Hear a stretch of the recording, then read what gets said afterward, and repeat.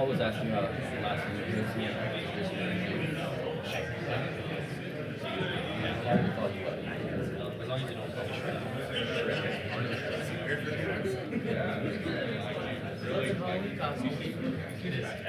Shank comes from a shank. Okay.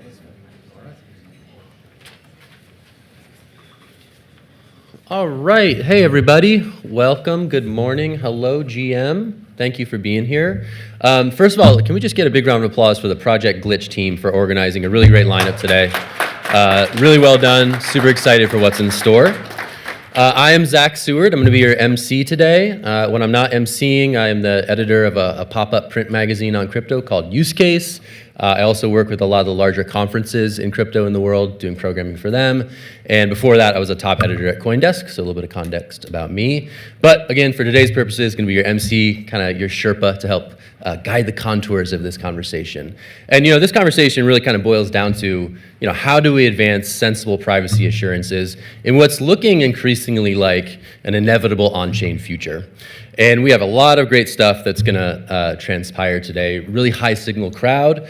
Everyone here in this room can probably contribute to these conversations just as much as the folks on stage. So we've built in some audience Q&A over the course of a couple of these sessions, so please get ready to participate and contribute. We're going to hear from some leading cryptographers, some policy thinkers, builders, and even this morning, SEC Commissioner Hester Peirce, who's joining us a bit later this morning. So I'm super excited. It's going to be a really good day. To kick this thing off properly, though, I'm going to call Paul Brigner to the stage. He's the VP of Strategic Alliances at Electric Coin Company, which is the creators of Zcash. And he's also the founder of PGP, Pretty Good Policy for Crypto, which is co-sponsoring today's lovely event. So let's get a warm welcome for Paul and kick this thing off. Thank you. Have we up-leveled or what? We have a professional MC here today. This is so exciting.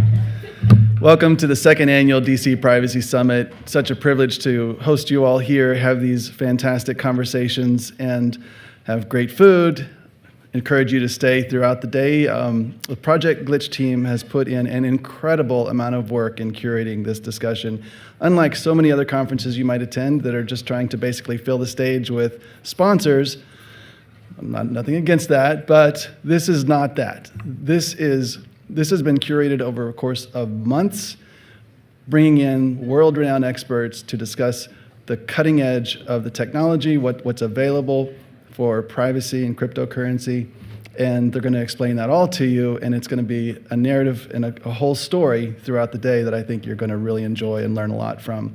So it's just a privilege for me to be a part of this and to be able to co-host with Project Glitch. If I haven't met you, I really want to today, so let's take some time to get to know each other, enjoy getting to know this amazing crowd, and hang around, enjoy, and let's get started. Thank you. All right, kicking things off, we're going to start with Arnaud Schenk from Aztec. He's going to open us with a keynote. Thank you.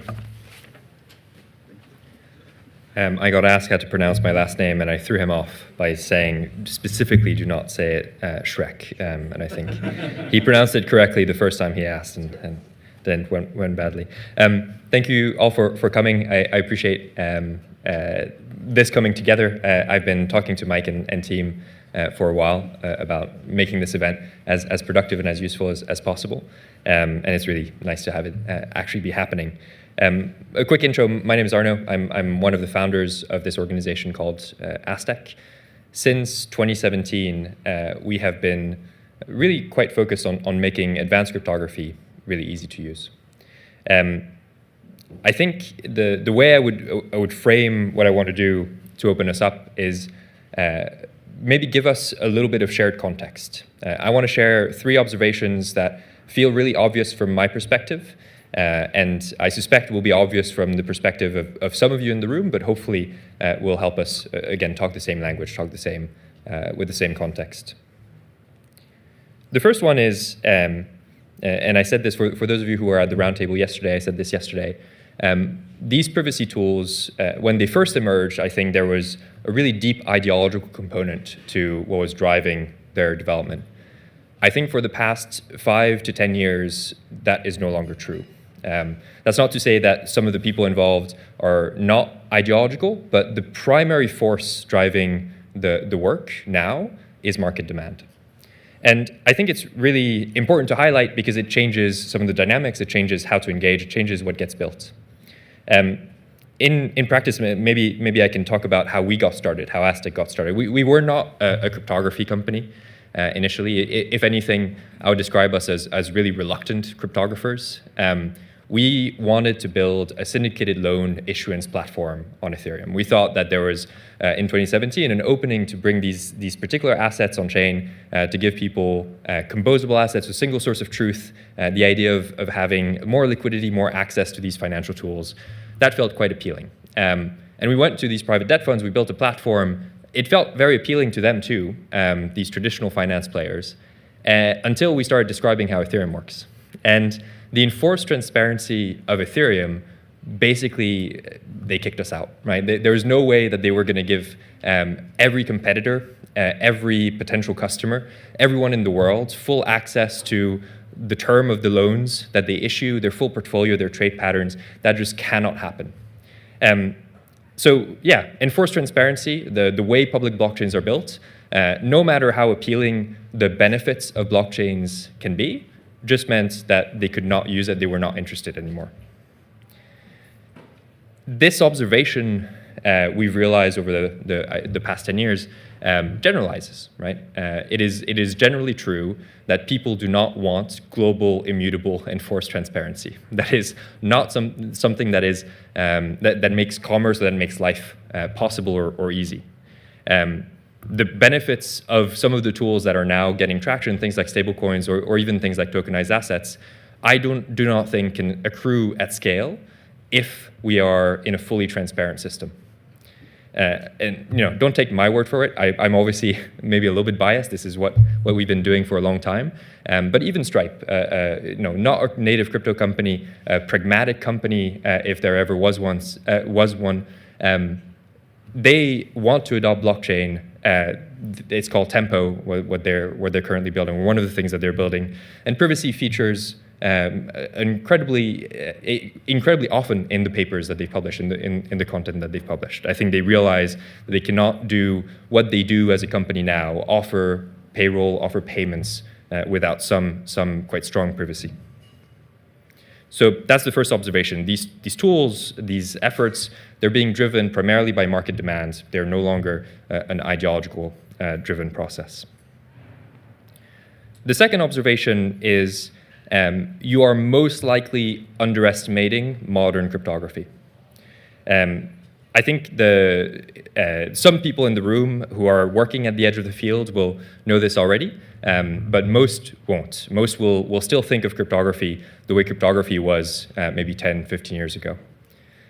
Obviously, online in the digital world, the best tool that we have for privacy, for giving people some amount of control over who sees their data, is cryptography compared to the physical world where you have very flexible tools in the form of locks and doors and bricks to build walls with. We only have this one quite blunt tool in the form of cryptography. And it's worth saying, it is generally a pretty rigid tool. I think until very, very recently, it was basically always binary. Something was encrypted or it was not, something was private or is open, something is closed or it is open. The problem is, obviously, people in the physical world and the digital world do not want either global, immutable, enforced transparency or global, immutable, complete privacy. They want something else, right? They want flexibility, they want control, they want the ability to represent the full spectrum between only I know this and everyone in the world knows this. In fact, I think most of the interesting things that we can build or that we should try to enable, much closer to the middle of the spectrum. I know exactly who knows this, or I have a pretty good sense of who knows this. Until very recently, again, the cryptography that we had was just not it was not enough to achieve this full spectrum. So we tended to put in maybe some intermediaries somewhere in there, right? I encrypt my data to Google, and then Google decrypts it and can do whatever they want with it to a large extent.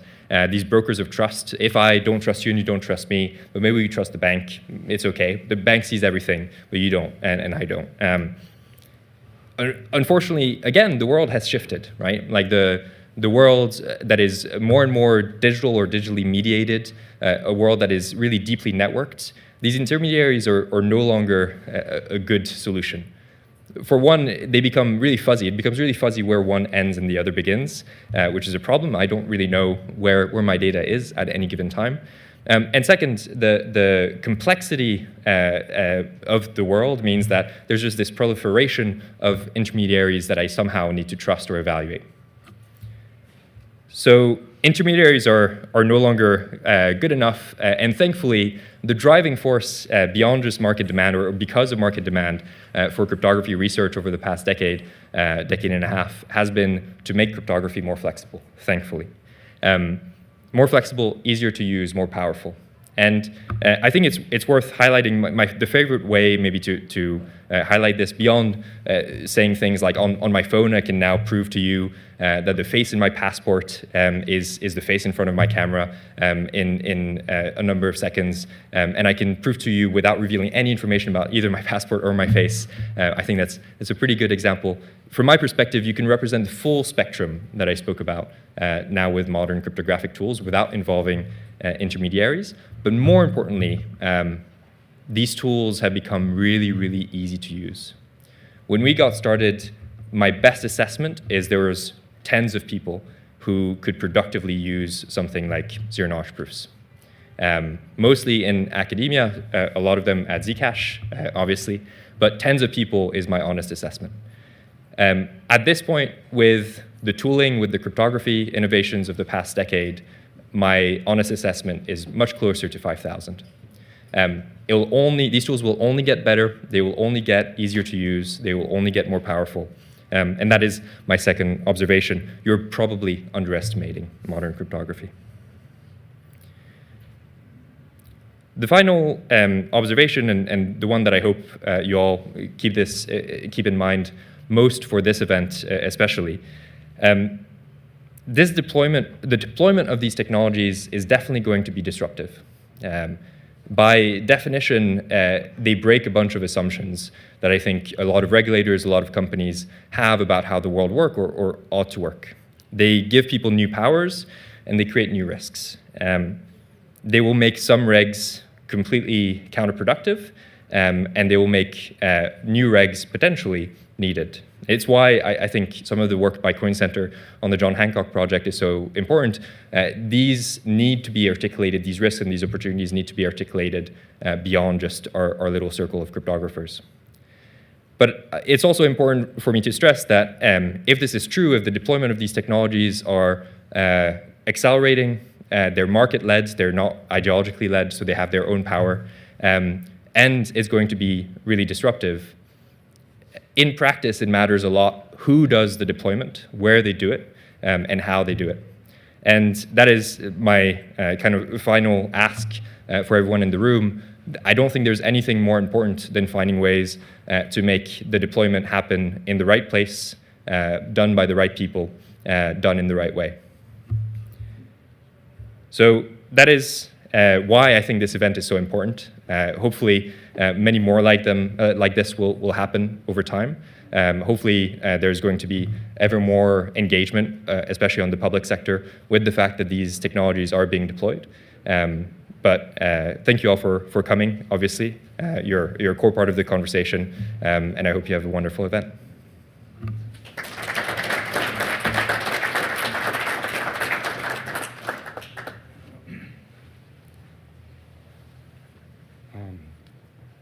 Sorry. Morning.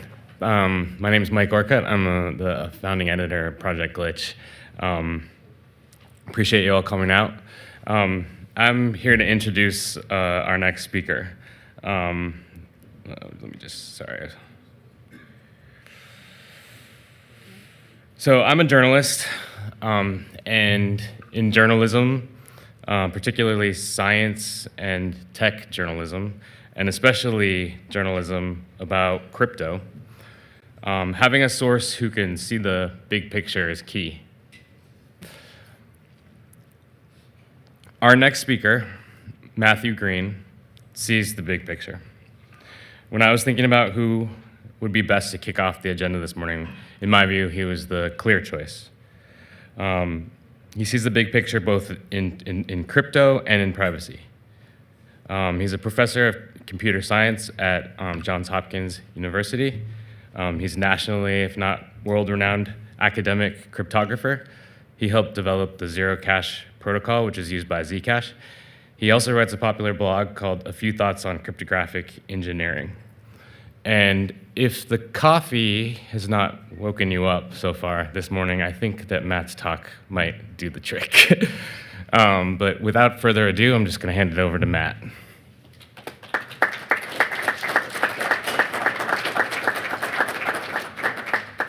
Never mind the step change.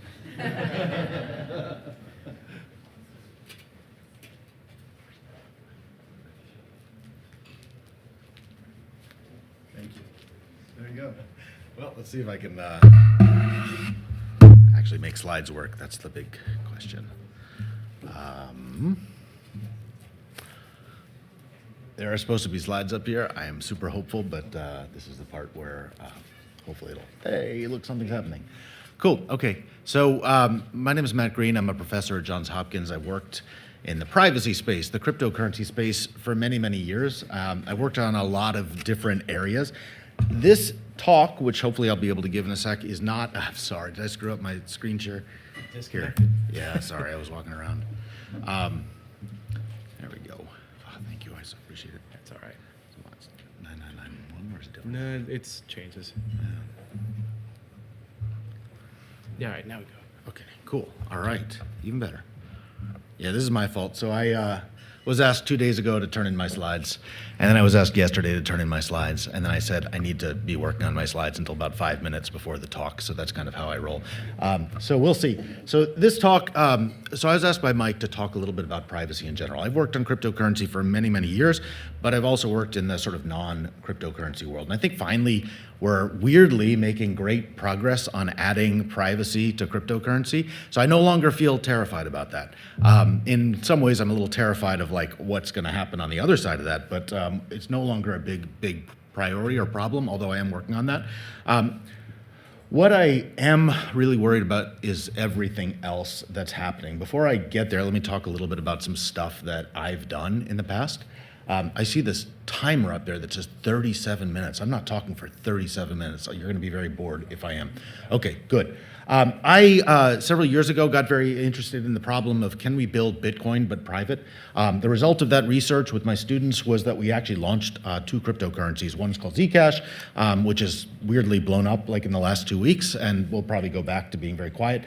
The other is this new currency called Alio, or this new system where Alio is basically like Ethereum but private. And I love doing this kind of research that becomes real things. That's one of the reasons I love cryptocurrency. But a lot of the work that I do is actually on the problem of like how do we have privacy in the real world, specifically end-to-end encryption, which is, I think, very important. Backdoors, how do we like deal with the fact that, you know, not so relevant to us anymore, but back in 2013, there was a lot of news coming out about the NSA doing some pretty bad things to encryption. We no longer have that news now, which I guess is good for the NSA, but it doesn't mean whatever, has stopped happening. And obviously, I'm working a lot on adding compliance to privacy, and that's kind of an area that I'm still working on. One of the things that, one of the sort of examples of like why this is my non-technical work is spending a lot of time arguing with policymakers about this idea that like encryption is good, privacy is good. We should not be finding ways to weaken encryption. And so this is just like one example of many of these kind of DC style debates where on the one hand you have a bunch of technical people saying privacy, we need to build this technology, not just privacy, but like national security. And on the other side you have people saying, but we can't access this data, we need to access this data.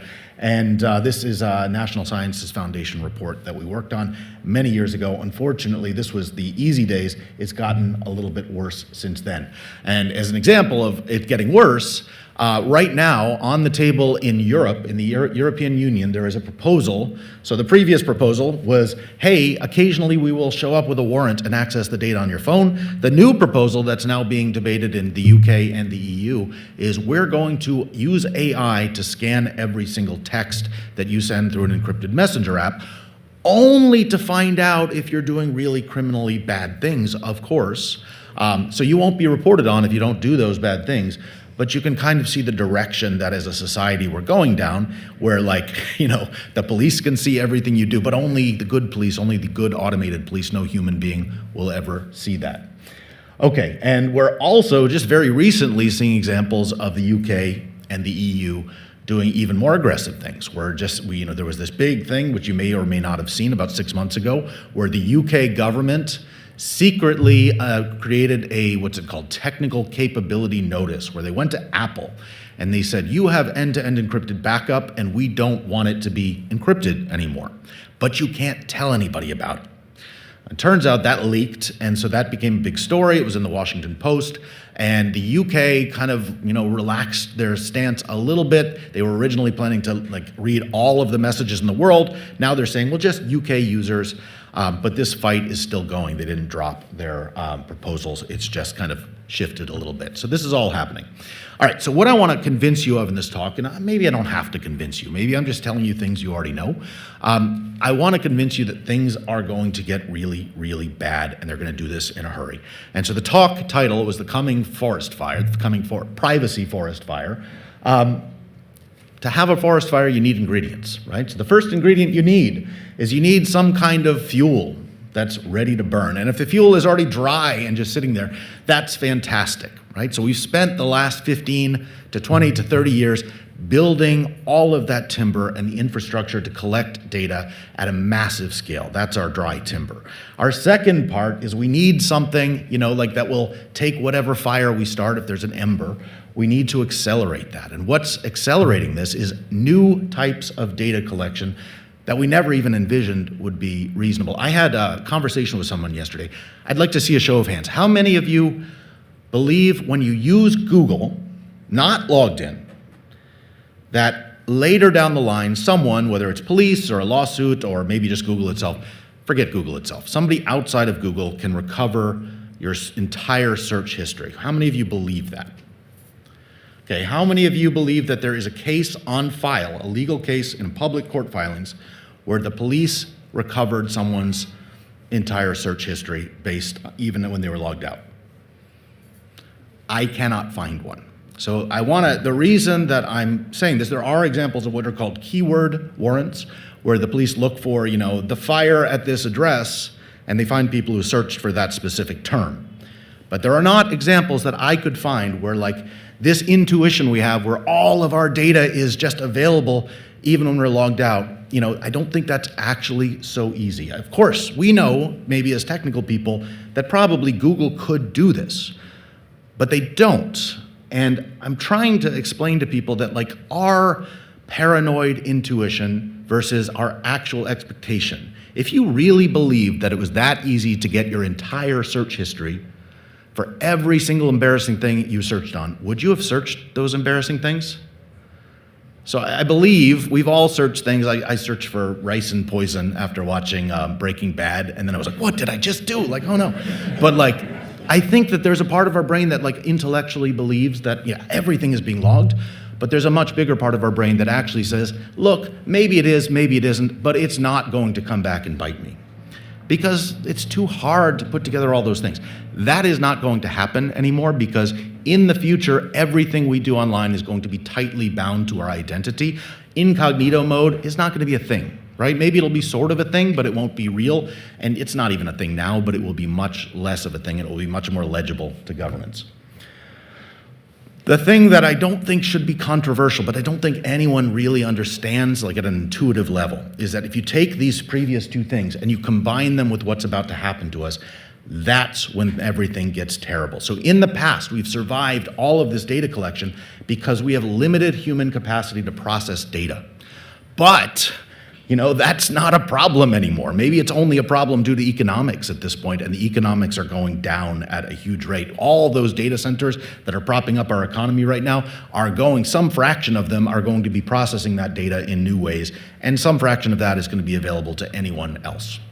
And the last thing, so this is kind of the thing, so that's over, and we have this kind of combination where the combination is machine learning inference at very large scale, plus identity binding tied to everything you do in the world, plus this fact, which I'll talk about in a little bit, where privacy norms, governments are really going after encryption and privacy norms. And this is going to create a combined privacy risk that doesn't grow in like this sum of its parts kind of way, that grows super linearly, and the actual risk to human beings is going to be much higher than we think it is.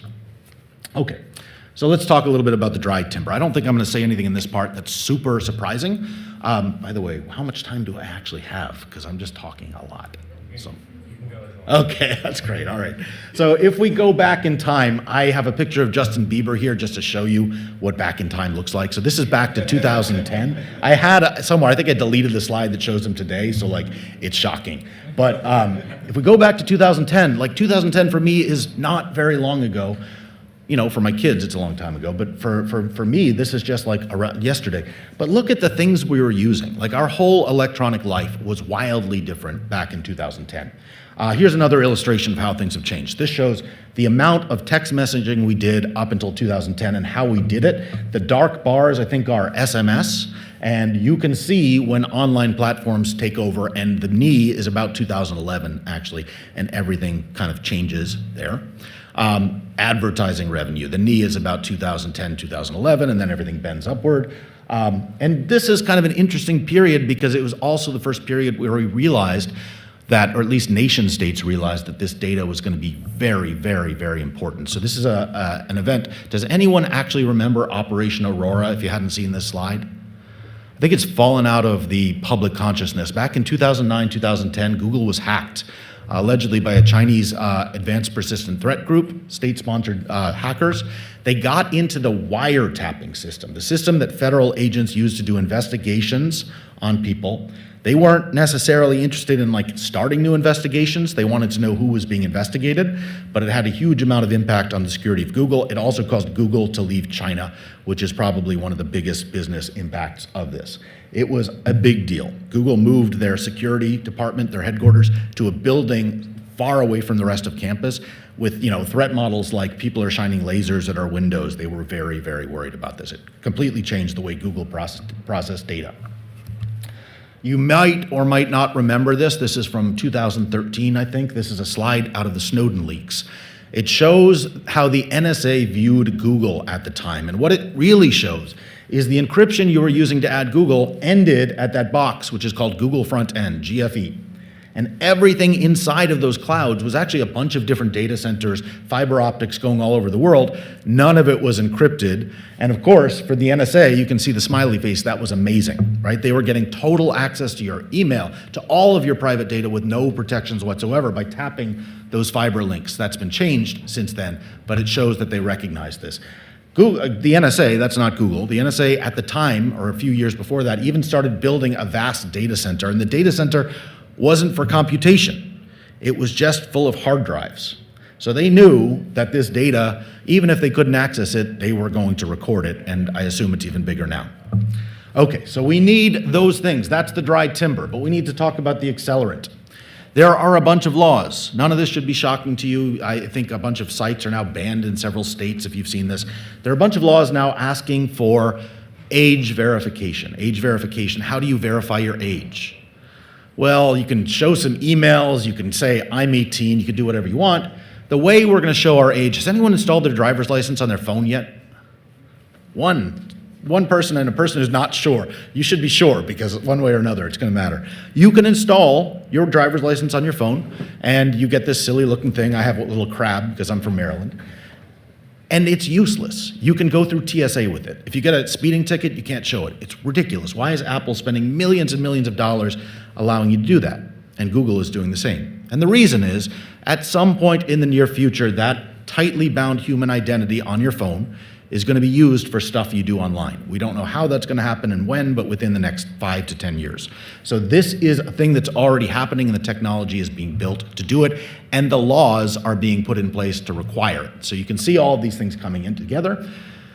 But I don't think people are really thinking about the effect of these laws if they're not done well. So we're binding a human ID to things that previously never had them, and that human ID is a legible government ID. I could, as a government agent with a warrant, say, give me every piece of online activity that this person with driver's license X did. And that's not something you can do today or you could do in 2010, but you're going to be able to do that in the future. And that's going to be interesting. You're going to be able to consume that information and analyze. There are some people who are trying to make that problem less of a problem. Google is building a toolkit to do zero-knowledge anonymous authentication for age verification. So when you do browse the web, it won't be your name, it will be a proof that says, I'm a person who has a driver's license and I'm not, under 18. So maybe that will be the solution, but it's not clear. And even if that is the solution, I could see that being potentially kind of scary to people, particularly policymakers. So the last thing is, build a forest fire, it really helps if there's kind of some wind and something kind of pushing the fire onward. So the good news is for all of these things, cryptography, encryption, these are all solutions I can advocate for, and they're good solutions. They do work. End-to-end encryption, left to itself, works. Zero-knowledge proofs, if we build them, do work. The policy around them, the environment is kind of degrading. And so there are a whole bunch of new laws I mentioned that are being proposed to insert AI scanning into encrypted messaging. There are active bans on end-to-end encryption for backup. And of course, since this is, some people here are cryptocurrency people, there are also bans on privacy tech as well for cryptocurrency. I still feel better about the cryptocurrency world than everything else. This all started back in 2013. The FBI created a website called Going Dark, which kind of gives you a feeling of how policymakers and law enforcement felt about encryption. And maybe you remember Apple had a big legal case back in 2016. Like I said, it's kind of metastasized into a different thing, which is this online scanning proposal. I had another great link about this, but real-time scanning, which is a much bigger ask than what was being asked for before. So this is kind of changing in a frightening way. Okay, so I'm sort of running out of time. I hope I've at least convinced you that there's some bad stuff going on in these things combined. So with my very, very limited time remaining, the question that we should be asking is, what can we do? So there's a policy question and there is a tech question, but I wish I could tell you that these were like, in the old cypherpunk days, we tech people would just go out and try to build stuff and it would fix everything, but that's not realistic and it never has been. So the first thing we need to do from a policy perspective is we need to actually resist these identity binding mandates. At very least, we have to make sure that any identity binding mandate that we add to everything is done in a privacy preserving way. And that's going to create the second fight that we have to have, which is it fully privacy preserving or is it privacy preserving with a warrant exception? And we haven't even begun that discussion, which is terrifying because these laws are being passed right now. And that's going to be a big fight. Second is we have to make sure that if there are verification artifacts, we ban their retention. Firms, websites are no good at keeping this stuff. If it's not privacy preserving, they will log it, and they will log your identity with every single thing you do, and that data is going to be incredibly valuable. So we have to limit the resale of that information. From the tech side, I know a lot of things we can do, but this would be too long of a list to put here. Anonymous authentication does not work. I would love to tell you that all we have to do is replace cookies with zero-knowledge proofs and we're done. But what happens when somebody takes my key or my driver's license credentials off my phone and copies them onto 10,000 different phones that are all bots, which is what they're going to do, right? Today, what happens is Google sees a cookie coming in from 10,000 different IP addresses and says, your account's been hacked, we're going to block you. If I'm anonymous, if I'm a zero-knowledge proof, they can't do that. So that's a huge technical barrier to just the existence of these kinds of credentials. We don't have a solution. I'd love to tell you that the academic world has fixed this. Nobody's fixed this. So there's a vast amount of rapid research that needs to happen soon to make anonymous alternatives possible. And I think that if you're a security team, which you're not, but probably you're not, but we need to actually start thinking about what happens, what is this data valuable for? Let's try to actually use it for inference and see what we can learn. Anyway, so if we do all of those things, maybe the result is that the damage will be mitigated. Maybe the damage is just this instead of a total disaster. But there's another world where we do none of these things, and I don't know what that world looks like. But it's not going to be a good world, and I want to leave a better world for my kids. And the world where we just let all of this happen is not a great one. So thank you. I appreciate it.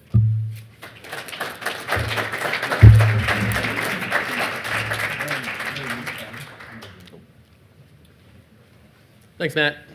We're going to take a quick coffee break. We're going to resume here at 10:25 with Neha Narula from the MIT Digital Currency Initiative, followed by Neha in conversation with Hester Peirce. So grab some coffee, make a new friend or two, and be back here at 10:25. Thanks so much.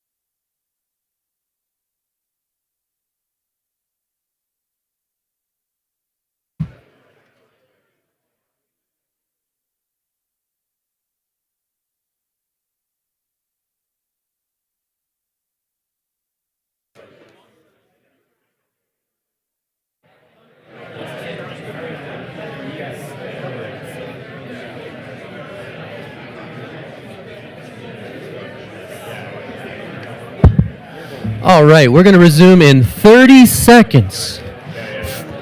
Even sooner, actually. So if you can make your way back to your seats, that would be lovely. Make your way back to your seats. Thank you.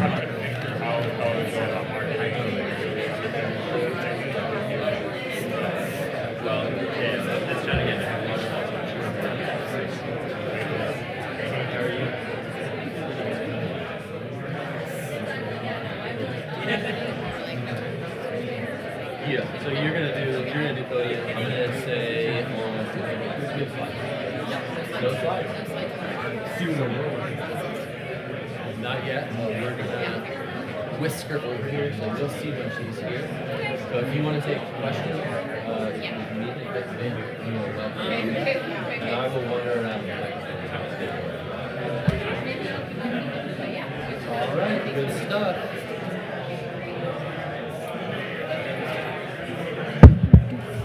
All right, everybody. Thank you so much for being here. Welcome to the DC Privacy Summit. We're going to kick things back off, so if folks could migrate up toward the stage, that would be lovely. We're going to hear some remarks from Neha Narula of the MIT Digital Currency Initiative, and after she wraps up, she's going to be leading a fireside conversation with SEC Commissioner Hester Peirce. Commissioner Peirce has been kind enough to open this up to audience Q&A. So as you're listening to her session, feel free to jot down some bangers in terms of questions that you can ask to the sitting SEC Commissioner. So without further ado, I'm going to welcome Neha Narula to the stage. Neha, take it away. Thank you. Hey everyone, it's really great to be here. I had a lot of FOMO last year when I heard about this conference. It sounded amazing, and I was very sad that I missed it. So I was really excited when Mike invited me here this year. I think this is a really cool conference. Really happy to be here. So I really identified with Matt when he said he needs to work on his slides up to 5 minutes before the talk. I also, when people ask for slides ahead of time, it's like, no, this is not something I can do. So I just didn't do slides. So you're going to hear just some remarks from me, but hopefully that works out okay. And then when Commissioner Peirce gets here, we can have a bit of a chat. So I didn't, in addition to not being able to get slides in on time, I can't get titles in on time, so it just says keynote. But the unofficial title is The Limits of Technology in Achieving Privacy. So I wanted to talk a little bit about, some of the things I hear and some of the things I'm worried about. So here's a scenario that probably some of us have lived. You use an encrypted messaging tool like Signal because it's encrypted, and you've turned on disappearing messages, and then someone screenshots your chat and shares it, or you accidentally add a reporter to your group chat. And all that encryption did not help you at all. And this illustrates something crucial we often miss in privacy conversations. When we talk about privacy today, the conversation inevitably quickly turns to technology, right? Not just encryption, but verifiable credentials, zero-knowledge proofs, multi-party computation, fully homomorphic encryption. I work on some of these technologies, and they are truly extraordinary, but we need to be precise about what they can and can't do. So take zero-knowledge proofs, for example. They let you show that a computation was carried out correctly without revealing the underlying data, and that's remarkable. But they don't tell you whether the data itself is accurate or complete. And they don't preclude the need for an authority to source that data, like a government indicating citizenship. The mere use of verifiable credentials can't prevent an authoritarian government from denying some of its citizens that credential, and it can't stop a platform from using that credential to kick certain types of people off. In blockchains, cryptographic techniques like ZKPs are kind of uniquely powerful because consensus and computation together define what we consider ground truth, at least as it pertains to the blockchain and what is happening in the blockchain world. A proof of correct computation is definitionally always correct, no single source of authority required. But the rest of the world doesn't work that way. And honestly, that's a feature, not a bug. In the real world, we still depend on people and organizations and just honestly reality to tell us what data is correct. So I think sometimes we forget that we need to have that bridge, that link to the real world, and that cryptographic systems can't just save us there. Here's something that worries me a lot. I think if used unwisely, instead of reinforcing autonomy, these cryptographic tools may help replace it with automated control. So let me explain what I mean by that. So imagine a world where producing cryptographic proofs is easy and automatic, and so asking for proofs becomes routine. You need to prove you're creditworthy to use a ride-sharing app, or you need to prove your health status in order to enter a building, or you need to prove your spending patterns to get insurance, prove your income to access a dating platform. Services ask for proofs of income, political affiliation, or health because they can, and users might not even think about whether or not they should comply because it's automatic and easy to do. The fact that these requests don't leak specific data actually makes it all feel more acceptable. Oh, I'm not revealing my actual income, I'm not revealing my actual political affiliation, but you are revealing, they become something that you use very automatically, that gets integrated into the services you use. And over time, the ability to prove becomes an expectation. A technology that was originally designed to help with privacy turns into continuous permissioning. And we could end up in a world where constant proving replaces constant disclosure. The information is hidden, but the control remains. Even if we get the technology and the rules around how to use the technology right, even if we don't end up in that particular world, technology just does not operate in a vacuum. Unfortunately, markets don't reward privacy. This seems to have been borne out in practice. Individuals are often unwilling to pay for it. They favor convenience and ease of use. Platforms favor access to data so they can monetize it. And there's a circular benefit where the more data, the better the results, and the more users prefer, the less private service, because it actually improves their lives more to be able to access the good results. So even if we have the right technology, the reality of market forces means that it just might not get adopted. So this is why the mere existence of technology is not enough. Privacy requires not just good cryptography, but also good law. We have to work within the frameworks of law and policy, and I think I want to suggest 3 ways that this should happen as a non-policymaker and a non-lawyer. So first, I think we need to stop criminalizing the creation and use of privacy-preserving technologies. There is still this belief in many circles that tools like CoinJoins and privacy coins are only for criminals, that there's no reason why anyone who's not a criminal would want to use this stuff, and that running software to help users unlink transactions and improve their privacy is somehow wrong. There's still this belief. There's a fundamental lack of understanding of how unprivate the default is. So sometimes, I try to give this example to explain that, because I think people think that using cryptocurrencies, non-privacy coin cryptocurrencies, I don't think people understand, they really get how not private that is, how not private the default is. So here's an example. Imagine that a user gets paid by their employer on-chain in Bitcoin. Great, okay. The employer can then directly observe how the user further spends that money on-chain and might be able to see, for example, if the user donates to a well-known charity address or spends the money to someone who's been identified as a medical professional.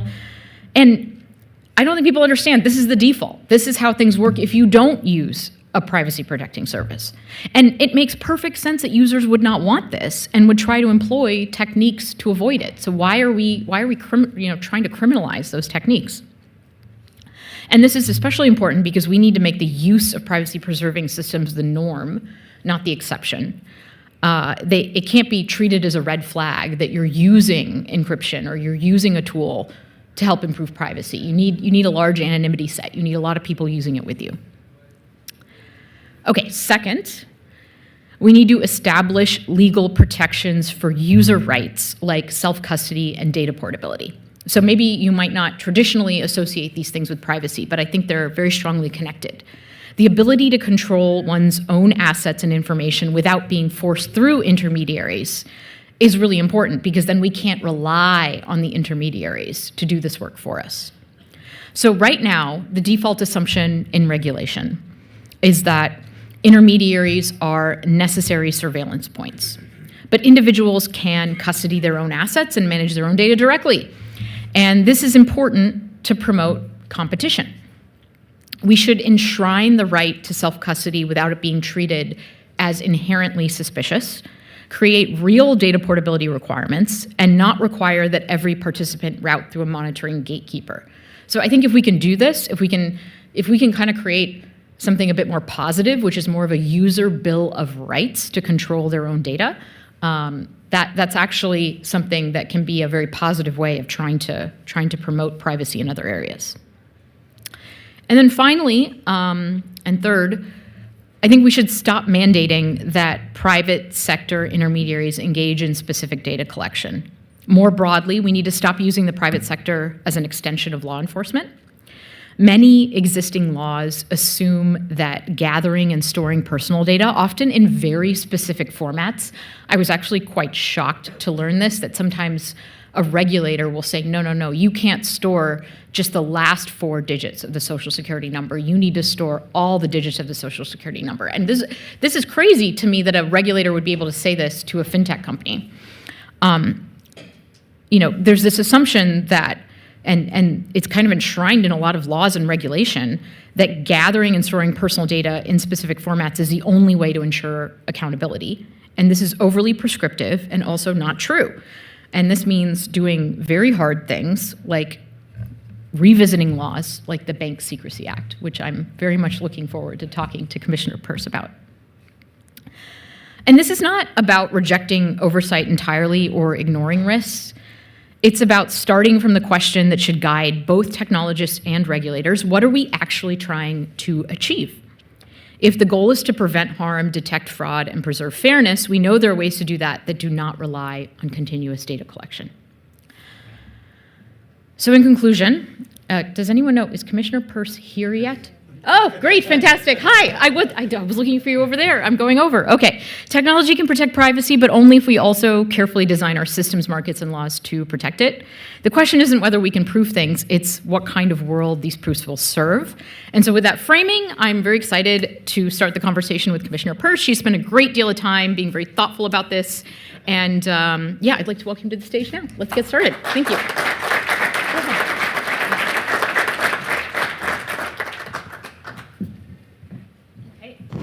Welcome, Commissioner Peirce. Apologies, Thanks, I didn't Neha. see you over there. No, I was here for your whole speech, which I loved. It was fantastic. Well, I loved your speech from the Thank you. Science of Blockchain conference. How many people here read or heard of Commissioner Peirce's speech? It's, I think, really great. You should just Google peanut butter and watermelon.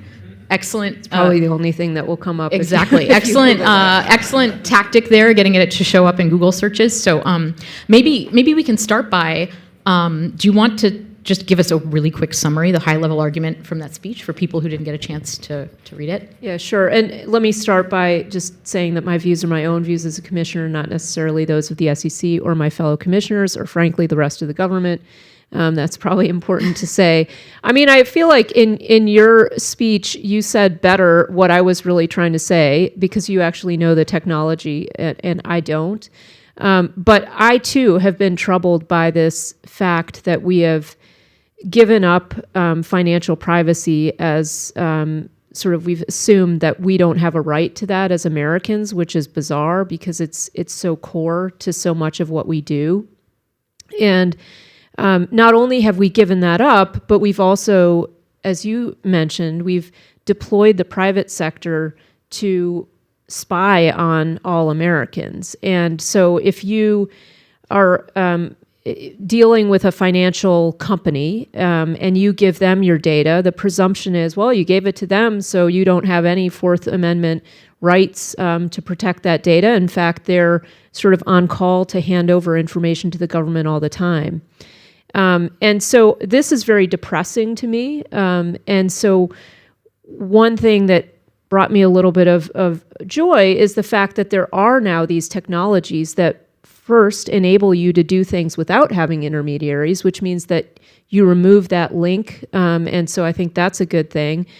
And then second, these newest technologies, I think, enable you to be very selective about who you share your data with and how, and that can be helpful. And I think also can be used in a way to get the government the information that we want the government to have to stop bad actors, right? There is a role that government has in playing to protect us from bad actors, whether those are foreign nation states or whether they're people here, or we see these pig butchering scams, those kinds of things. We do want government to play a role in stopping those things, and I think the technology can actually be helpful there. But I think we really do need to switch the framing to say that it is natural, as you said.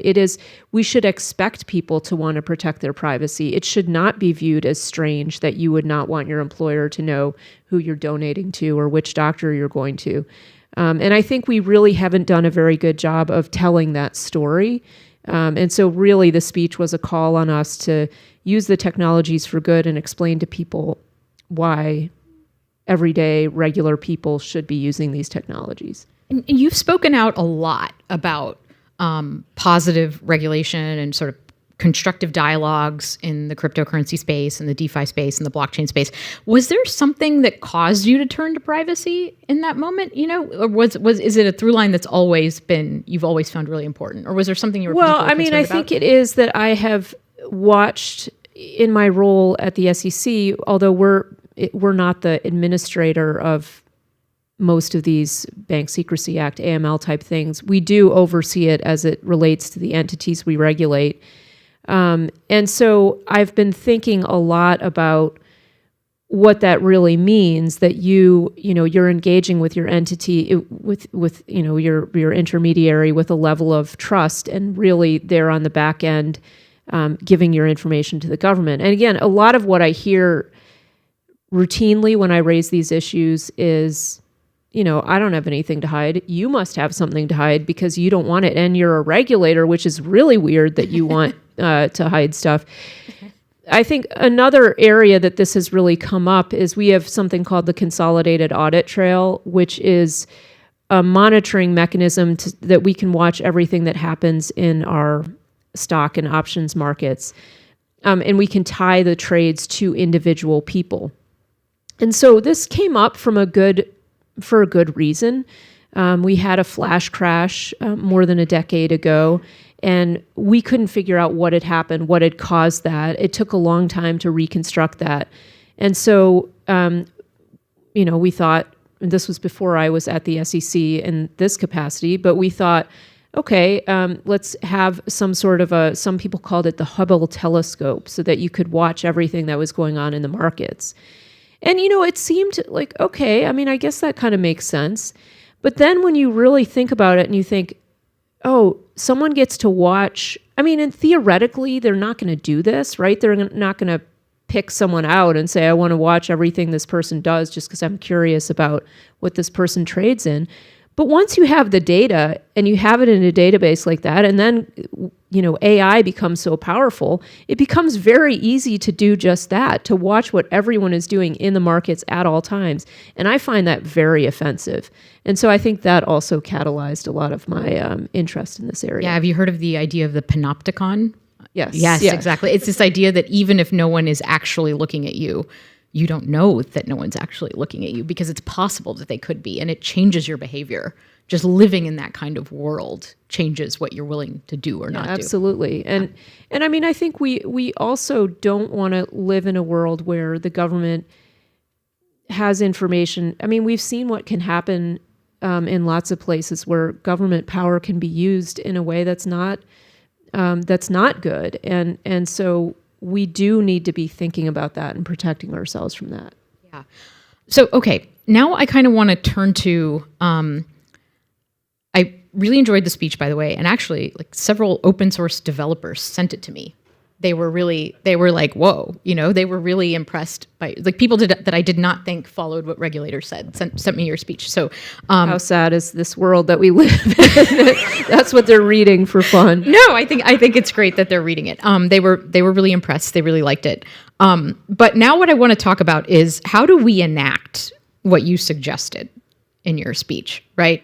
Okay, how do we actually do this? Because, I was talking to someone in the audience, and we talked about policymakers and lawmakers, and I talked about how frustrating it was to deal with this process. And he's like, yeah, it's like trying to nail yogurt to a wall. And I was like, yes, thank you for that analogy. That's a great analogy. So what do we do? I mean, can we really reform the BSA? Is that a possibility? What are the steps here? What should we be doing?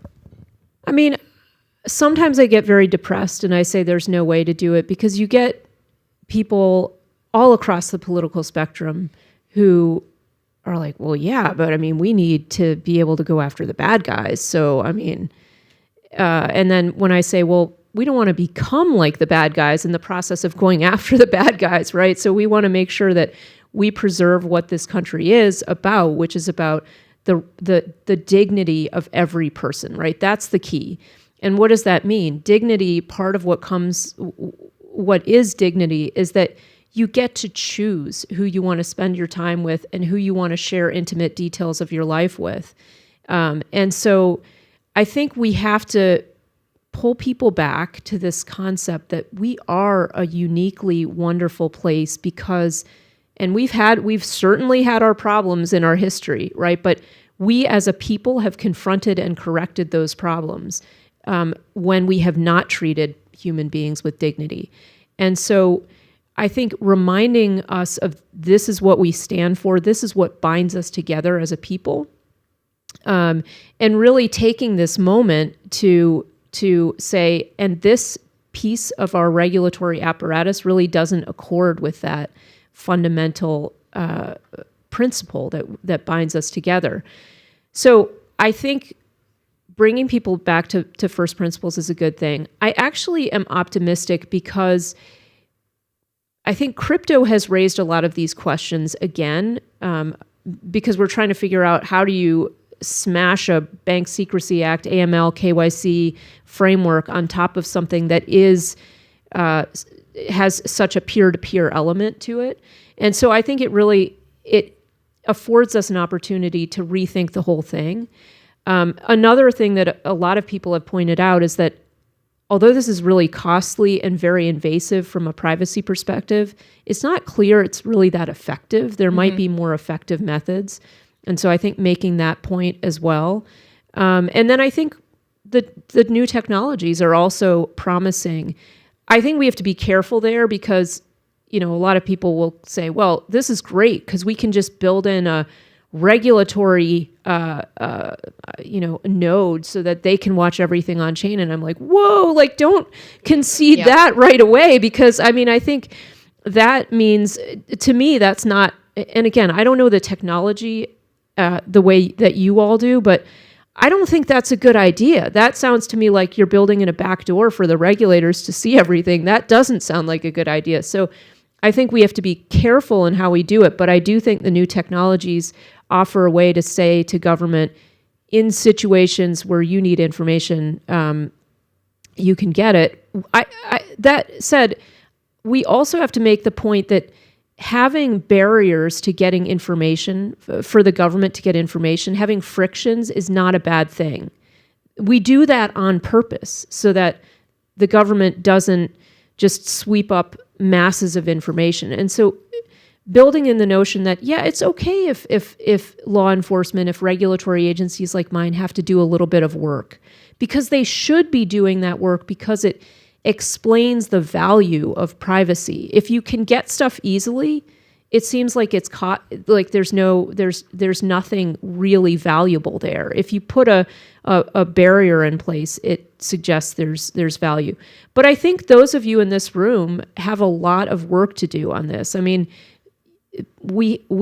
I can't tell people to go lobby for things. That's not my position in my current spot. But I do say, if this is something that matters to you, you've got to talk to my colleagues here in Washington and explain that it really does matter, and that you are not in the boat of, well, I don't have anything to hide, so anyone can see anything. Yeah. I think something you said in there is really important, that thing with the regulatory node idea. I think, honestly, we have to be honest about how the tech works, how we want it to work, and we have to be honest about when things are going to be hard, right?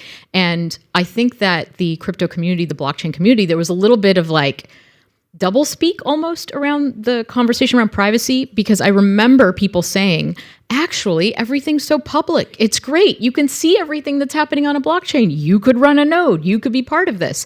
And, that was a way of trying to convince policymakers and regulators not to be afraid of the anonymity. But you got to be honest, that's not what we're aiming for here, right? Well, and because I've made that argument too, and then I'm always kind of thinking I shouldn't be making this argument because, they're privacy protecting coins, which is a good thing, right? We want there to be privacy protecting chains, and I don't want to, then I'm going to have to go back and say, well, actually, but I think my view was, well, you get people started to use this kind of stuff, and then they start to see, oh yeah, I actually want a privacy protecting chain myself because I don't want everyone to see what I'm spending it on. But I think you're right. We're not always honest. And I think also because the regulatory environment has been so hostile, people are just like, we'll do whatever just so that you give us the regulatory blessing. And I think we need to be playing a longer game than that. Yeah, maybe. So that would be, if I could ask industry to do one thing, I would say, you got to be intellectually honest and consistent. You can't say this technology is so public and it's great, while at the same time really thinking that privacy is important and we should fight for it. You got to be honest about that and not tell two different stories. I'm curious, you've been going on this tour, right? And visiting a lot of different cities and talking to a lot of different people. Is there something that you wish that people would do differently or would do more of, maybe in the more positive sense? How has that been for you? Well, I wish I've met with wonderful people, so this is not a criticism of the full range of people I've met with, but I really wish people would take this moment where we have a bit of, policy, a favorable policy attitude toward crypto to build really important things that people want to use. That's really my message, because I think that is actually the best way to protect what you all are building, to show people that they want to use it too. And so there's a lot of stuff going on in the name of crypto that's really horrible. And some of it's not horrible. Some of it is just like, okay, people are gambling and they're doing it in crypto, and that's fine. People can do what they want.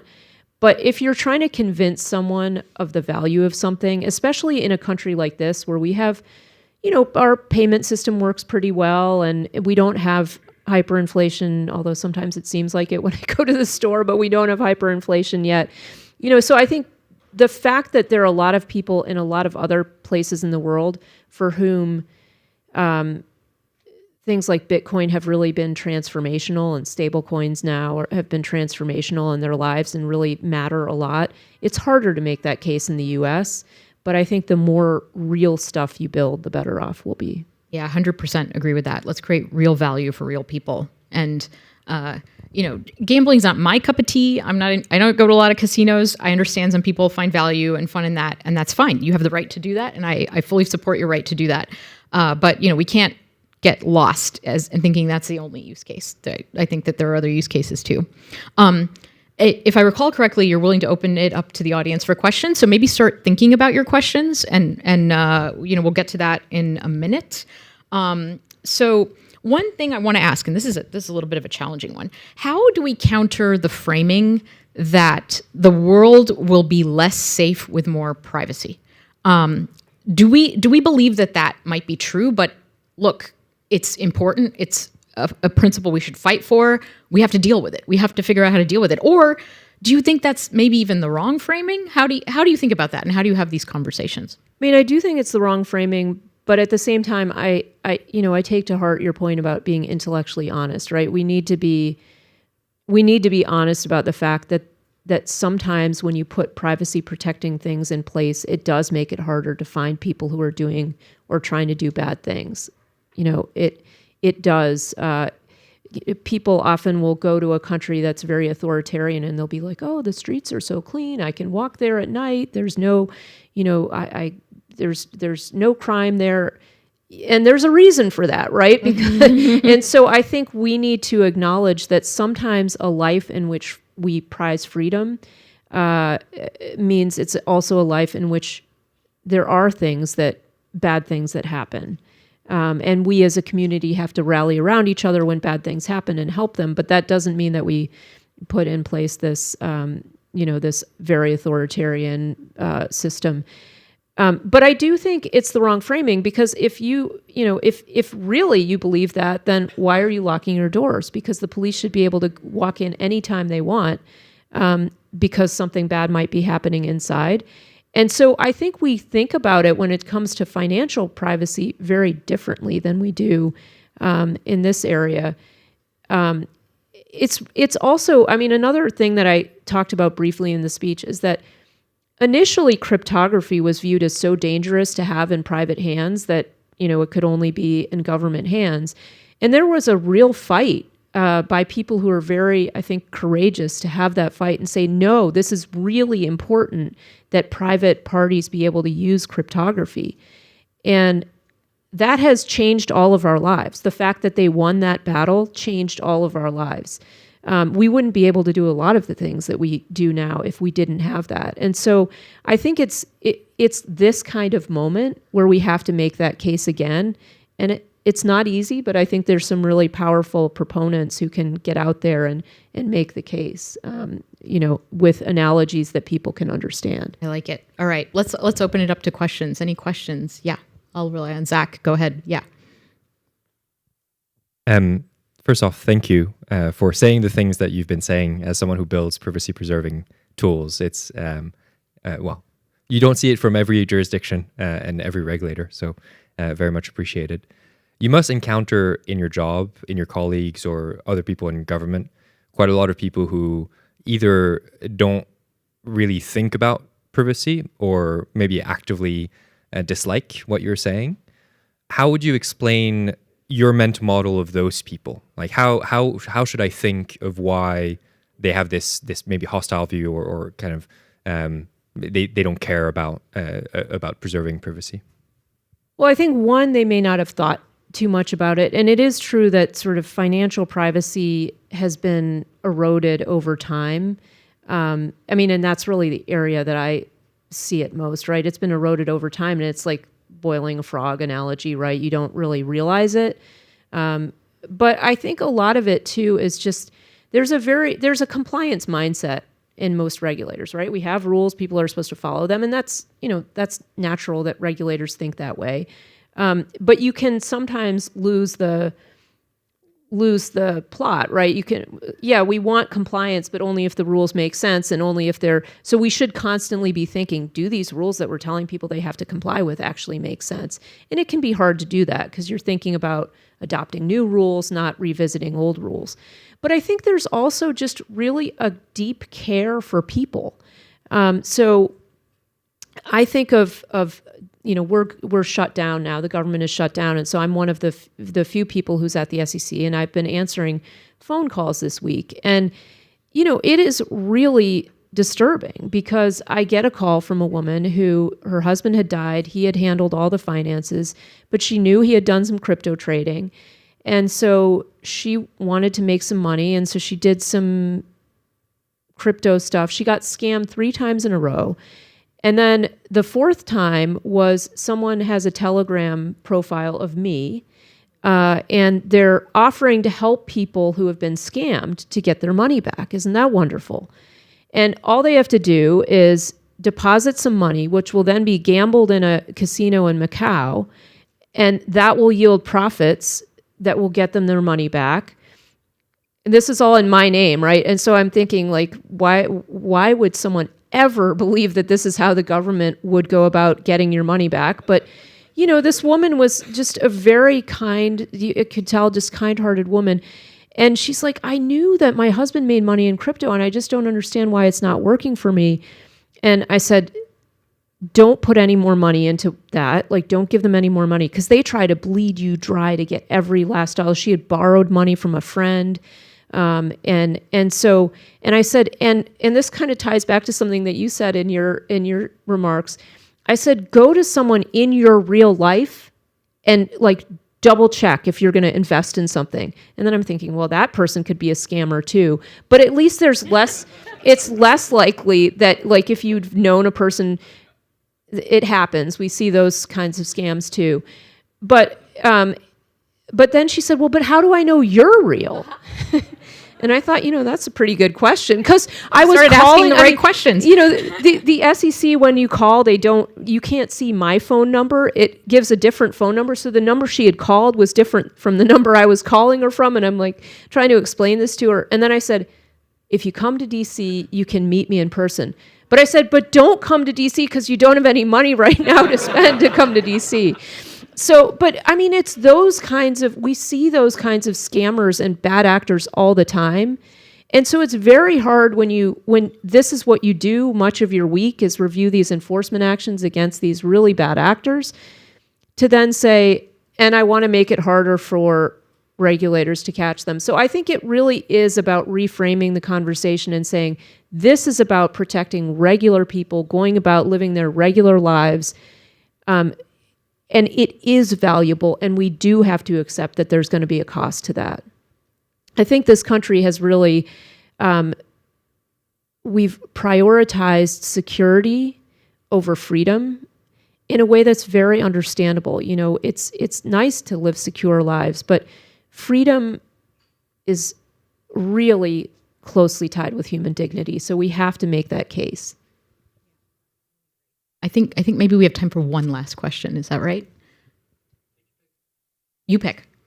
Yeah, whoever put their hand up first. There you go. Hi, Hester. I'm Blake.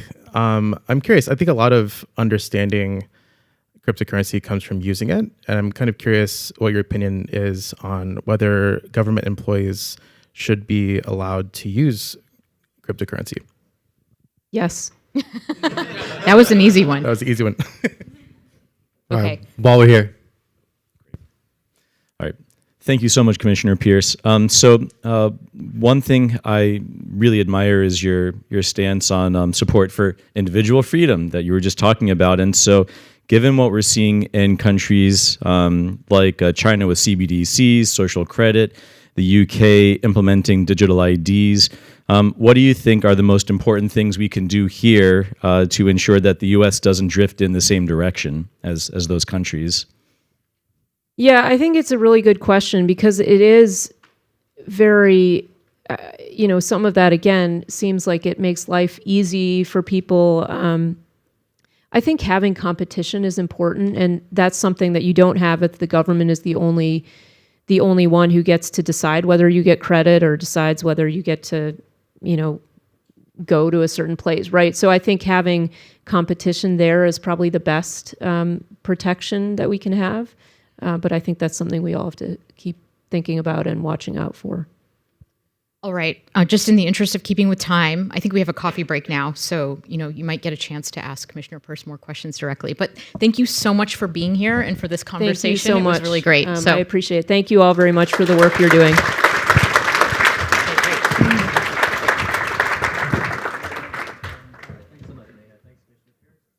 We're going to take a very quick break. Right after the break, we're going to have Sam CZ's son dialed in for a conversation about fighting the Lazarus group. So stick with us. Very interesting stuff. But we do need to take a quick tech break to get that set up. So grab some coffee, chit chat, and we'll be back here in 5 or 10 minutes. Thank you.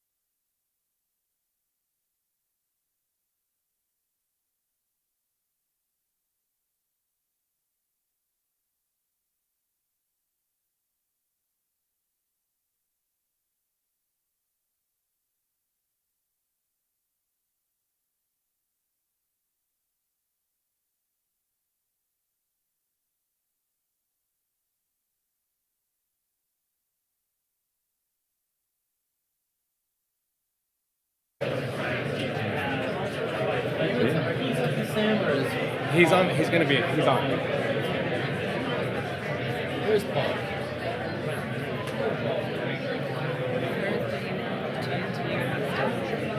Good.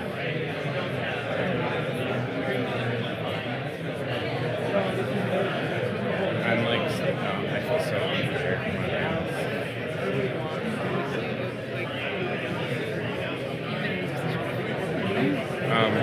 Not this exact position, but yeah, the fact that I've done so many of these on this stage has helped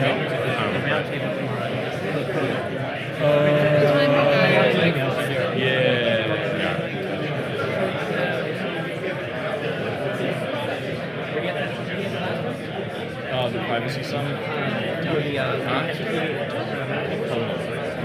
Well, I went to the reception No, because we're afterwards. going to run it. It's funny, we have the moderator on too. Yeah, Zach's on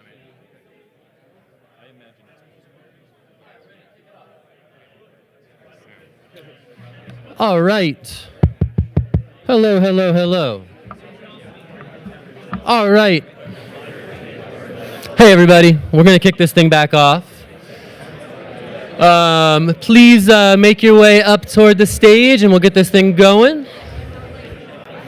Yeah. You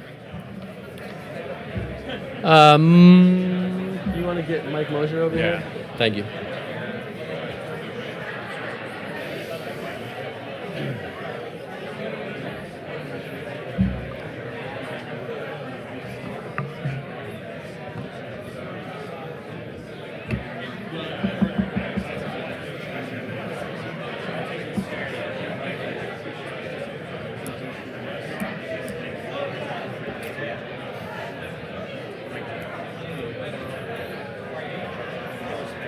So many mics. So many mics. So many mics. Hey, Mike. Hey, Mosier. Hey, Orchid. Hey, Riley. Hey, AV guy. All right. Okay, everybody, we're going to kick this thing off. It's the DC Privacy Summit. How's everybody doing today? Yeah? Yeah? Thank you. You're good looking out. Good looking out. Okay, we're going to start up the programming again. We are going to go to the best part of the program, the North Korean hackers part of the program. You guys want to do this thing? Yeah. You gotta usher people. All right, so joining us for this session on how to fight the Lazarus group, we have a wonderful panel. We have Mike Orchid of Project Glitch, who's going to be leading our conversation as moderator. We have... Okay, sounds good. We have Mike Mosier of Arcturus.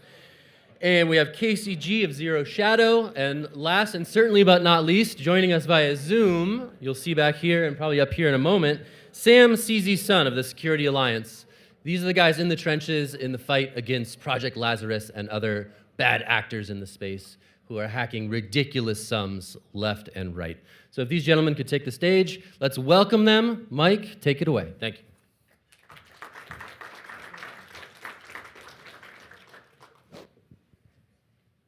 Thanks, Zach. All right. All righty. Okay, here we go. Thanks again for coming, everyone. Last year, so I'm gonna set this panel up with a little bit of a rambling prelude, if that's okay.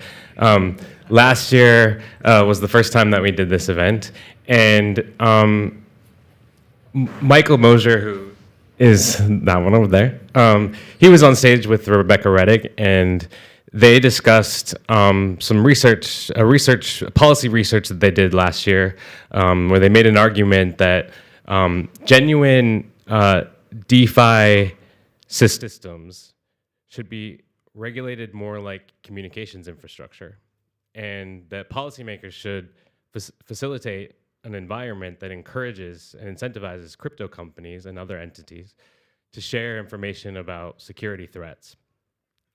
It was in this context that Mike mentioned the role of the Security Alliance, which Sam CZ Sun has founded. He's the one on the screen. And he teed up this year's panel. There's no better argument that DeFi networks are critical infrastructure than Tornado Cash. The government views the use of this technology by foreign adversaries as a national security threat.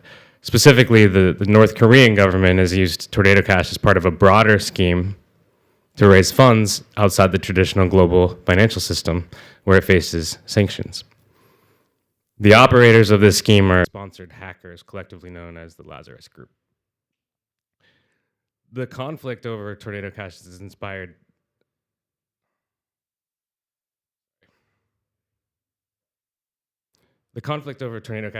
new thinking around how to use advanced cryptography to help manage illicit finance risks, and many of the discussions that came before this one and after this one will explore that larger idea. But this session is about the risks themselves and how folks like Casey, who's sitting immediately to my right, and Sam are dealing with those in their day-to-day work. Obviously, the Lazarus Group is far from the only criminal entity using crypto to its advantage, but no threat to the crypto industry. What I'm going to do now is go around the panel and give each of our panelists a chance to introduce themselves. And if you could also answer an additional question, which is, how do you come into contact with Lazarus Group?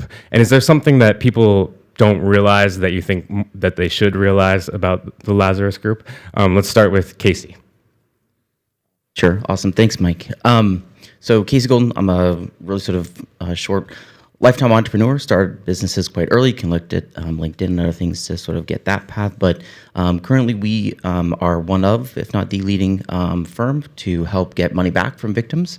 So Hester, right, they should have called us actually. We actually have the most significant sort of impact on the Bybit case, right? The number one sort of leading company to freeze assets and get them returned to victims. So in short, we have a global sort of network of investigators. We spun out of Chainalysis about a year and a half ago, a little bit more for those who are familiar with them. And just focusing on the people, right? It's not a services company, but there's a lot of things that we are doing to focus on helping the victims of crypto crime. So we help large heists, right? The 1.4 billion in Bybit. We also have a nonprofit called Not Forgotten for those victims who don't have money to pay. So it goes across the board. There's people who are being exploited in different mechanisms, but our job is to do our best to help in that time of crisis, but also work on the prevention side. So there's some things that we can talk about as well. We encountered Lazarus. We probably have 25 or so open cases that are all tentacles of that beast concurrently, and they sort of operate. One thing that probably is not necessarily maybe understood as much is that they're a very highly organized organization. It is basically sort of probably one of the most sophisticated sort of like money laundering sort of groups that we've come in contact with. They're very efficient compared to sort of like individual hackers, right? And how we sort of process them. So I think thinking about it is for Bybit, they stole $1.4 billion in February, for those who are not familiar with that. They've already exfiltrated $1 billion of that to their sort of weapons program. So it's a very fast-paced, it's a lot of sort of like stuff that's happening concurrently, but they're very, very organized, methodical about what they do. And so that kind of leads us into sort of how we try to do our best. So. Mike? Hi, Mike Mosier, was the acting director of FinCEN, the U.S. Financial Intelligence Unit, and actually did a privacy initiative when I was there, bringing folks like Matt Green, Electric Coin Company, and others to actually focus very much, like Commissioner Pierce mentioned, on moving us from a post-9/11 data collection to a post let's not exploit people and prevent it to begin with, so we're not chasing it afterwards, and did a whole privacy initiative and brought in some folks to work on that. Hopefully this administration will come back to that and resource that, and we'll talk a bit about resourcing, how that plays in. Also was the counselor to the Deputy Secretary of the Treasury for cybersecurity, emerging tech, and for a while was tasked on the SolarWinds remediation, so also lived the types of data that get exfiltrated, but also how hard it is to try to clean up afterwards. The only last sort of relevance to, I guess, to it in the government was I was director at the White House National Security Council and led the first cyber executive order on financial system intrusions. So this is not a new issue at all. But I think to your point, Mike, like the networks that we're talking about now are different. And then was the first in-house counsel at Chainalysis with Casey, and then also now co-founded a law firm that's similar. It's like former national security officials who were also in-house in crypto. I was also in-house at Chainalysis, Espresso Systems, building configurable privacy. which I left FinCEN to join a privacy project for the exact same reasons that Commissioner Pierce was talking about, that we need to protect people up front. Actually, so to your last point on things people may not internalize about Lazarus, the only point I would add from a government perspective is this is a pretty classic hybrid actor. So it's operating both with financial incentives, but also non-financial incentives. It's associated with a reconnaissance bureau and DPRK, and so some of it is very financial and in some levels predictable, and then some of it is extremely non-financial, and it's espionage, it's exfiltration of information, and Casey mentioned the 1.5 billion. Just to level set, North Korea's overall annual trade is about $2 to $2.3 billion. So 1.5 billion is an enormous amount compared to their whole total trade, which means they have an enormous incentive to resource this, and they're an extremely autocratic, state-directed country that will they will just say to people, "This is what you're going to do." They will send people. There's dormitories all over the world where they just send people to just do these hacks and to train, and they'll just tell you from day one, like, this is what you're going to do for the rest of your life, is learn how to hack.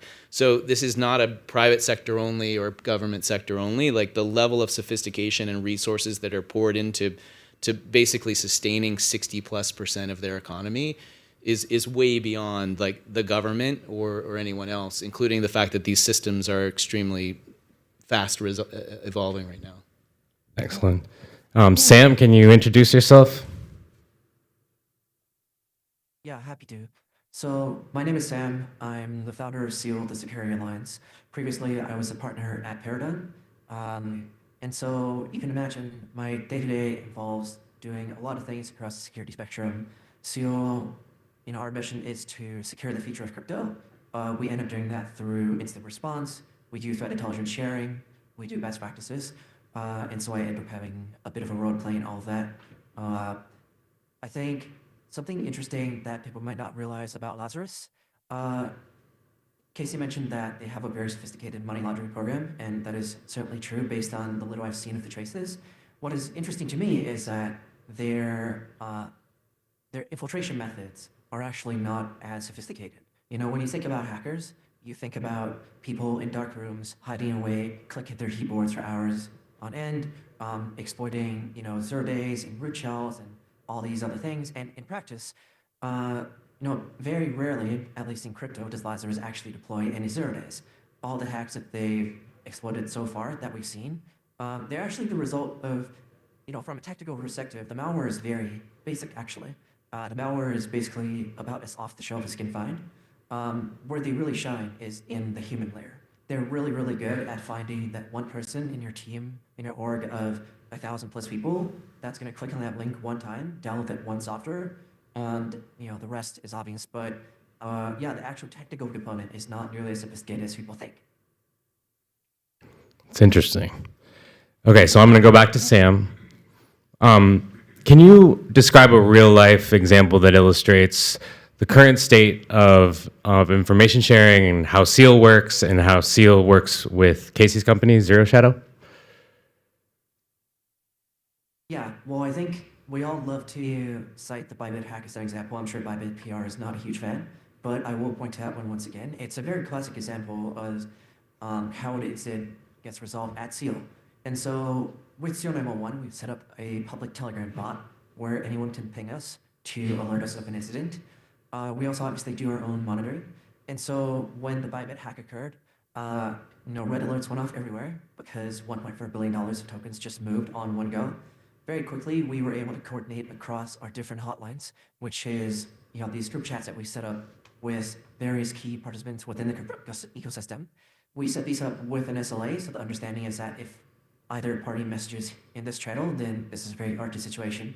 And so very quickly, we were able to coordinate across all of our stakeholders to figure out, is this a routine cold wallet maintenance, or is it something out of the ordinary? And obviously it was.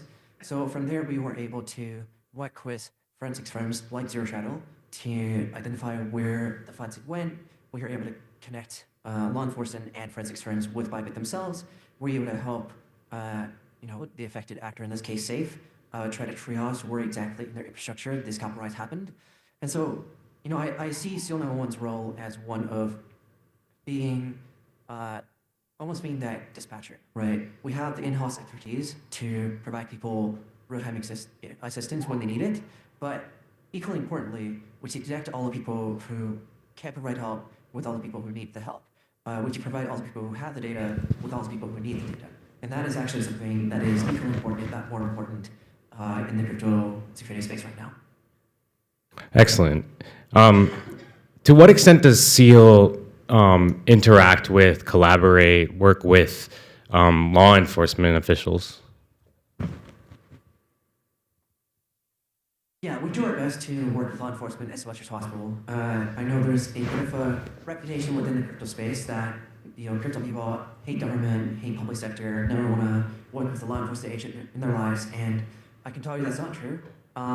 We actually, one thing I'm very proud of is crypto is definitely a very isolated space in some sense. Not many people have LinkedIn, not many people have an email address on their website. Basically, no one uses phones. And so, as a law enforcement agency, for example, if you're the FBI and you need to get in touch with a potential victim of the Lazarus group, you might not be able to get in contact with them because all of your traditional methods of outreach are just not available. And so, one thing I'm really proud that we've been able to do is to be that touch point for the FBI, such that when they need to contact a very crypto-native protocol, we are able to connect them with that protocol so they can perform that victim notification and potentially stop a hack before it happens. Super interesting. Okay, this question is for Casey. Can you describe the biggest obstacles and challenges today in the context of information sharing and incident response? Are they technical? Are they legal? Are they a combination of both? Yeah, there's a lot of limitations, so I'll just kind of go through an example of what we try to do. So one of the things that touches on what Sam had said is that if we want to, in the typical context of any ISAC group, right, share information amongst different corporations about threats and models and all those things that we can get out there, that's relevant as long as the giver and receiver have appropriate GRC-related standards, right? The risk and compliance and SOC 2 and ISO, all those things are in place. However, in the crypto industry, when we share information to and from, whether it's service providers, analytic companies, what we have to assume is that any intelligence we share, right, to Chainalysis, to a system, to whoever, is already compromised. For the reason that, what Sam had said, there's a plague out there where IT workers are being compromised at these companies. It's not a technical surface area, it's a human surface area. In the Bybit one, we can go through an example if you guys like, of actually how that happened to kind of give context. But what happens is that Sam and our teams work all the time at scourging out IT workers who are hidden, stealing information, not just money.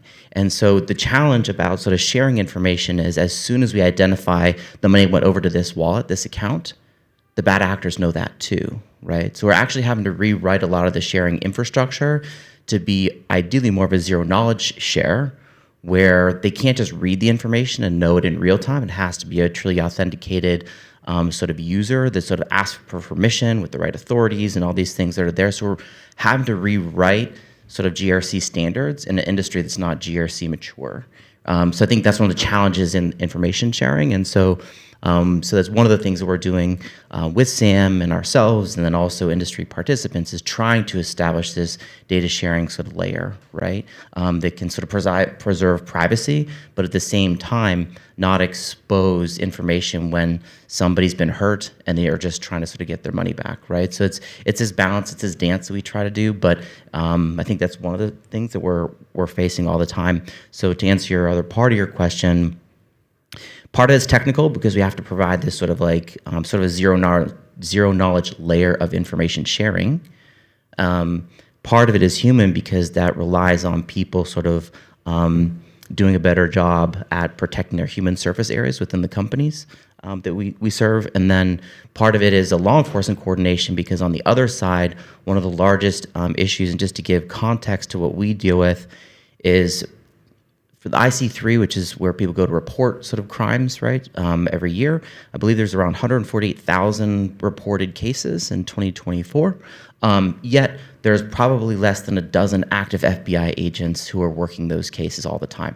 So as you can see, imagine like 3 times the size of the stadium here. People trying to get one gate, there's only 12 people. Takes a long time, you're not going to get served enough. So the reason I bring that up is it's forcing us in the private sector to facilitate and accelerate the sort of the support for victims that outpaces the speed that law enforcement itself can act. So it's really a public-private partnership that we're trying to sort of drive with information, and there's legal aspects to it as well, about when we freeze money, who's liable for it. If we return money, it's actually not the real actor. Like all these complicated scenarios that we're actually putting forth some coalitions around that, participating together. So it's complicated, I guess is the other way, but Work in progress. we're taking step by step. Work in progress, right. Sam, do you have anything to add to what Casey just said? I would just add that, yeah, it's from, I would say, crypto over the past few years have gotten really good at instant response. You know, if you look back through the early 2020s, when these hacks were happening, we went from a point of, you know, the hack happens and everyone panics and no one knows what to do, to a point where the hack happens and basically every security researcher jumps on and is able to help resolve the incident, you know, within an hour's time, right? We've gotten very good at tracing the smart contract calls to figure out where the vulnerability is. We've gotten really good at tracing where the funds go to figure out, you know, which exchanges to contact. And these are skills that we've leveled up over the past few years. I would say that much like where we were with incident response in the early 2020s, this is a similar situation with regards to threat intel sharing, right? I don't think we have the pipelines built up to get data from one point to another. I don't think we quite know what exactly we can even share beyond, you know, basic address labels that the analytics companies are getting today. And I don't think people really know what to do with this data once they get it, right? And so I think there's basically just a lot of infrastructure and a lot of cultural changes that need to happen before crypto can truly level up to the point where traditional finance and indeed the rest of the world is at with regards to financial sharing. Okay, I'm going to go to Mike now. I've heard you say, or make the argument that there's an alignment between the crypto industry and the U.S. government on Lazarus in the context of national security. What is needed, in your view, from each side in order to take full advantage of that alignment and perhaps address some of the challenges that Casey and Sam spoke to? Yeah, for sure. I mean, I think, and Casey mentioned ISACs, which are information sharing and analysis centers, which goes way back a couple of decades, and it's across different types of critical infrastructure, including financial services, that are set up as public-private partnerships that create the channels that Sam was talking about, where we need the information channels that actually get this to flow, especially in real time. And so some of that needs to be recreated, and we've done it before, including security standards for those pipelines, as well as sort of the operational security elements. Like Casey was saying, we have to assume in DeFi at times when they're sharing threat information that it's just going to go out. We don't know where it's going to go. The law enforcement and Treasury and other folks like that are not used to that. They're used to stoplight protocols and thresholds of who gets access. And as the financial intelligence unit at FinCEN, it was the same even for the BSA database. There were certain local police that had levels of access, and then the FBI and IRSCI had other levels, and then the intelligence community had others that also prevented them from seeing certain U.S. actors. And so they're used to very much controlling that. And so finding out what's the new sort of pipeline and thresholds and ways to do that in a situation where it's actually extremely decentralized. And the FSI SAC right now, even though it's a large group, it's very known actors. So when something goes out and it gets leaked, we know it was Goldman Sachs, it was Oracle, or whoever. It is not just financial actors; it's financial adjacent. So the government's used to dealing with infrastructure providers, but it's a broad one. So I think part of it is going to be, I mean, exactly what Seal and Zero Shadow have been doing. This is what the work's been about, is like in a very permissionless and distributed environment, how do we establish channels where there's enough trust, even if we have to do it at tiering levels, which also, by the way, took like decades in the federal government just to have the tiering levels and the confidence and the pipelines to share this with Microsoft. from cleaning up solar winds. And so like it does take time, but the work's being done, and Seal and Zero Shot are doing that, including working on the liability issues. Casey's colleague Julia, who's a legend in this space, was just yesterday tweeting about, there's a case against Tether for freezing some assets on behalf of Bulgarian law enforcement, and some civil plaintiffs are suing them.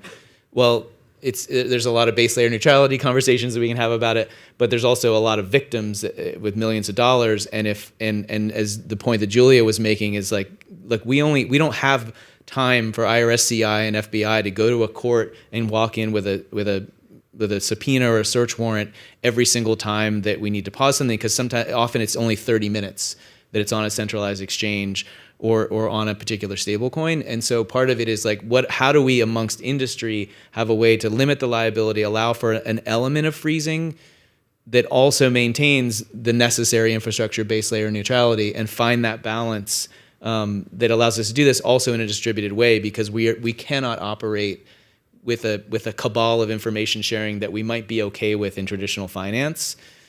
We might be okay that it's Oracle, Microsoft, and Goldman in TradFi. That's the whole point of crypto and Web3, is that it's an extremely distributed and resilient network. But that means this threat information has to get widely out there. And so, folks are engaging a lot with the government to work through this together, including what are lessons learned that we've done before. At FinCEN, we had to do this. We were part of Egmont, which is all the global financial intelligence units. So we also had to get the information out, but we also knew that when the Russian FIU was asking for information, it was sometimes actually not a threat. It was a political dissident in their own country that we had information on.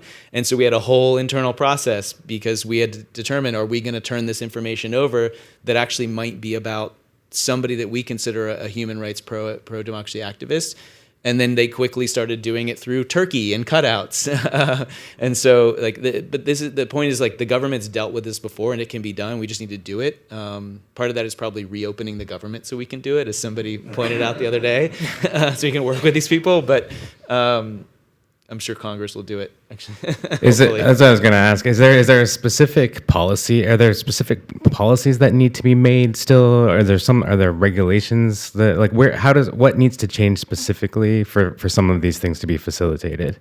The good news for this is it's actually not it's not regulation really. It's there's a lot of willing people. It's putting people together and prioritizing the resources to focus on what are the pipes that, as Sam was explaining, this isn't a group that just is everyone's going to fly into DC and meet in a conference room on short notice. When I was working, I worked a lot with the Office of Cybersecurity and Critical Infrastructure Protection at Treasury, and we would literally put out an alert, and Goldman Sachs would send their backbone person to DC in 2 hours, and we would explain a classified threat, and they would fix things and whatever. And same with AWS.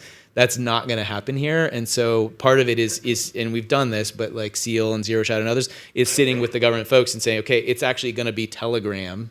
And then it's even getting through the IT security people at the FBI and IRS to say, we're going to have Telegram accounts now, and whatever it's going to be, ideally Signal, but that's my own preference.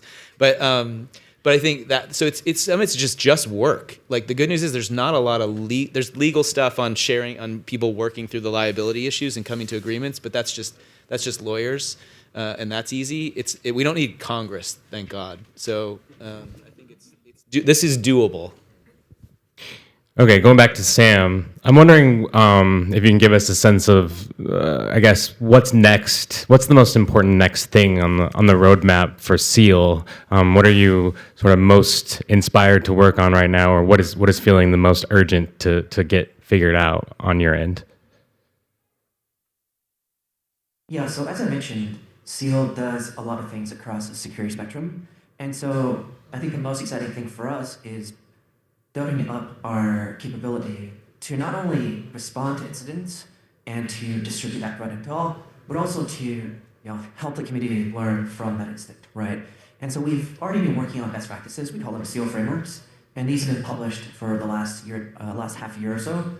We're working on polishing these up to make them even more accessible. We're also working on building a crypto native certification program on top of these frameworks. And our hope here is that, crypto is a very meritocratic ecosystem where people care about you if you've done interesting things, if you've built stuff, if you've shown that you're someone that should be listened to. My hope is that because of all the work that SEAL's done so far, people will be more willing to listen to us when we say here is a proposal for how to help the ecosystem develop better standards, how to hold the ecosystem more accountable. Everyone wants to be able to say that they're doing great security. Currently, there's not a really easy way to actually demonstrate that. So I'm hoping that when we come in with our frameworks and our certifications, this will give people a really easy way to say, okay, this is how I can demonstrate to my users, to my stakeholders, my investors, whoever, that I've met these security baselines. And through that process, we can actually reduce the number of hacks, not just mitigate the impact of them. And I'll give each of you a chance to answer this question, but starting with Sam, what is your message at this point for policymakers? I will say I think I have a very different perspective than Mike and Casey do, and so I'm not a policy person by any means. What my best guess is, we would love to work with other private sector entities today and help them remediate these systems, right? When we notice funds flowing to an exchange or to an instance op or whoever, we would love to work with them, and sometimes they would even love to work with us. But unfortunately, it seems to me that the current regulatory landscape is not very clear as far as what they are allowed to do, and as we all know, lawyers like to make sure that, the lawyer's job is to make sure that the risk is being conserved, right? And so I can't blame the lawyers at these exchanges for taking the conservative route, but it does make it a lot harder for us to be able to get that intel to them and to have them act on it. And so, from what I can tell, some sort of guidance to show that actually it is permissible to do what traditional finance has been doing with these suspicious activity reports for so long. It's actually totally fine to do this in crypto as well. I think something along those lines would be really helpful. But I 100% defer to Mike and Casey here on this one. Casey? Yeah, I think there's kind of two different paths. So one being on the sort of regulatory side, what I think we probably could do, because there's already existing infrastructure for financial services. So currently there is a large sort of like movement for traditional finance to sort of go on chain, right? There's $270 trillion of assets, right, in stocks and bonds and things, and there's 4 on chain, right? So there's a big movement, right? Like all the conferences, there's a huge sort of traditional finance sort of flow, right? All these companies who are sort of tokenizing and doing all these real world asset sort of transitions. The reason I say that's important is I feel that we could probably do some regulatory sort of work to make sure that all of those traditional businesses who are already under regulation ensure that everybody in their supply chain is also up to standards for GRC-related content, right? So make sure they have SOC 2 compliance, make sure they have the right type of infrastructure to protect everything. So I think that's kind of a pre-existing vehicle. And the reason I say that's important is all of these in Web3 want that big money, right? So it creates a natural economic incentive for people to deploy these things and sort of get up to there. So I think in the crypto world, they'll typically sort of like flock to the light that has the money, right? So if the money is in traditional finance, we can sort of incentivize that so that we can actually sort of create more sort of like sustainable infrastructure from a policy perspective. On the other side, I think that from a after money is stolen sort of type of sort of like policy, making it so that it's more collaborative for those who are trying to share information. So currently what we have is, so for example, we identified that somebody has been socially exploited on Coinbase or any other exchange. We try to sort of communicate with Coinbase, and it's this sort of loggerhead of lawyer talk where we can't share information. Well, we can't tell you actually who the person is, and we can't really notify them because we have sort of restrictions on legal things. So there's a huge block in terms of what they think is there. So I think maybe it's not even regulation, but clarity on what they can and can't share from a data sort of like sharing perspective, because they're not used to sort of having agreed upon standards. So I think that could go outside of the government policy, but it's sort of an industry sort of accepted sort of like use case and sort of process. But those are the two things I think could actually make probably a difference. Excellent. Mike? Yeah, same. I mean, I think it's a lot of it on the industry side. We've got to get comfortable. I mean, like Commissioner Pierce said, the government has to get comfortable with a little more openness and freedom. I think we need to get on the legal side. I own some of this as a lawyer, but we're here to help. But particularly the centralized exchanges have to get a little more comfortable of taking on some liability if they're willing, to act in the 30 minutes to help protect people, because that's ultimately what's going to bring people in further. And then I think part of that is a very natural conversation that we have to keep advancing, which is the base layer neutrality conversation, and where we're going to say this is a no-go for that type of activity and where it isn't, in order to protect people and get them online. And I think to policymakers, it's the same thing. Like, this is a massive opportunity with DPRK to get to that alignment with industry on something where it's an extremely shared threat that everybody agrees on. Like, from a policymaker perspective, like, we're not trying to get people to not eat French fries. We're trying to get them to not eat glass. And like, everybody's like, yeah, I'm with you. So like, now is the moment. So like, we need to do it. And if policymakers are just in a sort of retro mode of like, okay, well, this is our chance to shove KYC at every Cisco router out there, it's going to fail. And it's not just going to fail from their grab at it. It's going to fail the system of democratizing access and opportunity, which is the whole point of this and the whole point of the founding of the country. So like, this we can't sort of miss this. We've sort of missed it the last 4 years, and we have a massive opportunity, but it's not happening, partly at the congressional level. And so like, this is an opportunity that we cannot miss, because we don't know when, just like the crypto cycles, we don't know when this cycle will happen again. One thing, just if I could, just to add on to that. So I think the centralized exchanges also have a different role versus like others, and because the majority of crime that we see through centralized exchanges is individuals, right? So versus like Bybit, an exchange itself was exploited by North Korea, whereas those who get sort of scammed by sort of sending money through Coinbase are mostly sort of human, like sort of entities themselves. So I think there are some different sort of ways to sort of like create information sharing and coordination. The other part that I would say, just to give a little bit of more insight as to what Mike was saying, when we have to get something frozen, let's say with Tether, for example, or Circle, actually, we identified that North Korea moves money into the stablecoin. Great, right? We have a wallet, we can sort of get it frozen, so we can sort of like at least take a chance to sort of prove our sort of evidence, right, that it is stolen. But what happens is we don't just have to notify Circle or Tether. We have to sort of, the next layer of that is get law enforcement support. Okay, great. Like, let's call our FBI friends, like get them on Telegram, like all these things we do to try to create this. And there's those 12, right? Like, or so, right? So it's a really limited audience, and often they work, or these criminals all times of night. So that's one. Then folks like Circle say, well, we actually have to get a court order from the Department of Justice. So it's like, okay, let's wait till the next business day and then sort of get on the docket. And like, it's this whole long process, and it's already gone in 30 minutes, right? So I think there's a timing issue, right, of the speed of settlement, right, which is a beautiful part about Web3. Like, the big businesses are loving that. Settle, boom, done. However, the criminals move at the settlement speed too. So we have to adjust our processes to at least give pause, say, hey, all right, clarify. Maybe it's right, but you need to provide more information about this process. So I think we have to address this sort of speed discrepancy as well through some perhaps policy. Mm-hmm. Very interesting. So I think we have time for one, maybe two questions from the audience. Right here. I see your hand. I'm coming. Well, it's interesting, and I agree that standards can be helpful, but it seems to me like with NIST, right, we have a framework or a place for that to happen. So wouldn't it be just about maybe reinstituting that, because it did seem to be working through the frameworks? And anyhow, I'd like to get your thoughts on that.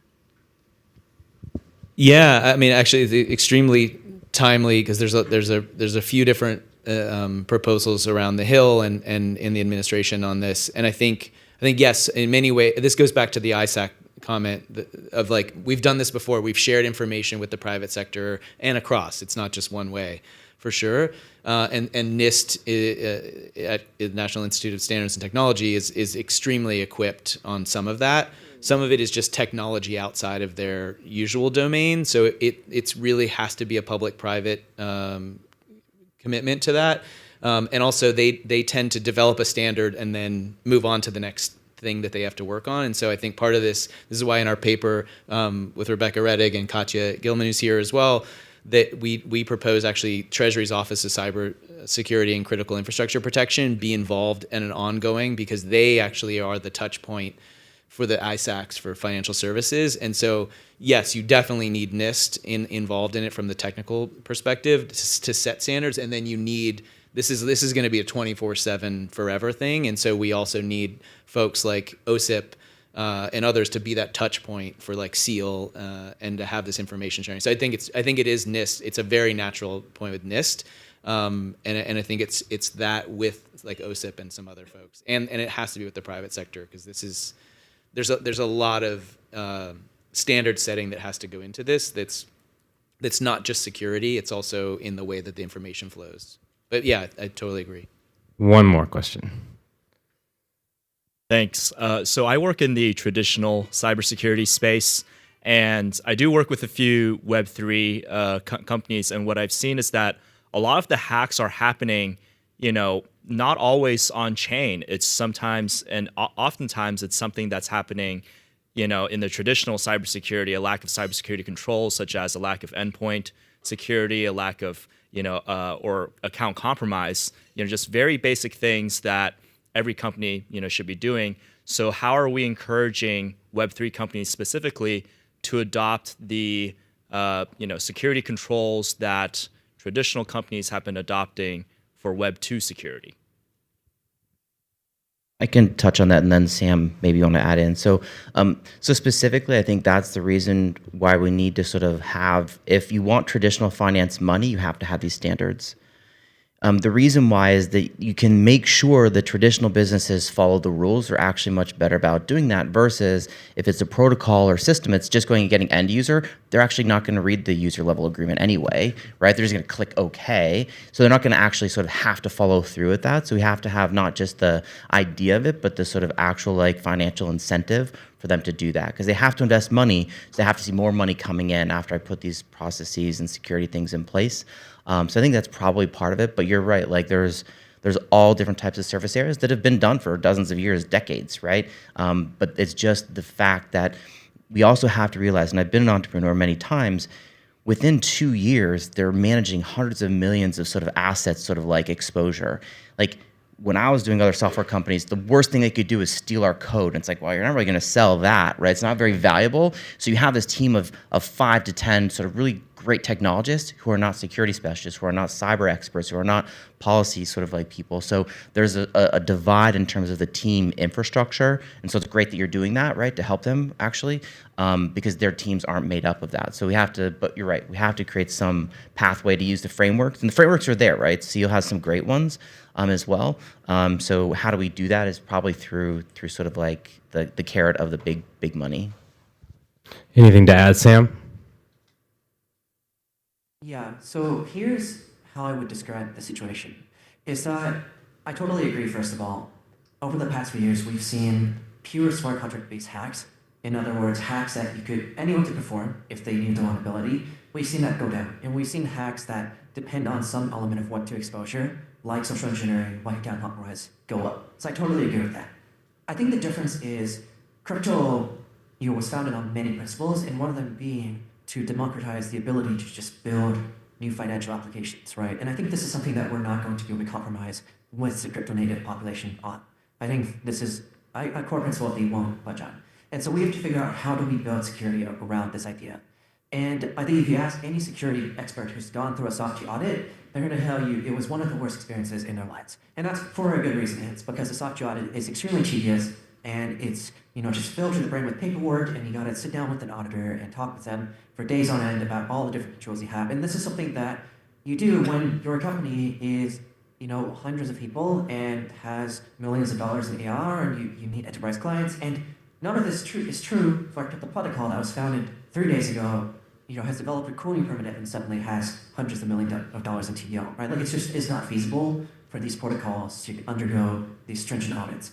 And so that's why my perspective is that if we're going to meet the crypto emitters where they are, we need to come up with a set of frameworks that really define not only what is key from a Web2 perspective, but also how to think about the hybrid Web2, Web3 aspects, right? Like multi-sig signing is a combination of how do I make sure I'm not visiting a fake multi-sig page, but also how do I make sure that I'm actually signing the right transaction, right? This isn't something that a pure Web2 security framework is going to address. We need something in between that addresses both the stage that crypto companies are at and also the unique problems they're solving. Excellent. Thank you, Sam, Casey, and Mike. It was great.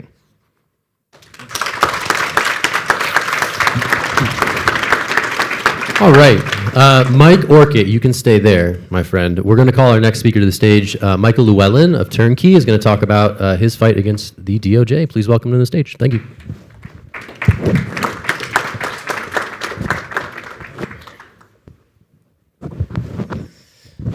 All right. So I asked Michael if this title was okay, and he said it was fiery, but it's literally what he's doing. We'll get to that. But to begin with, Michael, can you tell us a little bit about yourself, what you do in your work, and because you wear a lot of hats. Okay. So I guess I start out with got into crypto around 2012, mining Bitcoin on school computers back when that was feasible and the ASICs hadn't taken over. So I really should be retired by now, but when you diversify your profits, they think that you think that's smart until you see how Bitcoin price moves over the last 10 years.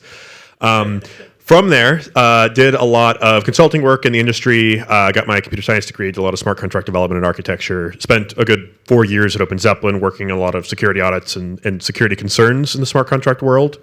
And during that time, over time, got to get more involved in kind of the policy space, first out of just personal interest, and then got to know Peter from Coin Center and did work with them on Tornado Cash, did some policy work in Texas, mainly on the side, and then recently joined Turnkey, which does wallet infrastructure. Happy to speak about that more later. But around that same time that career trajectory was changing, there was also a lot of discussion around the ramifications of the Tornado Cash case, specifically the criminal prosecution against Roman Storm, as well as Samurai Wallet.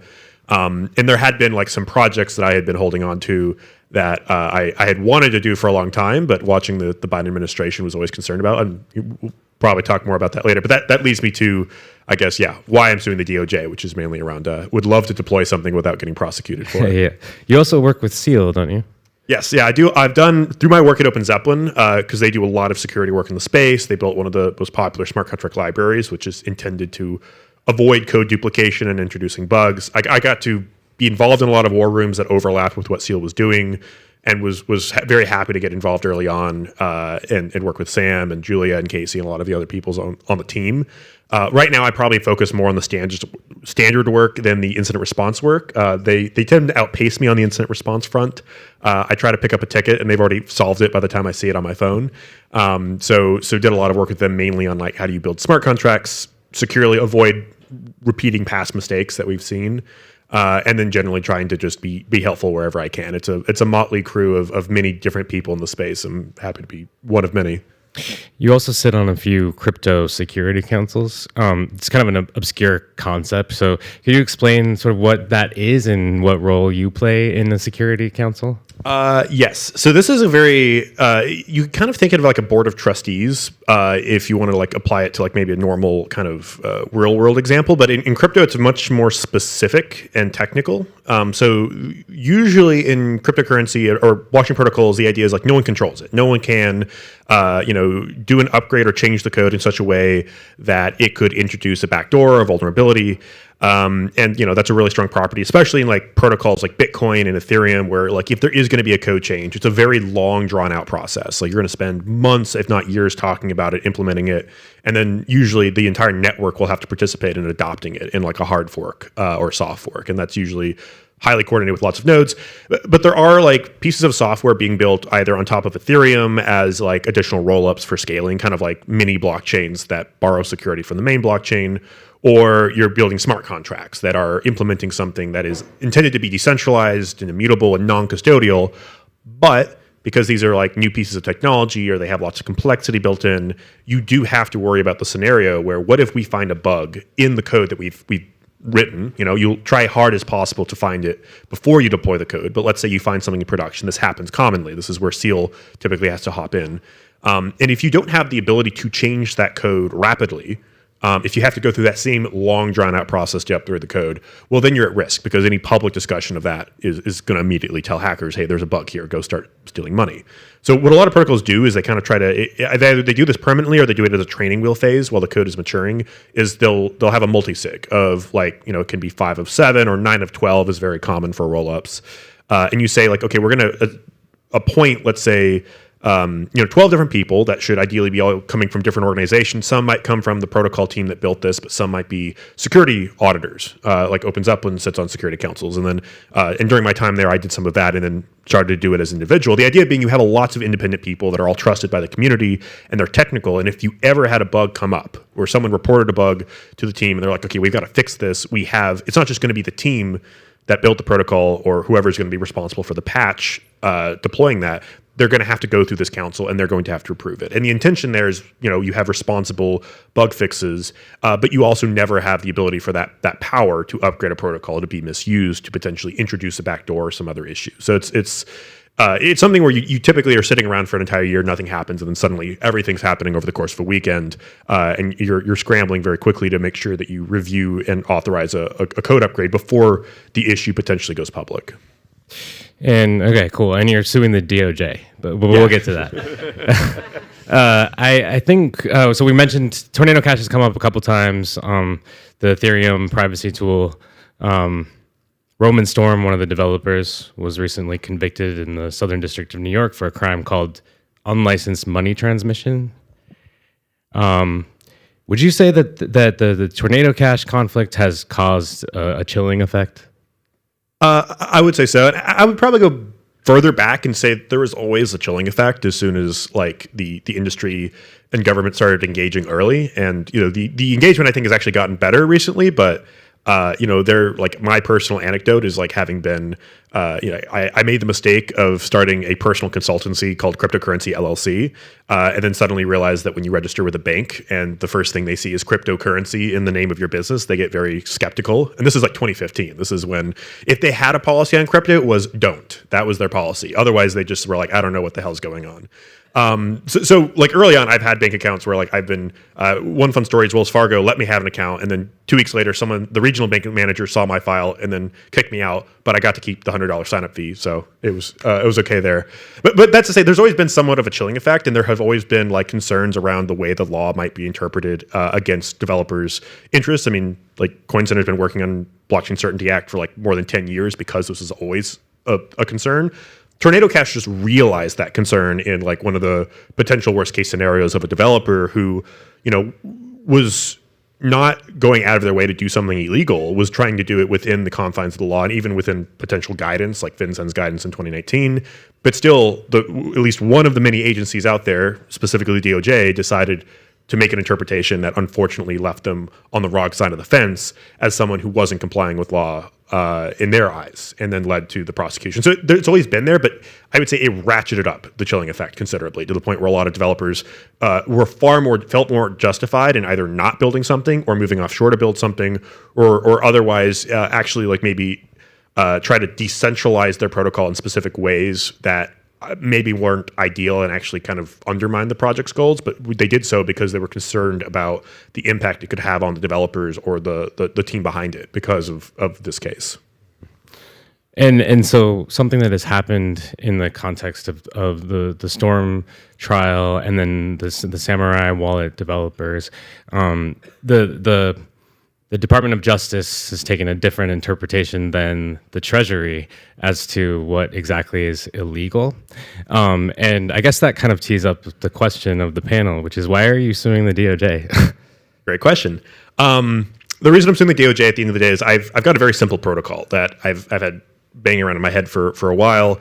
It's basically like crowdfunding, but with smart contracts. It's okay, you can do what you do with crowdfunding, where you set a goal, you have people raise the money, and if you don't hit that goal, which would be the activation point for you to actually do the thing, people can get their money back, so they don't end up just having to trust you to give the money back. Now, the whole thing that crowdfunding or GoFundMe did is they came in and they said, okay, well, you can trust this third party to essentially make sure the money is returned. But with smart contracts, you can make it even better, where you have a smart contract that'll guarantee the money gets returned if you don't hit the goal. And you can even program in more interesting things like milestones and matching from like larger donors and things like that. So it was like, okay, this would be a great protocol to build. You could make it very simple, immutable, non-custodial. But of course, and more importantly, because of course some people, like if you donate on crowdfund, you have that option of like, do I want people to see I've donated to this? Sometimes people want to brag about that. Other times people are like, I don't want to tell people I've done this. Having a privacy component. But if you introduce a privacy component, you immediately have to consider, well, what happened to the other two protocols that have implemented privacy, Samurai Wallet and Drano Cash? Well, they're prosecuted not for having privacy, but for unlicensed money transmission, which seems to be like, well, just the stick that the DOJ happened to find to hit something they didn't like. So my lawsuit is really around, okay, I would like to be able to deploy this protocol, but I have considerable concerns about the implications if I did so with the feature sets of privacy, which, by the way, would be more to my users' benefit as a way to protect themselves than anything else. And so it's really down to the merit of like, hey, I don't feel like we have even had proper due process here. Like we're worried about like I'm basically worried about the fact that like if I do this, even if the current administration puts up their hand, they say, hey, don't worry, we're totally not going to prosecute you. They put out a memo to that effect going forward. It hasn't stopped the current cases of Samurai Wallet and Drano Cash from moving forward. But the problem is that like it's a piece of paper. They could go back on their word. The next administration could ignore that entirely. So we're kind of in this place where like the best we can hope for is the DOJ just saying, trust me, bro, I won't prosecute anymore. And unfortunately, that's all we've gotten so far from the administration on this specific issue.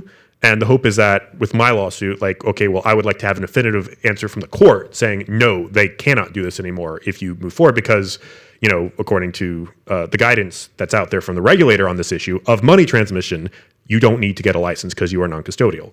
So the idea is hopefully getting that enshrined as like a court precedent that would protect me and hopefully also protect others. And if not, then hopefully Blockchain Certainty Act would also do that. But that's what the court case is around, is like ultimately I'm worried about the harm already caused by trying to do this, and then the obvious harm that would come if I did it and was prosecuted unfairly for it.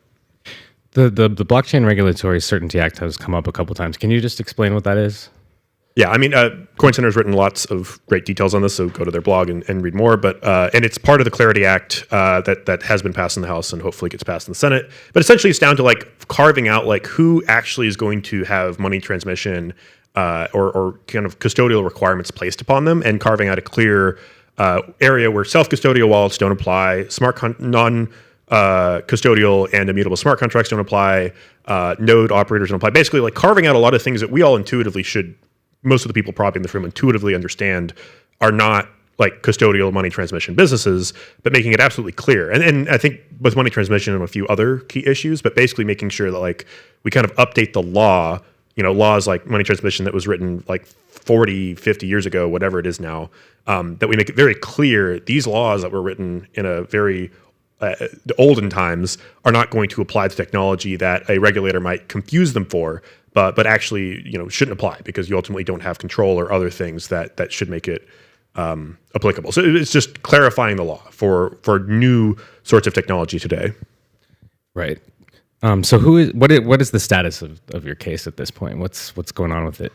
We're sitting tight. I've been working with the lawyers, and we filed in January early on during the Biden administration. The Trump administration picked it up. We had a bit of a gap there, and then now we've gone through essentially fighting the government's motion to dismiss, basically trying to say I don't have standing.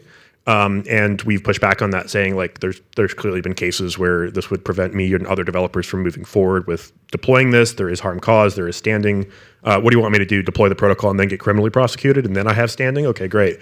So we've been doing that back and forth. We luckily got an amicus brief, or gratefully got an amicus brief filed by a lot of folks like DeFi Education Fund and Paradigm and some other folks in the space.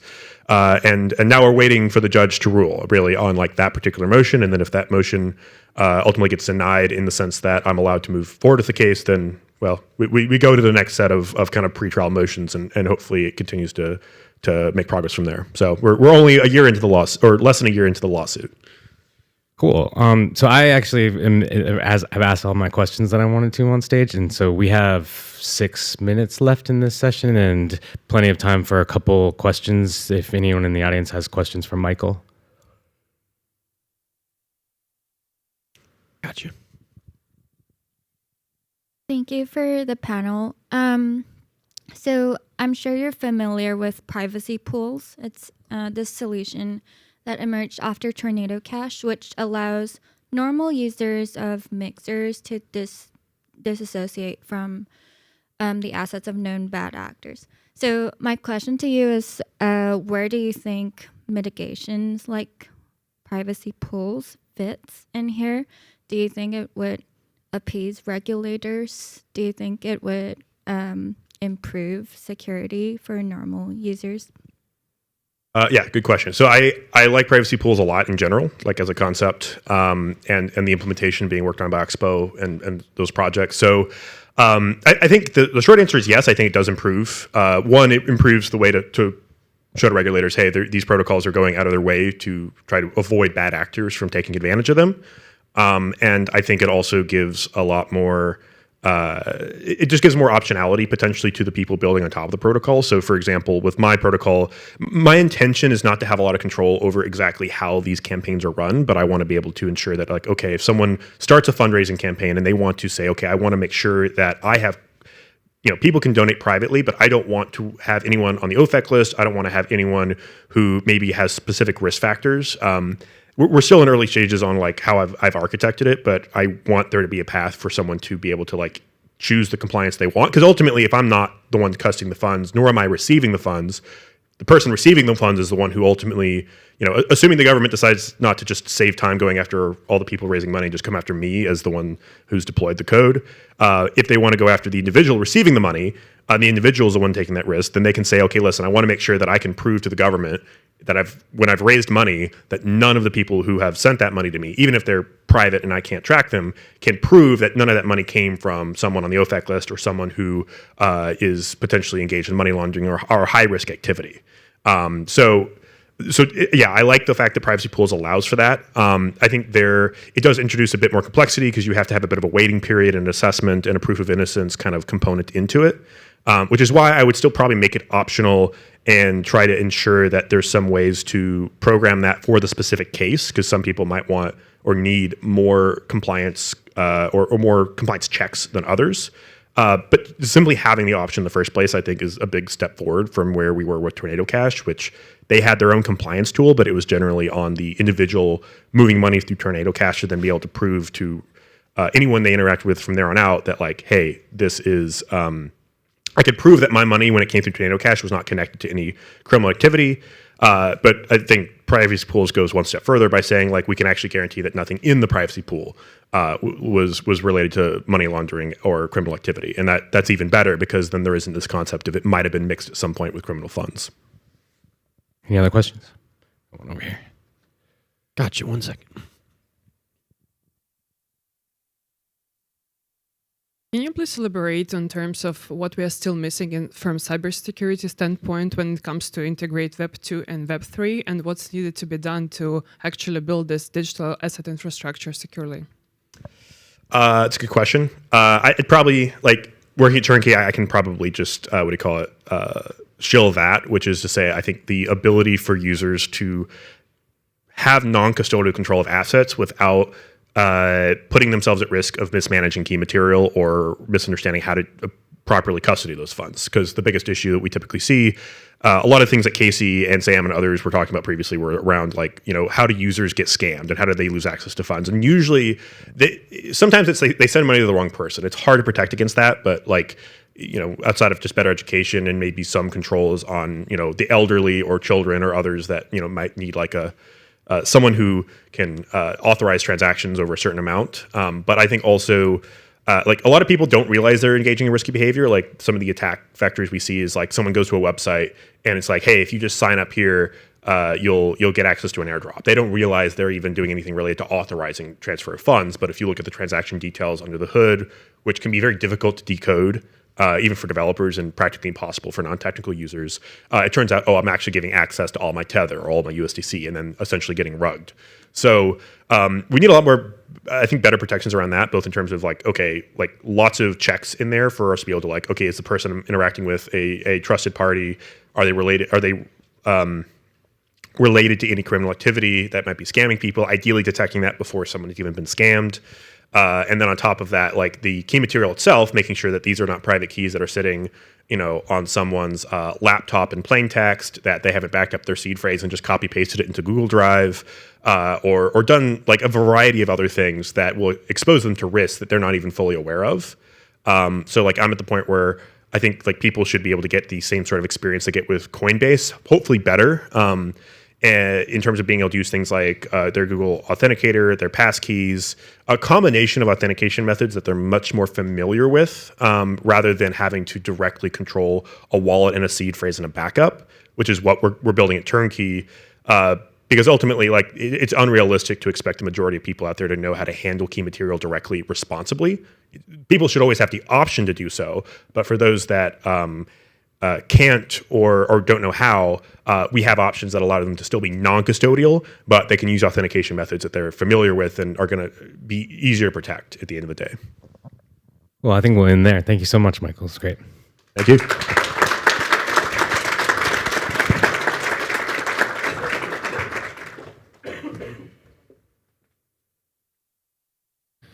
All right, so we have one more session before lunch, and if you guys recall Matthew Green's session on the impending forest fire, we're going back to natural phenomena around with this conceit. We're going to have the weather report about pending legislation in DC and elsewhere. Peter Van Valkenburg of the Coin Center is going to deliver this talk. Welcome him to the stage. Let's do this thing.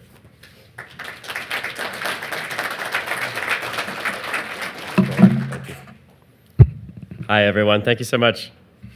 Sorry that I'm the barrier between you and lunch. Mike is one of the, Mike Orchid, where are you? There you are. Mike is one of the few people that dares to tell me, we'll give you 20 minutes. And I'm like, that's a lot of me speaking. He's like, leave some time for questions. Okay, before lunch. Anyway, Coin Center is a DC-based nonprofit that's been defending crypto since 2014. Our mission is to defend the rights of individuals to build and use free and open cryptocurrency networks, the right to publish code, to read it, to run it, the right to assemble into peer-to-peer networks, and the right to do all that privately. So a year ago at this conference, back during a time when I think everyone openly admitted was a very dark time for crypto, for privacy, and especially for privacy-preserving crypto, I stood up here and I read a children's story about Tornado Cash that I'd written. This year, this slide has more in it than I thought. That's cool. This year, I'm here to give you a weather report on the current conditions and long-range forecast for crypto privacy in America. Where are we? A lot has happened in the last year. Is it good? Is it bad? Is it very, very tall trees? So, since last year, we've seen Roman Storm found guilty of conspiracy to do unlicensed money transmission. We've seen the Samurai Wallet developers plead guilty to the same charges. I'll talk more about that in a second. We've seen the end of the Biden administration and the beginning of the Trump administration. Trump says he wants to make America the, quote, crypto capital of the world. I hope we're more than just the crypto capital for regulated ETFs, but we'll see. We've seen a true and wild change at the SEC. Dropped enforcement actions, massive private sector outreach, roundtables full of good vibes, discussion, and possibilities. The prospect of tokenizing literally everything being openly discussed by the chair, and Commissioner Peirce defending financial privacy and an original understanding of the Fourth Amendment warrant requirement. This is part of the weather report I like. We've seen Michael Llewellyn, who was just on stage, bring his case against the DOJ. Coin Center is proudly supporting his lawsuit. It was originally brought against A.G. Garland at the very end of the Biden administration, and then it's now against A.G. Bondi. Despite this change from Biden to Trump, the DOJ still calls aggressively for his case to be dismissed because they say he doesn't have standing, because they say that he doesn't face a credible threat of enforcement as unlicensed money transmission.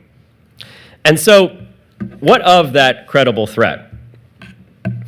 Is there a credible threat to US-based privacy developers today in the US?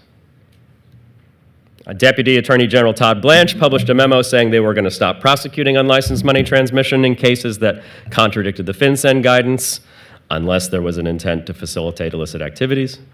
Assistant Attorney General Galeotti reiterated that memo in a speech that, from I heard, garnered a standing ovation from a room full of crypto advocates. And yet the administration didn't drop the actual ongoing prosecutions that ended in Tornado Cash and Samurai Wallet developers being found guilty of transmitting people's money without a license, even though, and I have to reiterate this for maybe the 100th time, none of those developers had any control over other people's money. So it seems to me that the threat of continued enforcement is very credible indeed. And what of Congress? Is Congress going to fix this mess? Weather report uncertain? Maybe. Heroes in the House, Republican Tom Emmer and Democrat Richie Torres, introduced a new version of the Blockchain Regulatory Certainty Act. It was briefly mentioned in the last panel. They were each joined by another on-committee high-ranking member from each party, Rep. Gottheimer and Rep. Huizinga. The Treasury Department offered valuable technical assistance on that legislative language, closing unintended loopholes while ensuring that we're still protecting devs.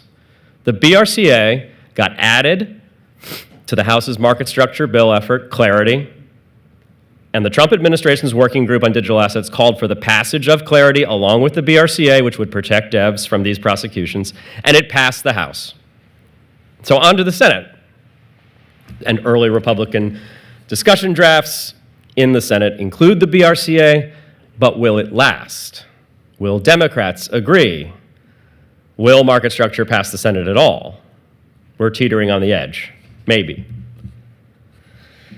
And what are the laws that Congress actually has passed since last year? There is one I'm very proud of, both because of its importance to privacy and because Coin Center did a lot of work on this topic. It was the revocation of the IRS's broker reporting rule for DeFi via the Congressional Review Act. That rule, had it gone forward, would have required ordinary developers to collect the personal information of the users of their software and report that personal information to the IRS for cap gains purposes, even though they have no business knowing or collecting that information. And Congress rightly told the IRS, you can't pass that rule. In fact, we're revoking it and you can't pass anything substantially similar for 5 years. That is a big win. Another thing that Congress did that I'm more neutral towards, but it cues up some very important debates about privacy, is genius. That's the name of the bill. I'm not saying it's genius. I mean, I'm not saying it's not genius, but the name of the bill is genius. And it's about stablecoins, as many of you probably already know. I don't think we talk about privacy and stablecoins enough. We don't talk about the technology enough here either. So last week, I was in Nashville at a summit organized by the Human Rights Foundation in Nashville. And I met a bunch of actual activists from all over the world, from Iran, from Venezuela, Palestine, Thailand, Nepal, the list goes on. And many of them talked about how Bitcoin enabled their organizations to directly bring aid to people on the ground. Can stablecoins do that? Maybe. Though not if the issuer freezes them because of a geoblock or a sanction or pressure from the US government. I also met some folks who've been working on federated eCash systems for Bitcoin and Shawmian eCash technology in general. So the thing is, it's very interesting. If you trust the issuer of a digital token, like eCash, like in Sham's original scheme, there's arguably no need for a blockchain. You can do peer-to-peer cash, and you can do it without the technical expense of a blockchain, and also without the privacy issues inherent in a public blockchain where every stablecoin transaction ends up on a public register. So all that got me thinking about stablecoins and CBDCs. Unless we start seeing stablecoins issued on truly private blockchains, the current stablecoin model of recording all user payment transactions on a public blockchain is actually worse for personal privacy than the traditional banking system. And it's effectively exactly as bad for human liberty as CBDCs. So let's not do doublespeak here, say, well, I'm against CBDCs, but I'm in favor of stablecoins. Be specific. So that brings me to the other long-range forecast and what we might be able to do to stop the bad weather. Genius has triggered something that culminated just this week. Treasury asked for comments about how APIs, AI, digital ID, and blockchains could improve anti-money laundering efforts at stablecoin issuers while reducing harm to legitimate privacy interests. It's a very good RFI. CoinCenter, as it happens, started thinking about these exact questions at least as early as last winter, and our work recently culminated in a report, Tear Down This Walled Garden, American Values and Digital Identity, co-authored by myself and Ian Myers, co-inventor of Zcash and cryptographer at UMD. In this report, we talk about how bad the existing AML regime is. Oh, I've got Ronald Reagan stuck up there. We talk about how bad the existing AML regime is. It has massive costs, little actual to show in the way of blocked criminal funds, sub 1% by the UN and FATF's own estimates. Worse, it creates a real political and human rights catastrophe wherein payments data is weaponized to identify and control politically vulnerable minorities and activists in totalitarian regimes like Canada. Canada. We then describe a better world where new technologies like verifiable digital credentials, zero-knowledge proofs, and open blockchains are used to create alternate modes of AML, where users own their own identity credentials, where they don't need to repeatedly provide them unencrypted to every institution where they open an account, where they can selectively prove discrete facts about themselves, and where these proofs and credentials can be rapidly composable into effective but minimally invasive risk scores to address evolving money laundering threats without immediate debanking for innocent folks, and hopefully with fewer naive false positives from overtly simplistic identity practices. We also started thinking that we need an initiative dedicated to rapidly identifying potential use cases and specifying technical models for alternative AML, pitching regulators and lobbying Congress to identify these methods as alternatives to the lossy and destructive requirements under the Bank Secrecy Act today. That project is all about American identity and American ideals, so I could think of no better name than the John Hancock Project. John Hancock is the most famous signature in American history, not really the most famous founding father. It's so renowned that it became an idiom. Give me your John Hancock. It's a little kind of old-fashioned to say that, isn't it? It used to be an idiom. Has anyone in this room ever asked someone for their John Hancock? Good. I like Stephen Paley. I can always rely on Stephen Paley for things like this. As with a lot of avatars from older history, we've forgotten how fucking wild the old world was. Like, it was insane. Hancock was the first to sign the Declaration of Independence, and he did it bigly. It was huge. The Declaration was essentially a death warrant to the signers if the revolution had been lost. It was treason against the king. As Ben Franklin famously quipped at the time, "We must indeed all hang together, or most assuredly, we will all hang separately." And they probably would have. It's kind of a wild alternative history to think that we could be living on a continent where Ben Franklin and George Washington were strung up in Philadelphia. And it's apocryphal, but it sounds right, that John Hancock, after signing the Declaration, said, "There, John Bull," which was what they used to call England. We were Uncle Sam, they were John Bull. I had to look that up. "John Bull can read my name without his spectacles. He may double his reward, and I put him at the defiance." It's pretty good. It's kind of badass, right? More seriously, though, the notion that pledging oneself to a cause, by doing so one can achieve real political change for good, became core to the American experience. It was formally protected and incorporated into our Bill of Rights. We don't just have a right to speak, we have the right of the people peaceably to assemble and to petition the government for redress of grievance. And I think it's kind of sad. I think it's very sad that for all our online advocacy, our politicking, and social media posts, there's really not a good way for most people to sign their name to something they believe in online. You just ask Mark Zuckerberg to vouch for your opinion. So, here are 3 more signatures. Can you name them? That one on the top, next to John Hancock, that's Sojourner Truth. So Truth spoke passionately and eloquently about abolition and about women's rights. She escaped slavery, and she actually had to find and free her own children. Her story rallied thousands to the cause of abolition. Truth was not born with that name, though. Of course not. She chose it.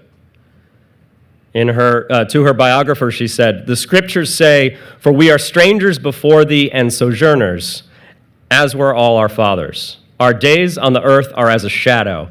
I asked the Lord for a name, and he gave me Sojourner. For I must go up and down the land, showing the people their sins and being a sign unto them. When I was a slave, I bore the name of my masters, but I am no longer theirs. I serve the Lord now, and the Lord is truth. So I took truth for my name, that all may know who I serve.'" As we think about new identity technology, I think about truth. We need technologies that allow those who've been overlooked and outright oppressed to make their own identity, to tell stories that others don't want told.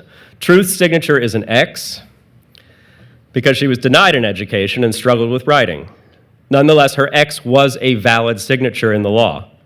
Another lesson, we should be able to commit to things without a full name.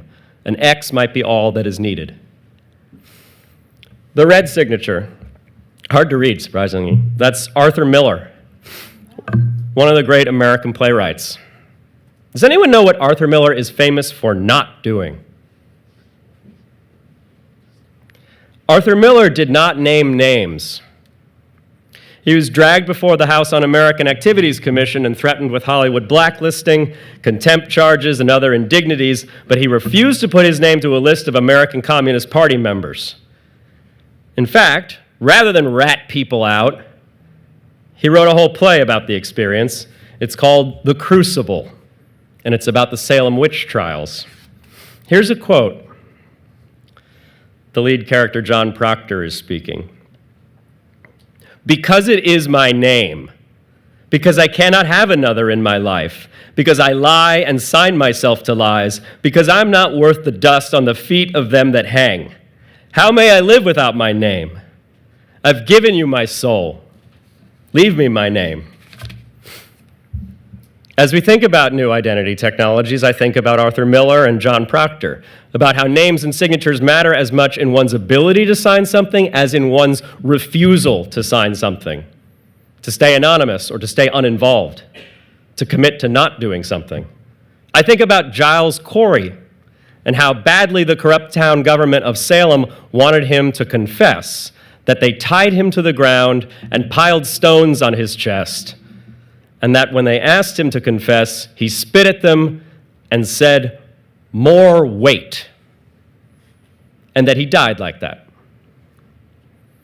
Finally, everyone here should recognize the last signature, Satoshi Nakamoto, alongside a proof of work calculation, perhaps the first example of a truly indelible and unforgeable digital signature, made in protest of a broken financial system that had debased the currency and stolen our agency, our ability to transact peer-to-peer.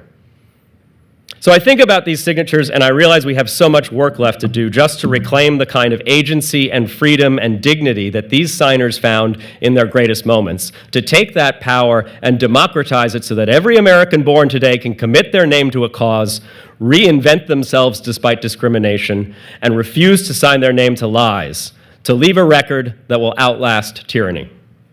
So if you're inspired by these ideals, join me in building the John Hancock Project and support Coin Center's work to defend these technologies of freedom and privacy. Thank you very much.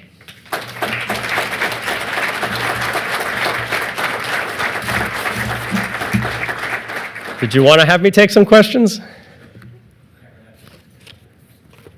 We're open to questions. Here we go. I got you. How does one go about joining and supporting the John Hancock Project? So for now, I'm going to ask you to support Coin Center.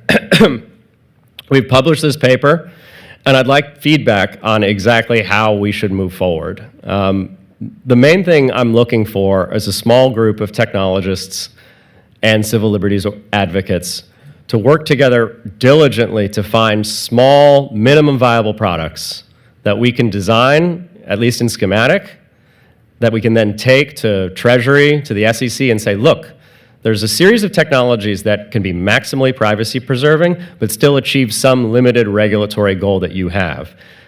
This can be done, but we need a signal from you that you will accept this alternative compliance or this alternative regime, and then people will build it. I don't think the John Hancock Project is going to build software, but we need to have a nucleus of people who can help us engineer and understand what's possible to then figure out how government can ask for those solutions, and hopefully they can get built. Any others? Thank you so much. Oh, well, we got Stephen back here. Premature. Hold on.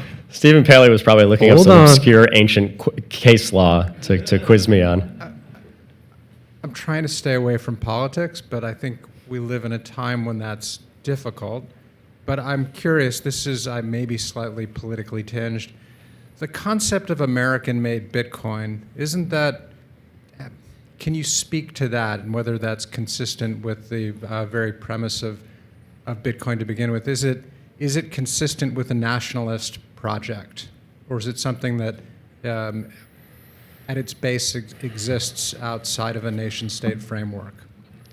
This is a big question, Stephen. I'm actually fiercely patriotic, although I find myself internally conflicted all the time. I'm patriotic about our American ideals, about the First Amendment, about the Fourth Amendment. I'm even nationalistic to the extent that I think that this is the place in the world where those ideals are most likely to flourish for the near future. And because of that, I want more miners of Bitcoin and more validators of other networks in the US, where I think that they will be able to perform their work, be part of the network, make these public goods possible. But I don't want them all in America. You know, I'd be naive to think that we're safe from tyranny here. We have got a long-standing, generally open liberal democracy, but there's lots of cause for alarm about that today. Politics has gotten disgusting on both sides. So it's kind of a vague answer. There is no such thing as geography for Bitcoin. Like, there's a place where miners are, but Bitcoins exist everywhere. And so the application of things like sanctions law to crypto tends to be nonsensical. Like, when is a transaction truly a foreign transaction? When is something the property of a foreign person? There are areas where that's clear, and that's where sanctions laws still have a lot of place on these networks. Obviously, Coin Center thinks there's no place for sanctions laws in telling Americans which technologies they can and cannot use, which is why we brought a lawsuit to oppose the Tornado Cash sanctions. And we would bring similar lawsuits if there were geographic requirements for Bitcoin usage or Bitcoin mining, or which miners you could feed your transactions to on the Bitcoin network, or anything along those lines.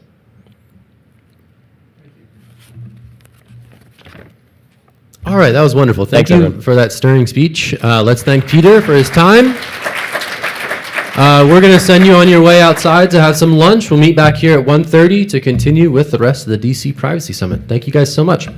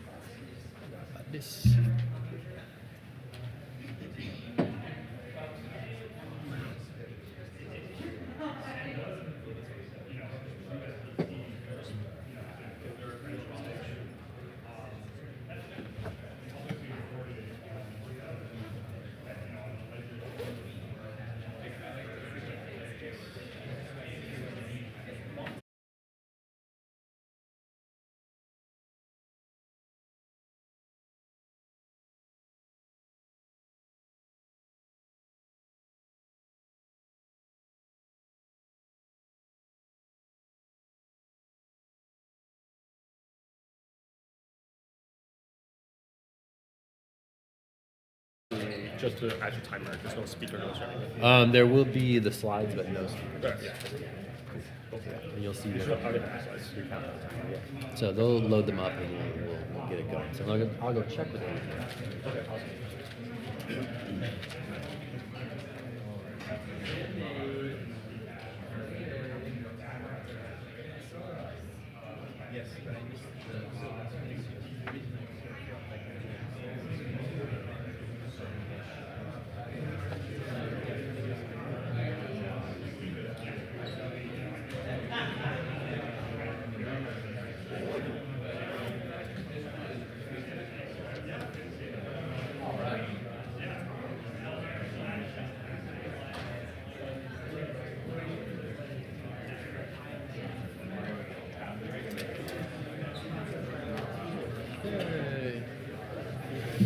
All right. Hey, everyone. Thank you for coming in. I know it's very lovely outside, and that spread was also pretty good. We appreciate you solid citizens who are filling up the seats as we speak. Thank you so much. This is the afternoon of the DC Privacy Summit. I'm your MC, Zach Seward, and we are going to dive right into some more great content. So I'm going to welcome to the stage Wei Dai, who is from 1KX. He's going to present to us a talk called The On-Chain Privacy Trilemma. Let's have a loud and thunderous applause for Wei Dai. Thank you.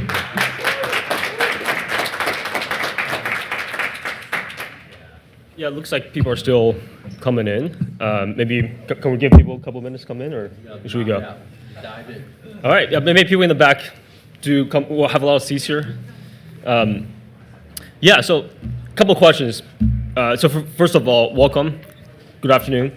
By show of hands, how many of you have used a public blockchain within the past week? Great. That's about half the room. And public blockchains are increasingly used by everyone in the world. And it's important for us to talk about what are the next challenges for public blockchains to really become ubiquitous, to really help people move value around, have savings, and have access to financial services, not just in the United States, but in the broader world. And my background is technical. I'm a technologist, and I've designed, built, shipped, and invested in privacy protocols in the past few years. And there is a core conflict that I see coming up for public blockchains and privacy. And let me say that whenever we talk about privacy, I think we need to caveat by what type of privacy. I'm not going to be talking about communication or data privacy. I'm going to be talking about financial privacy, in particular financial privacy on public blockchains. So let's get started. I'm going to start with a very simple claim. On-chain privacy is like nuclear physics. It is a dual-use technology that can do great goods for the world, but also can be very dangerous. And for those that design and help shape these protocols, we need to be conscious of the potential risks with these protocols. Underlying these privacy protocols is cryptography. And cryptography rearranges power. It configures who can do what from what. Here is what I'm going to be walking you all through today. There's 3 properties that I claim we want for these on-chain financial privacy systems. First, they should be maximally useful. They should work like on-chain protocols today. And second, they should offer sovereign privacy. And third, they should be threat resistant. And I'm going to be defining what each of these properties mean. And I claim that we cannot get all three properties at the same time, despite the fact that we want to get all three. And so the contention is, what do we sacrifice? How do we move forward? Let's get started. First, why do we want sovereign privacy? In the Universal Declaration of Human Rights, put forth by United Nations in 1948, there are two articles. Article 12, usually referred to as the rights to privacy, and Article 17, refers to as the rights to property. In some sense, privacy is a fundamental human right. And what do we mean by sovereign privacy? Sovereign privacy means that privacy is unconditional unless the individual involved in a particular transaction wants to reveal that. And this is best described in the following paragraph in the Cypherpunk's manifesto by Eric Hughes, which he wrote back in 1993. So that is the notion of sovereign privacy that we would like to have for financial transactions, which is that transactions are private by default unless the parties in the transaction want to reveal the contents to the external party. I know this is a very strong property, and there's good arguments for why we potentially want this type of property. And we have seen the problems with, for example, mass surveillance if we lose this ability to really keep our information and financial transactions private. So let's move on to the second property, maximal usefulness. Blockchains today move an immense amount of value. The amount of stablecoin transactions weekly have exceeded that of Visa, and is quickly on its way to surpass ACH transfers. If we want blockchain technology to transform the world, we need to preserve the money velocity that is possible on public blockchains. Third, let me move on to the third and final property, which is what I call threat resistance. What do I mean by threats? One thing that is concrete and real and growing is the growing amount of hacks that's happening on public blockchains. Billions of dollars worth of value is lost every year, and there's no signs of them slowing down. Just earlier this year, the biggest hack in crypto happened, which was is commonly referred to as the Bybit hack. $1.4 billion of value was lost. And let's take a closer look at the Bybit hack and what happened. After 2 months from the hack, about 70% of transactions are still traceable due to the transparent and public nature of public blockchains. About 30% have gone dark, and about 4% have been frozen because they were traceable. So the financial intermediaries could freeze the transactions. The hackers leveraged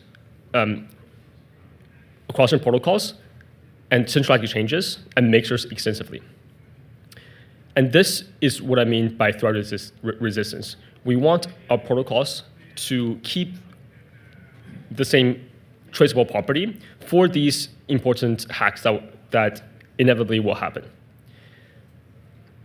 More in particular, we want to trace transactions that the collective society as a whole deemed to be hacks. And I think that's perhaps the one common point that most people can agree on, is that hacks are bad. We need to be able to prevent them. If we can't prevent them, we should better trace them and freeze funds at appropriate places. And that is the main contention. An on-chain privacy system cannot achieve all three properties at the same time. So how do we move forward? There are three categories of solutions depending on the trade-offs that they choose. First, if we forget about threat resistance, the technology that we have today is actually very capable. We can design what I call idealized privacy protocols that can preserve all the properties of public blockchains while enabling privacy in a self-sovereign manner. But that would not be threat resistant. It means that privacy is provided in a non-discriminatory manner, that it applies to individuals, it applies to businesses, it also applies to malicious actors.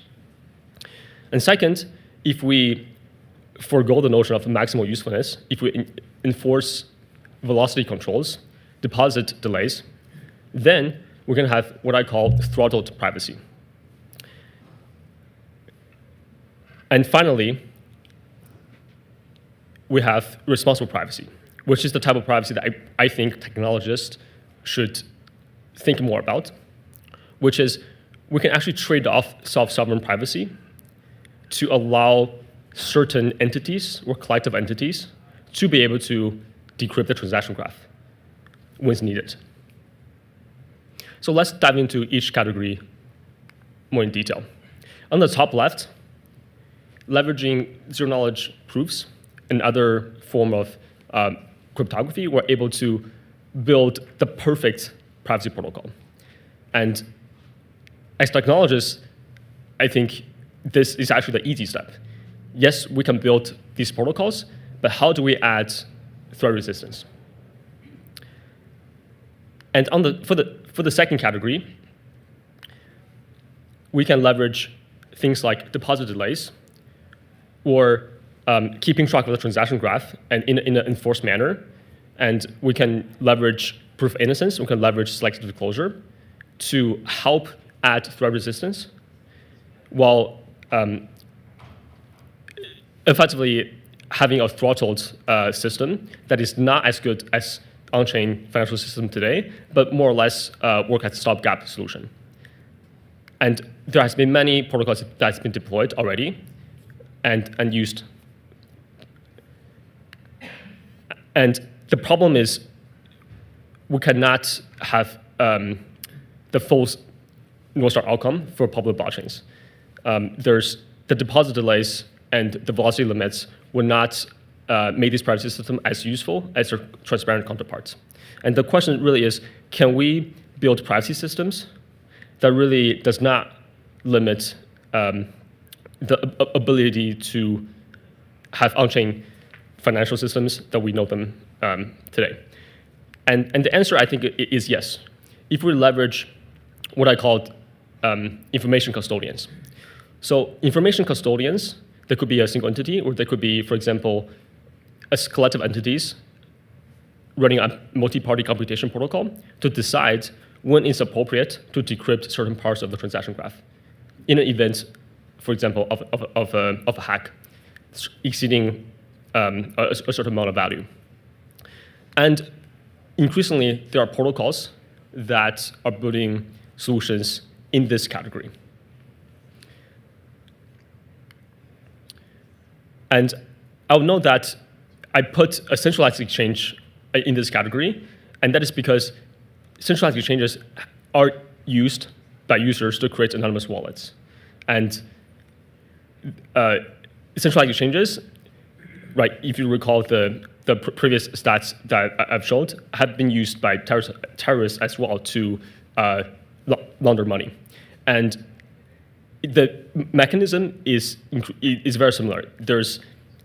If law enforcement would like to get access to the transaction data, they will need to approach the centralized exchange. While in a multi-party computation protocol, effectively the same will happen.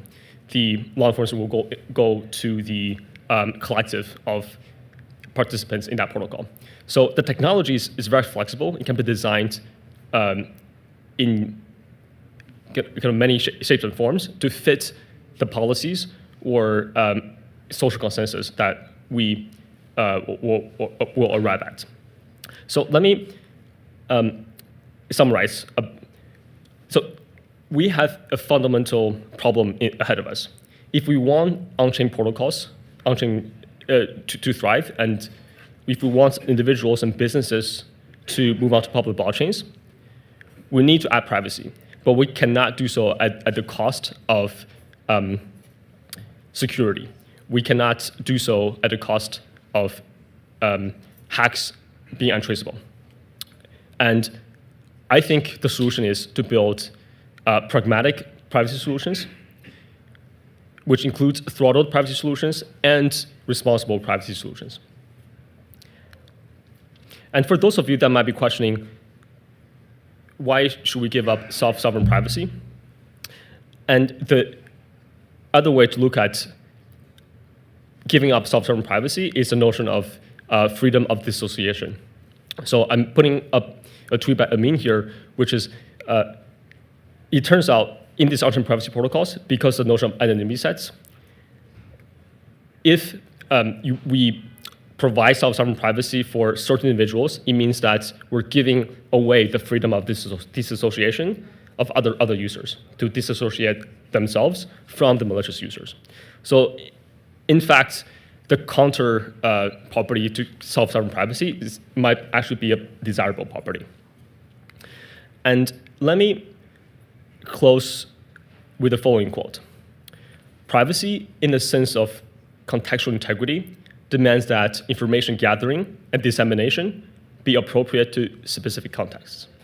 This is by Helen Nissenbaum in this framework called privacy as contextual integrity. And I think this is the best definition for what privacy is. Privacy is not secrecy. Privacy is not absolute notion. Privacy depends on what society, the collective, decides is appropriate to a specific context. So for on-chain financial transactions, the challenge ahead of us is to understand what is appropriate. What is the appropriate level of privacy for individuals, companies, financial institutions? What is the appropriate amount of privacy for people that might be malicious? And how do we build systems that achieve those properties? And I believe we can really build on-chain privacy protocols that achieve all the properties that I listed above. And I think just like nuclear physics changed the trajectory of the 20th century, on-chain privacy will change the trajectory of the 21st century. And we in this room have the collective ability to shape how that will come to be. And thank you. If I have time, I'll take questions.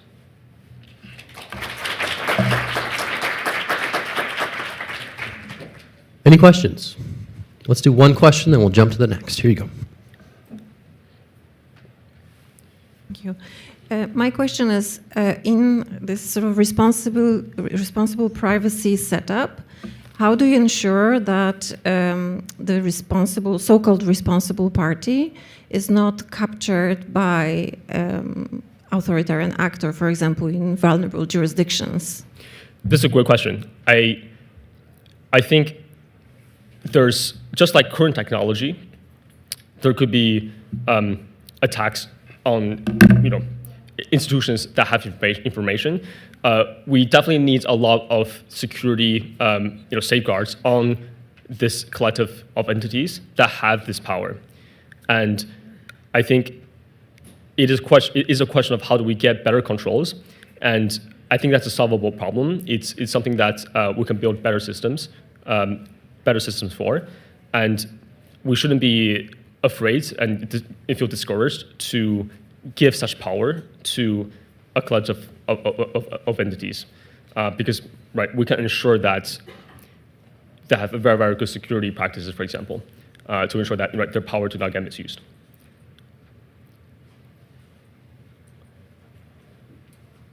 Thank you. Okay, thank you. Big thanks to Wei for getting us back in the room and filling it up capably. So thank you for leading us off. Our next session is on ZK, what it can and can't do for you. Hoping to clear up some misconceptions about the powers of ZK. And this will also have some time for audience questions should you want to lob anything up to the panel. So we are going to welcome to the stage Mike Orkett and Justin Thaler and Abhi Shalat. Give them a round of applause, please. Thank you.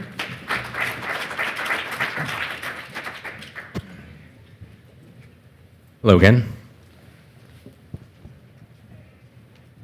Okay, so this panel, like Zach just said, is called What ZK Can and Can't Do for You.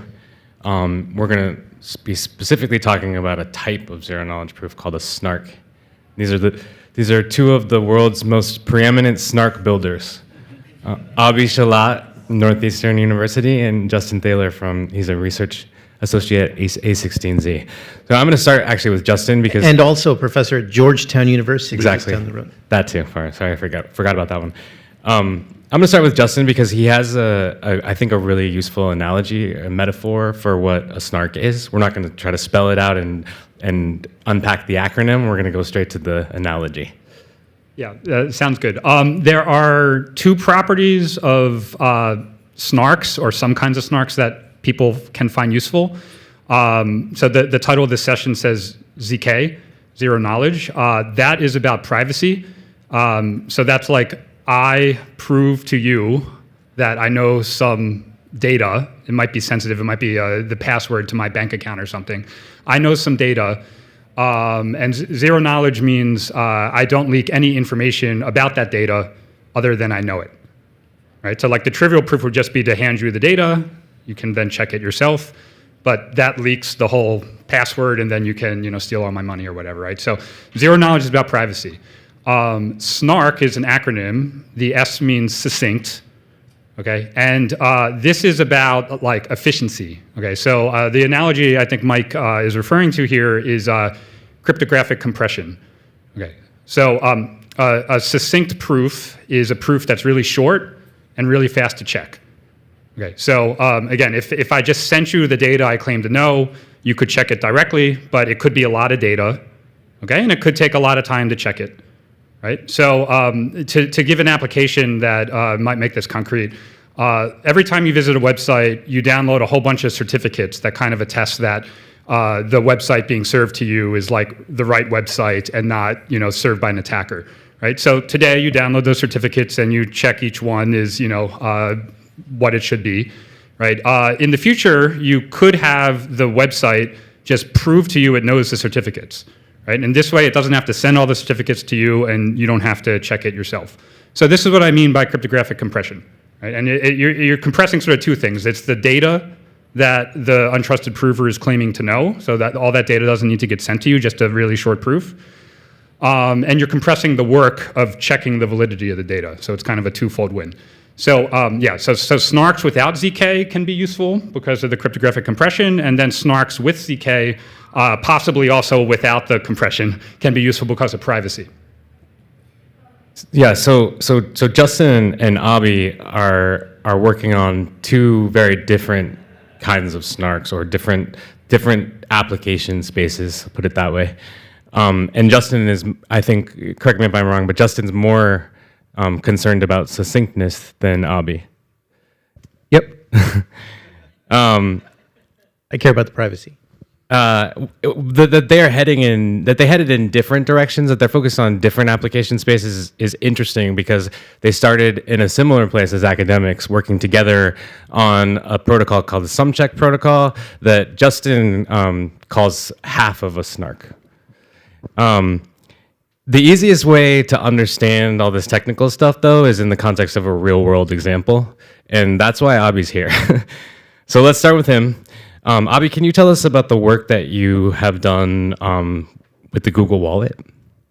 Yeah, sure. So I'm speaking as an academic and a personal thing, not representing anything Google will do in the future or has done or any of their opinions and so forth. However, I was granted the opportunity to work on Google Wallet. Thank you to my boss, Stavan, who allowed this and saw the future of privacy. Basically, and Google announced this this July, and it's been like 2.5 years of work that culminates with this. But the idea is that today in Google Wallet, you can hold your digital identity. So many states in the United States, about maybe 13 of them, issue digital driver licenses that you can use at the TSA, for example, at the airport. This morning, Boston, I used mine instead of my physical ID. So these states issue you a digital identifier, digital ID, a DMV, a mobile driver's license. It has all of your identity attributes that you currently have and more. Now, essentially, the idea is you can use this in place of your real ID, your physical ID, to prove things about your identity online and in person. So for example, in person at the TSA, they accept my thing. You can also onboard any US passport holder can basically hold their passport to the back of an Android phone and essentially get a digital identifier based on the US passport that you can also use at the TSA. Now, the thing that Google Wallet does is they now are going to allow you to use that digital identity online to prove attributes about yourself. So you can prove things like your age is over 18, your age is over 16 for like social media checks. You can prove things about your address. For example, if you're getting things shipped to you, you can prove that this is in fact you and that this is your address and so forth. Now, the problem is if you do this in the standard way, which was designed before we began working on this, you would unfortunately, the people who designed this protocol had a lot of things, a lot of goals in mind, but they had one small gap in which if you use your current digital identifier, digital ID, you would leak essentially a global cookie, a cookie that would basically allow all of the websites, the relying parties, to track you across the internet. There are some mitigations for that, but essentially the issuer of the credential, the DMV, they would always be able to track wherever you went. If they, for example, were to subpoena a healthcare website, show me all the people that used their digital ID to get access to some age-restricted content, then if through that subpoena, they would be able to figure out exactly who went to that particular website. So that is a privacy problem that we recognized and we understood was problematic. And Google started working on it a few years ago. I joined that team to work on it, and we built a zero-knowledge proof that allows you to essentially prove attributes of your digital identity to any website without revealing any extra information. So currently, I don't know if you've gone through this, if you need to prove something about your identity, currently the way that's done is you take a photo of your ID and you upload it to the website, and then they go through some process where they actually have a human check that it's, a person. You do a live selfie, etc., make sure that you're the same person on your digital ID. That process is broken because A, it takes you time, and more importantly, you've uploaded a copy of your driver's license, which unless you have 24, as the Lazarus group, the last speaker talks about, right? Essentially, most websites can be broken, all but the very strongest ones that have like 24/7 worldwide operations, all of them get broken into, and essentially if that's sitting in a database, that driver's license is lost. So, to summarize, currently the status quo requires you to take a picture if you want to prove you're over 18 or if you want to prove anything about your address or your gender, etc. And that's a problematic privacy position.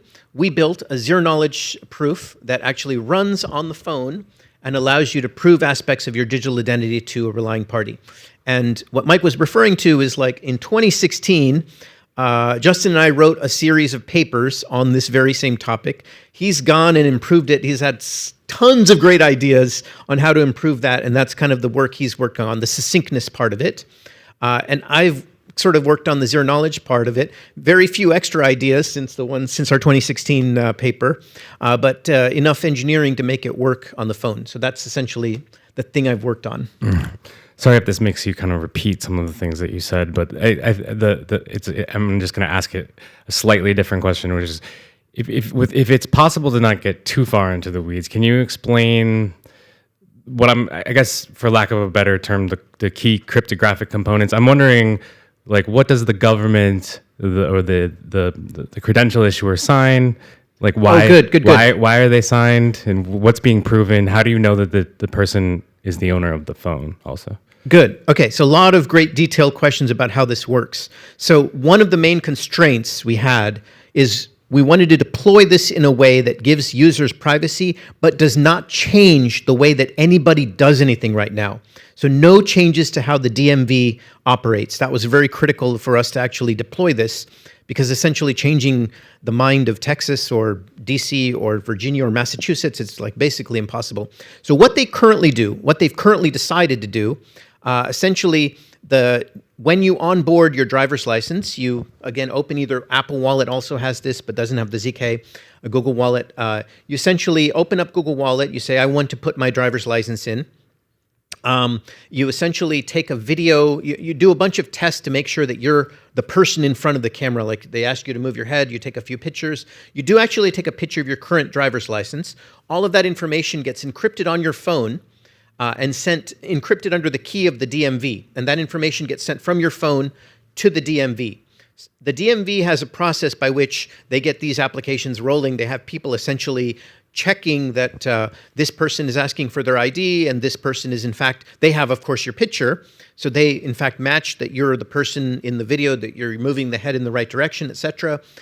When they say yes, they essentially issue you a signature on all of the attributes in your driver's license, your age, your address, all the things you see, as well as several other attributes like organ donor and a bunch of other things.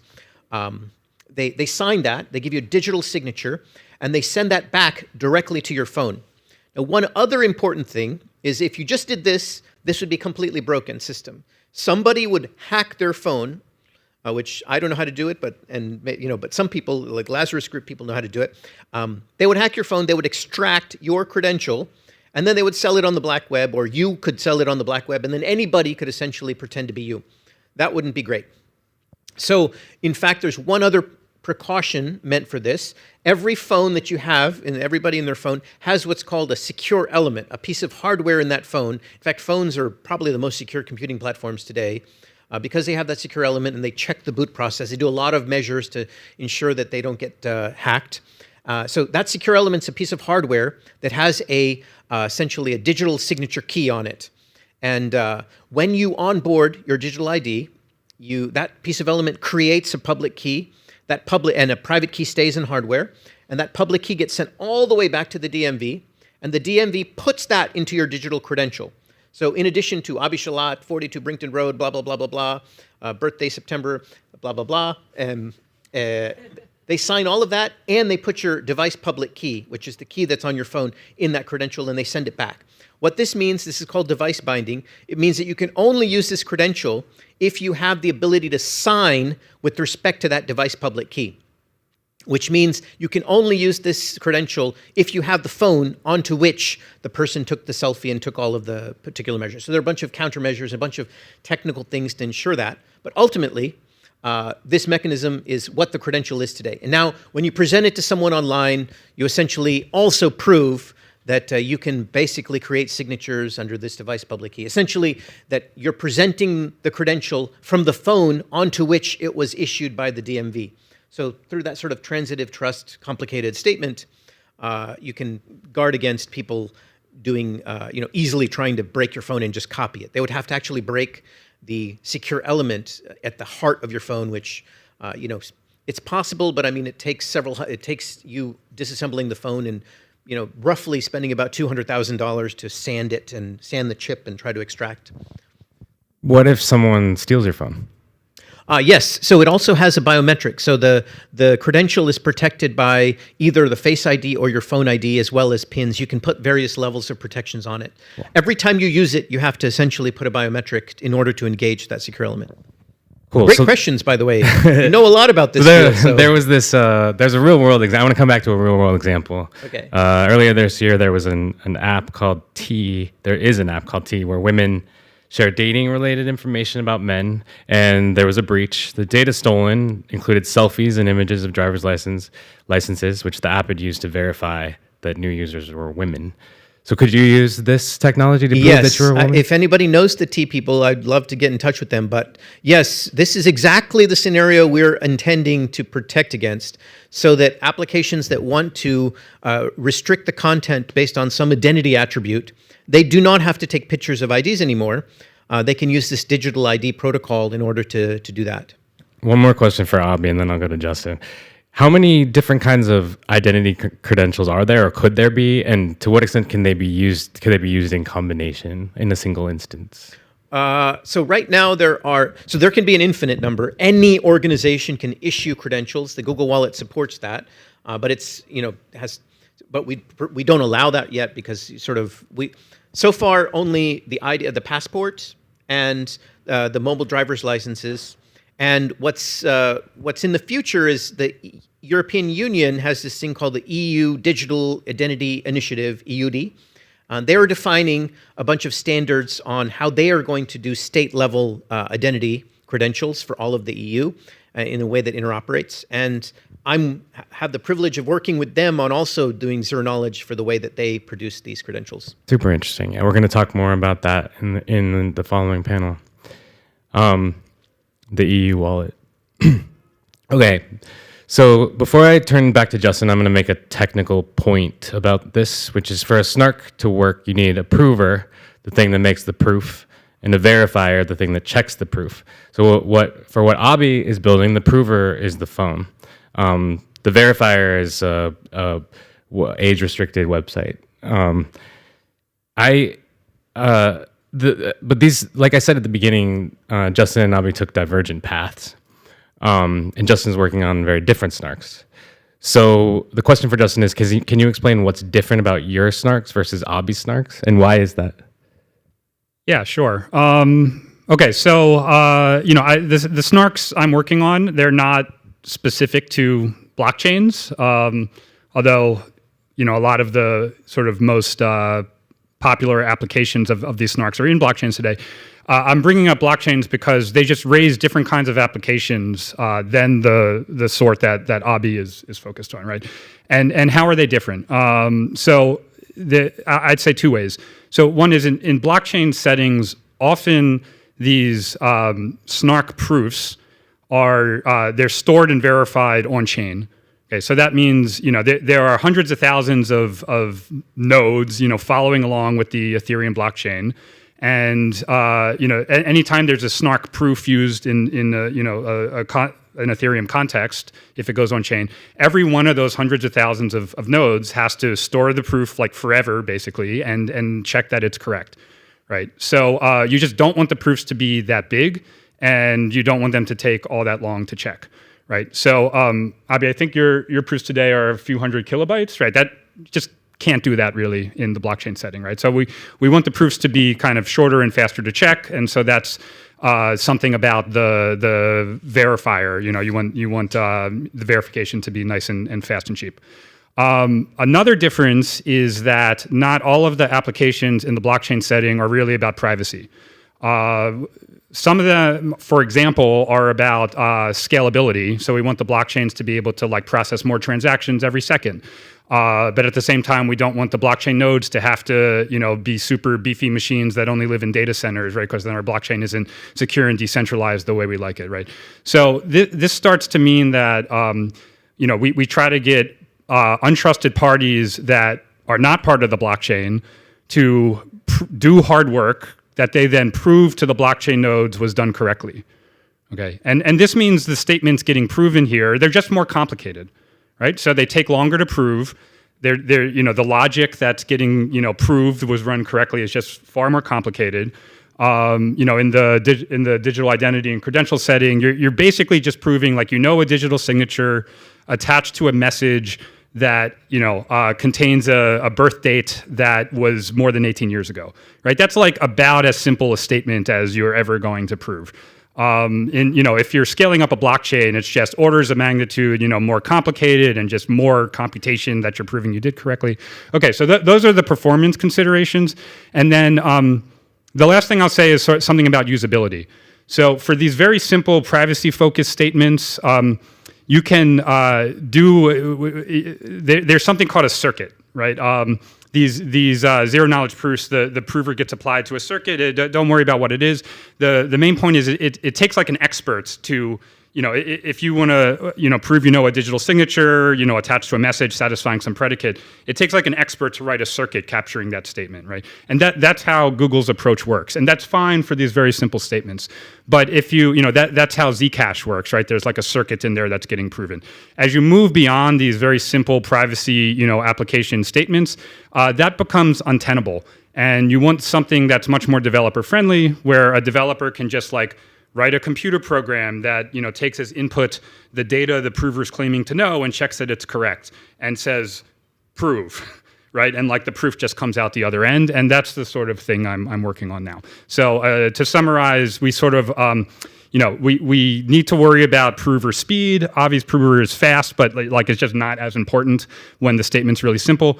We need to worry about how expensive the verifier is, and we need to worry about like usability so that you don't need a PhD to write a circuit, every time there's a new statement to be proved. Cool. So like I said, you focus on two different application spaces, and this question might be a little clumsy, but is there a place where the work that you two are doing converges? I was asking Abhi before about how many different credentials there are, how many could be used together. We're talking a lot about financial risk management at this conference. Could you imagine an instance where institutions are requiring lots of credentials to the point where actually the snarks that you're building would be more useful toward that end? Justin? Yeah, I'd say, as digital IDs gain adoption, and people just start, you put something in someone's wallet and people will run with it, right? So, eventually more and more complicated things will be getting proven on these credentials, and it'll become very hard to like maintain these circuits. And, if there's any little teeny bug in the circuit, then security is completely out the window because the prover will be proving it correctly ran the wrong thing. So the whole protocol becomes attackable.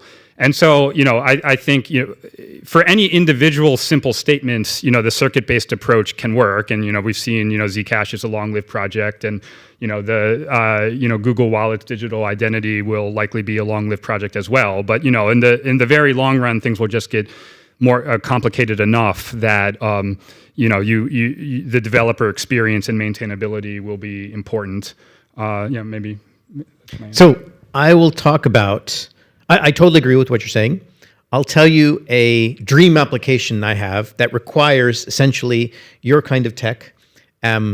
So by the way, Justin's stuff is about succinctness, not necessarily privacy. My stuff is only about privacy, not necessarily succinctness. And when the two actually, it turns out you can build the systems using exactly the same components. So you can actually also combine and get both of these things. And I'll tell you an application that needs both that and some sort of blockchain or some sort of common knowledge. And it was inspired by the events of earlier this year. But I would like a system whereby it's called ZK tax. So you can prove to the government that you owe exactly this many dollars of tax, and without disclosing any specifics about why that's exactly how much tax you owe, without having to give a Schedule A and a Schedule B and a schedule all of the transactions I made, all the stock that I sold yesterday and today, etc. I don't have to disclose all of those facts. I can just disclose the exact amount. And of course, that system requires a lot of infrastructure. It requires me to prove that I'm reporting all of the income. So there has to be some record of all the income that the W-2 has to be somewhere on the blockchain in some encrypted way where I can refer to it and make sure that I'm covering all. So a lot of stuff that I don't know how exactly to do. But that is a use case where you're combining many credentials. Like I work for this company, I work for this company, I got a W-2 from them and W-2 from them and this. And I also had a side hustle where I was selling this. This is all my income, plus these are the trades I made, plus that's like multi-credential scenario that also requires common knowledge about about all the W-2s that are out there in a way that's privacy friendly. And the goal being that you can't just have some random situation where someone with a laptop can walk into a building and download everybody's W-2s for the last 10 years. And that's essentially prevented by that kind of mechanism. And I don't see that as too far-fetched based on the tech and the future that I see with these ideas. You have anything to add? And I'll add one thing, which is a little in the weeds, but still I think worth adding, which is that these like circuit-based protocols, they are actually like a subcomponent of the non-circuit, like kind of friendlier developer experience protocols I've been working on in recent years. So these things are, the techniques are the same, they're not incompatible, and final thing I'll add is there's been a belief in the technical community that if you avoid circuits, there's like a lot of overhead, right? Like if you have a developer, kind of specify this circuit that's doing exactly what you want to prove and nothing else, that's going to buy you performance. And I think it does, but it buys you less than you would expect, right? So I hope that in the future, like the non-circuit stuff gets fast enough that the benefits will outweigh the real but not massive performance downsides. Interesting. Okay, so this panel is called "What ZK Can and Can't Do for You." So the final question for each of you, and let's start with Justin, and then we'll go to Abi on this one, is what is the most important technical limitation or obstacle to zero-knowledge cryptography that you feel deserves more attention? Yeah, I'm gonna, I guess, say more than one. Sorry. So one is bugs, right? So I think at some point this technology will sort of reach the same status as encryption schemes or digital signatures, where people just use them. They pervade our digital infrastructure, and no one's worried about how slow is the prover and is the thing secure.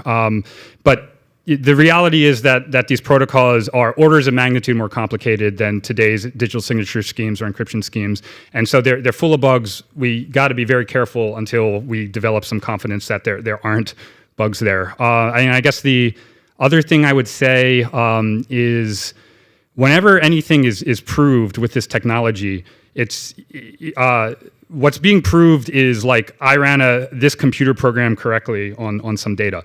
And so there's no wiggle room, right? So we talk about compliance, and privacy are not in tension when you start using ZK, and that's true, but the compliance notion has to be completely precise and programmatic. And, I worry a little that the legal world or the policy world has kind of deliberately built in wiggle room for human interpretation because some of these things might be impossible to formalize precisely, and then this technology forces you to formalize it completely precisely. Interesting. Abi? Wait, your bottleneck you pointed out was human error. Human error is I'm kind of saying it's a human wiggle room is kind of can be a good thing in some settings. It can also be a terrible thing in other settings, and maybe even in the same setting, it can be both. Yeah. Okay. And the question was, what are the bottlenecks that we see? What are the biggest technical obstacles or shortcomings or things that need to be still developed, worked out? So this stuff has been worked on since at least 1990, or at least maybe 1984, if you look at it even more generically. But the techniques the modern techniques start in 1990. They've been worked out, and I think there's room for these are very technical things. I think there's still some check, which is the basic mechanism that both of us use, is the best mechanism for succinctness and for zero knowledge. That's our theory. It's been our theory since 2012. My theory with you since 2016, because you convinced me. I think there's I think we're very close to the full understanding of that protocol. There are these special things like your de-randomization technique. I think that's the 7 selection thing. So there are a handful of other ideas that will make this slightly faster, but nothing that it's all usable right now. And that's evidenced by both of our engineering efforts. It works on a phone. It works on a blockchain. It works. Other people have demonstrated. Mutu has demonstrated on other applications.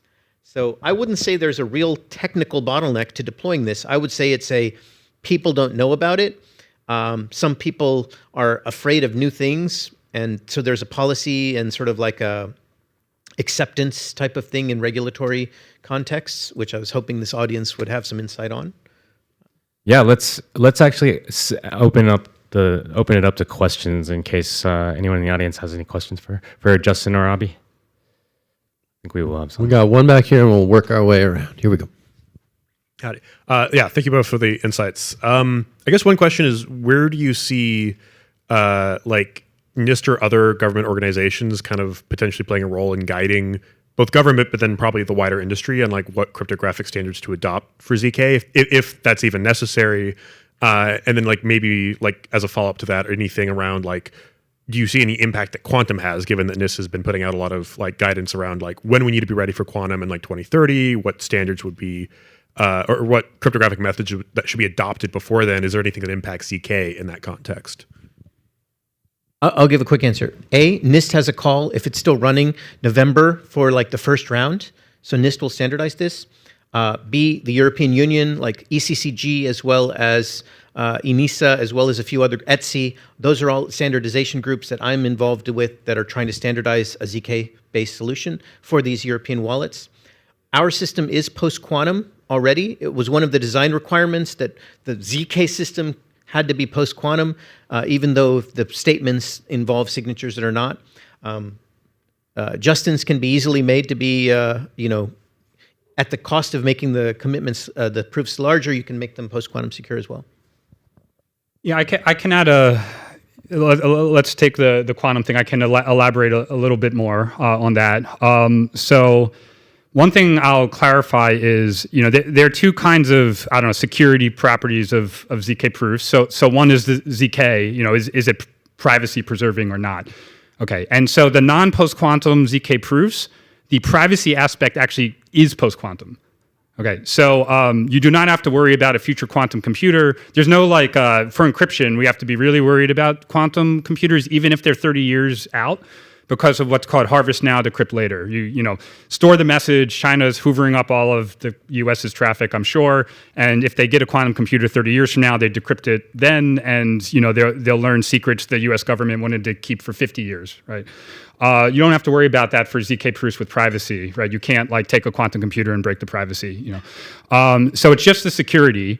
And so as long as, if these proofs come with a timestamp that says this proof was generated, now in 2025, and we don't have a quantum computer now, that's fine. Yeah. So we don't have to be too worried, too urgently switching to post-quantum, secure ZK proofs for these reasons. You can have someone rewrite history. That's the problem, no?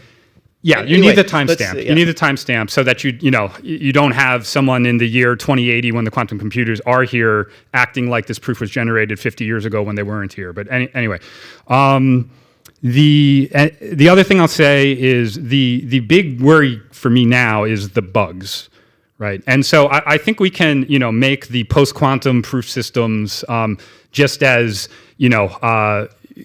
have the same confidence they're bug-free as the non-post-quantum proof systems. But I do worry that, basically, we'll get hit by an asteroid, by a car because we're walking down the street looking for the asteroid. The asteroid's the quantum computer and the car's the bugs, right? So I like to clarify where my focus is in the short term.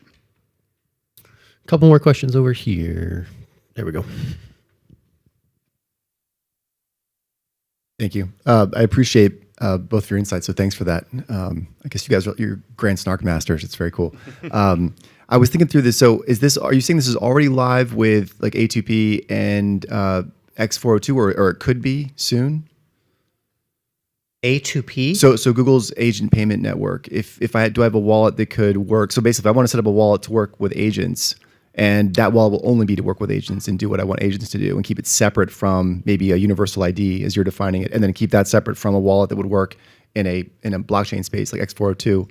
Is that kind of what you're saying this would be built for, to retain privacy in those three areas? So your use cases are ones outside of my consideration, and there are people working on that, I guess, agentic part of it, if that's what you were talking about. The part that I work on and that I have visibility into is today's Google Wallet, which basically only allows you to work using your phone to prove things about your identity online to a handful of relying parties. It's being rolled out, so there's only like a handful of places where you can now test this. But what will happen in the future, I'm not sure. I can only comment to what was in the press release. Okay, cool. Did I answer your question or not? Yeah, I get it. So different direction then too. Separate question is so number one, I think that just the data sharing market alone is like 350 billion. That's the websites you talk about saying they don't need to see the data anymore. But in some cases, they actually have a profit stream off that data.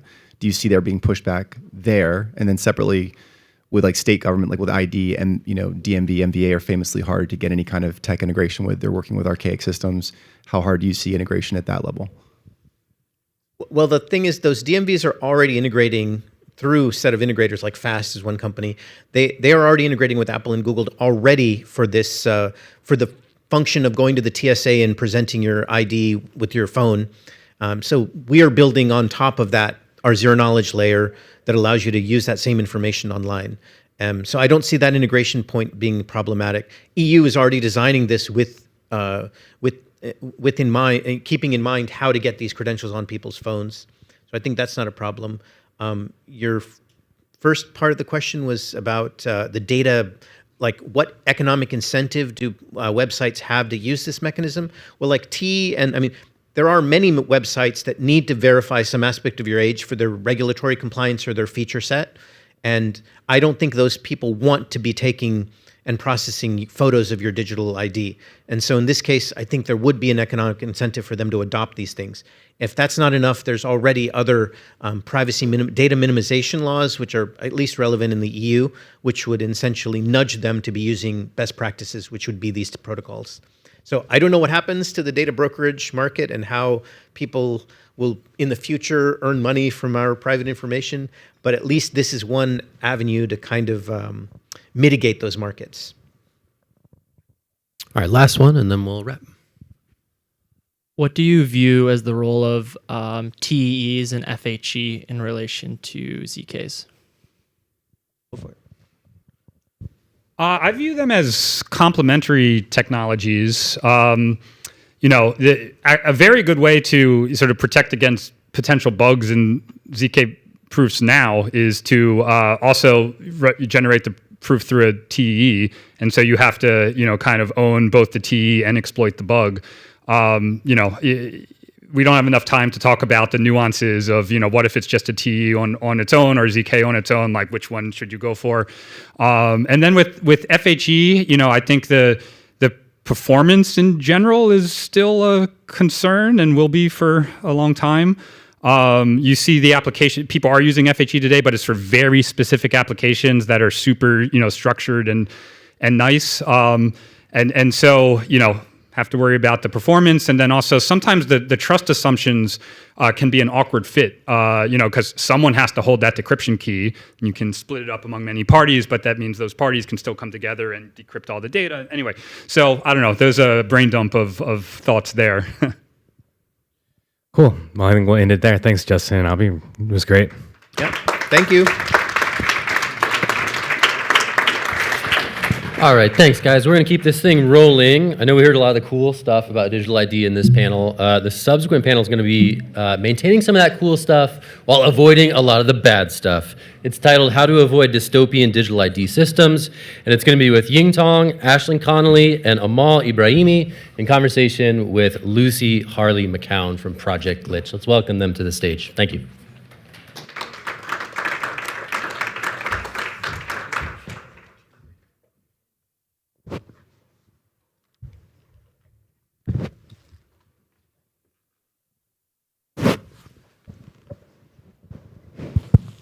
Hi, I'm Lucy Harley McEwen. I'm one of the co-founders and editors at Project Glitch. That panel really set us up nicely to talk about the EU wallet and age verification. So, you might be able to tell that I'm from the UK, and the UK has been slated a lot today for its age verification laws. So recently there's been the implementation of the Online Safety Bill, which stops you going on like 18 plus videos on Spotify, certain subreddits, like a bunch of different things, pornography websites, unless you verify your age. So that could be taking a selfie or uploading a picture of your ID, which I don't know. It seems like a privacy nightmare to me. And yeah, I'm living through it. So I'm super excited to kind of have these people on stage to talk about how I guess things could be better. Tech is being made, and like there are already ready-made applications that make this stuff better that like are almost being ignored at the moment. So yeah, if you guys could just introduce yourselves. Ying Tong? Thanks, Lucy. My name is Ing Tong. I'm an independent applied cryptographer. I've been working with the Ethereum Foundation on a zero-knowledge identity solution. It's very similar to Google's one. And in the past, I also worked with Zcash on financial privacy. Hello, I'm Ashling. I'm here with Tatseo. We are building a secure multi-party computation network to do lots of stuff with ZK, add private computation on top. We work a lot we do a lot with digital identity, a lot with payments, and all the services that you talked today about needing compliance, etc. Thanks, Lucy. I'm Amal. I'm here with Aztec. We are an open source ZK rollup on Ethereum that is enabling DeFi applications to benefit from the privacy, programmable privacy, as well as faster and cheaper transactions. And then I think it would help if we talked a bit more about the EU wallet. When I started reporting on the EU wallet, cryptographers were horrified. And yeah, Ying Tong, I wondered if you could just run through a few of the criticisms of like what the initial like spec was and like what's being like proposed to be rolled out. Yeah, cryptographers were horrified. This was late last year when the EU Commission asked cryptographers for feedback on their proposed digital ID credential. So they had proposed a design based on a primitive called salted hashes. It's not important to understand the specifics, but the headliner is that this credential is fully linkable, meaning that if you present this credential more than once, then these presentations can be linked to the same person. So the issuer would be able to tell where you're presenting it. The verifier would be able to tell that it's a repeated presentation by the same person. And so deployed at scale, it's a vector for mass surveillance. And I think, in fact, this is what will be deployed in 2026. By the way, this is also the mobile driver's license, which has been deployed in a couple of US states, is also the same, basically the same design, salted hashes. That's great. And then I wondered, like, well, it's not great. Yeah, I wondered, like, just thinking back to the last panel, like, I know it's quite similar to, like, what Google's doing. Like, why does the EF want to think about this? And, like, I guess I'm wondering if there's a role that decentralization plays in this? So, yeah, the Ethereum Foundation is interested in the registry layer. So, like, these public canonical registries of issuers, verifiers, revocation lists, any public information, such as decentralized IDs, that would provide the infrastructure for this digital ID system to run on. So having this hosted on a credibly neutral layer would basically make these systems more robust. Nice. And so it sounds like the first use case for the EU wallet will be digital ID. Amal, I just wanted to ask, like, why the current age verification laws are problematic, and if there are any jurisdictions getting it right. That's a really good question. In my views, I think what really makes current age verification laws flawed is that they're not really thinking about verifying someone's age, but they're rather thinking about how to prove someone's identity. And I think this kind of thinking really originates from the fact that they're only relying on legacy methods to verify age, which we know that those methods, I'm thinking, for instance, of self-declaration or having parental consent or even biometrics or uploading an ID, for instance, to prove who you are. All of those methods we know are very inefficient and they're flawed ultimately because what they're built on is just data hoarding. And when you do that, you are increasing a lot of data risks because you're creating all these honeypots for companies, and the compliance cost is really high. And we just know that it doesn't work. The current system doesn't work, but it's still the system that regulators are kind of thinking, using that lens to kind of conceive those laws. And I think that's really kind of that tension that we're seeing as to why it's just not working. And we really need to kind of think in a more innovative manner as to how we want to prove someone's age. I mean, I may be biased, but I do think that ZK here is really the solution to kind of bridge that gap. I think there might be also another solution in the form of MPC. Ash, I wondered if you could just tell us a bit about how that works. And the work that you're doing on it. Sure. I think maybe just following yours, like I think everybody in the room has been talking about ZK and agrees that ZK can get us a lot of the way. I can prove that I'm over 18. I can prove this. I can prove that I'm Irish. I can prove whatever. But there's also like another part of the room where there are some regulators who say like, but there's compliance and I have this kind of fuzzy language about what I might want to prove. And what about if, okay, sure, I prove I'm over 18 now, or I prove that my transaction was not on sanctions, my coins were not sanctioned, whatever. And if I do something bad later and they want to go and track my history, then if I use ZK alone, there's not much that can be done. With MPC, if you have this sort of private computation, there's a bit more that can be done later. And there's a question, I mean, there were several questions throughout the day. How should we manage this? Who should have access? Who should, be given access to maybe decrypt if given like the correct authority, given warrants, whatever. There are a lot of questions around this, but it's just to say that there are techniques that enable this type of thing now.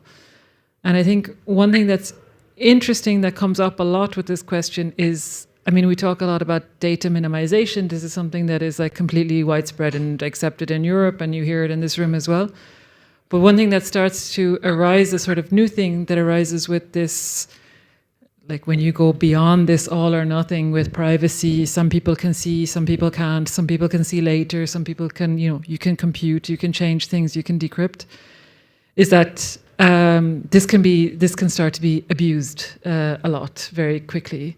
And so with kind of data minimization as one principle, you kind of start to see there should be some sort of principle around how this technology is used. So like so not just what you collect, but like what you do with the data once you collect it. So having some sort of limitations on usage is also super critical in this new realm of, privacy tech. Yeah, and I'm just curious if you could just, if it's possible to, give a kind of simple explanation of how MPC works. Because I think, we've heard a lot about ZK proofs, so... Yeah, so, I mean, with ZK, you heard, there's a prover, a verifier. Prover makes a proof, a verifier verifies. In MPC, I mean, at a very super high level, I have some private data. I have my passport data or whatever, like my transaction or whatever I'm trying to hide, my private data. There's a technique called secret sharing where I can take this private data, I split it into smaller parts. I take those small parts and I encrypt them. And I send each of the small parts to a different, what we call node operator, somebody running a node in this network that then does computation. Each node receives their encrypted share, and on their own small piece of information from which they can't tell anything, they do some computation. All the nodes do this, and at the end, they kind of bring all the shares back together and you get the result of the computation. So it's just, computing on encrypted data in a decentralized way, We also do it with ZK so that you can verify at the end that the computation was done correctly. So yeah, we're kind of at the point now where a lot of these technologies that we're talking about are being combined. And yeah, this is essentially how it works.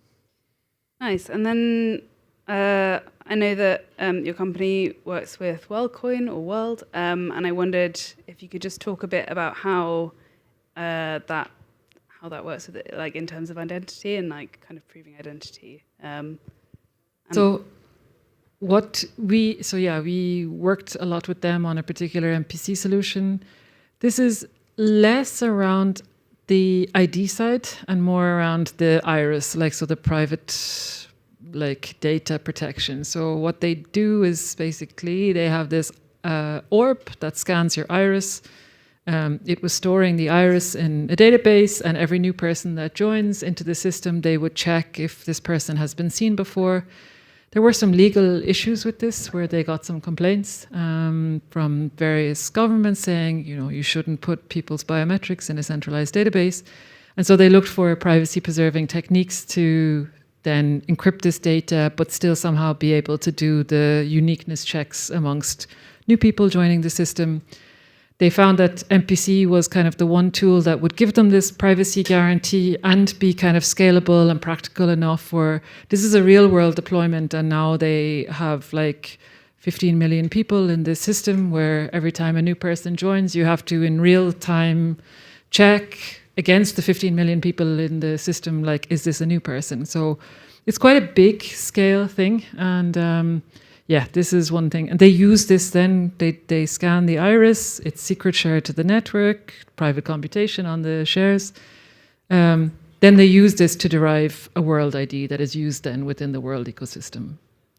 So it's a little bit different to a lot of the other kind of ID systems like the ZK ones where you're proving usually from a passport or some sort of other government issued identity. This is a different ecosystem, not a government-based thing, and it's using biometrics. And just picking up from that, I wondered, Amal, if you could talk a bit about some of the projects that are, in the world today that work, that could be potential solutions. Yeah, of course. I think the main projects that come to mind are ZK Passport, for instance, which is built with Noir on Aztec. And what they're doing is they're able to generate a proof of your identity, of who you are, without really revealing any of the underlying information. And for that, they're using the NPC chips that are in the passport that they're able to scan and encrypt. And through that, they can generate a proof on an application that could be on your phone, and you can scan that for various use cases that could be, for instance, to run KYC checks if that was needed, or just generally prove who you are. Or in the context of age verification, you can also prove that use that generated proof to be able to access a website, for instance, saying that you're above the age of 18. There are also a lot of other fantastic projects like Human ID, as well as Rarimo. They're kind of leveraging similar technology for similar purposes. And we're kind of seeing all over the landscape that this is now very much it's no longer a theory. We have the use cases, they're there, they're ready to be used. It's actually interesting because we're also seeing kind of the private sector and the big tech side also get a little more interested in these technologies. We've seen this year Google, for instance, roll ZK for their wallets, which was huge news. But we're still kind of lacking more interest on the public side of things. The only maybe example that comes to mind that I think really aligns with the privacy ethos may be the initiative that we've seen in Buenos Aires, where the city rolled out a ZK-powered wallet, which is now used by almost 3.6 million people in Buenos Aires are able to use it to access services that are provided by the city, whether it's healthcare or issuing driver's licenses. And I think that's really exciting, and we should be, at least the public sector should be looking more into things that are done like in Argentina. Nice, and I kind of want to stay true to the title of the talk and sort of talk a bit about what we want to see in the future and like future solutions. So yeah, like what kind of standards and principles would you all like to see going forward for digital identity? Ying Tong? Yeah, I think my comment is really more on process. So we want to avoid what happened with the EUDI cryptographers' feedback, namely delaying the involvement of technical experts to a point where it's just too late. Hopefully it's not too late, but to avoid this huge waste of resources and instead to bring in best practices and technical input from the very start. So I think the best we could do now with the EUDI rollout is to limit it to a subset of use cases for which privacy is not important and for which the whole identity would have to be presented anyway. I think, yeah, involving technologists and also involving best practices such as threat modeling could help us avoid a lot of these mistakes. So the EU Commission themselves had set forth really strict requirements around unlinkability, stating that issuers and verifiers should not be able to link individual presentations of a credential. Yet this did not prevent them from picking a solution that failed to comply with their own requirements. So yeah, if they had done a careful threat modeling, and if they had done a careful examination and taxonomy of use cases, and if they had involved technical experts earlier on, this could have been avoided. So I think my comment is a more meta one around process, and I hope that the solution we built will be sound and will be built on best practices. Ash? I think like there are a lot of principles that we've heard in the room today. Like, I mean, starting at this morning, there were kind of comments about how we should be thinking a bit more seriously and like, you know, thinking things through fully and going like the last mile.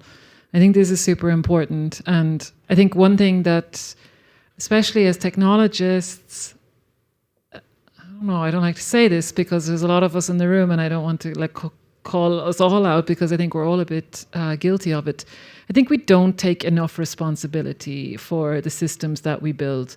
And I think like I would really like to, like for the technologists to feel as if you personally are responsible if something goes wrong in this system. How would you design a system if like you are going to be held accountable for this? And like, I think it's quite predictable that things will go wrong with these because they are experimental, they are kind of new technologies. So I think it's super important to sit down and actually like really hard, like think hard about how we want to build these systems. And then I think there are lots of guidelines like this Tearing Down the Walled Garden paper that was released recently and discussed earlier today. There's like a whole list of principles in there that I think like nobody will argue with. Like they're all like completely rational, sounds great. If this is practical, like let's go. But yeah, ultimately where you reduce control of authority, basically if you can try to decentralize, avoid surveillance, avoid harming humans. Another word I heard in the room a lot today, which is so great, is around dignity. And it's cool that I start to hear people saying this in response to technology. It's like, wow, okay, great. I don't know if it's just that there are policy people here or if technologists don't talk about this, but like, it's super nice. So I think like building for these things is great. Yeah. So decentralization, privacy, dignity, try to keep people human. Amal, let's go.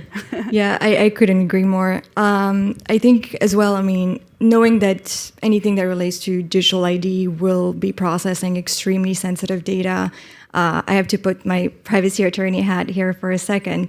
That rings a lot of alarm bells. And so we need to make sure that privacy is not an afterthought, and we cannot have any compromise when it comes to building a digital ID. And we need privacy by default and by design. And I think that also kind of ties back to Yintong's point, which was that we need the technologists to be onboarded in the design really early on to make sure that that's the case. And more specifically, we need to have more transparency as to how the data is going to be stored, how the data is going to be processed, but also ultimately how the data is going to be secured on these systems. And I think without that, then we're just creating a completely dystopian system that I personally wouldn't be able to endorse in any way. Great. I've come to the end of my questions. Is there anything that you guys want to say as closing remarks? I feel like those were quite good closing remarks, but if anyone has anything else to say, speak now. I kind of want to hear more about the Buenos Aires wallet because that's news to me. Like, is it a digital ID wallet? Yes. So what they rolled out is kind of similar to what the EU is working on, but it's fully powered by ZK, and it's been live since earlier this year, I believe. Don't quote me on it.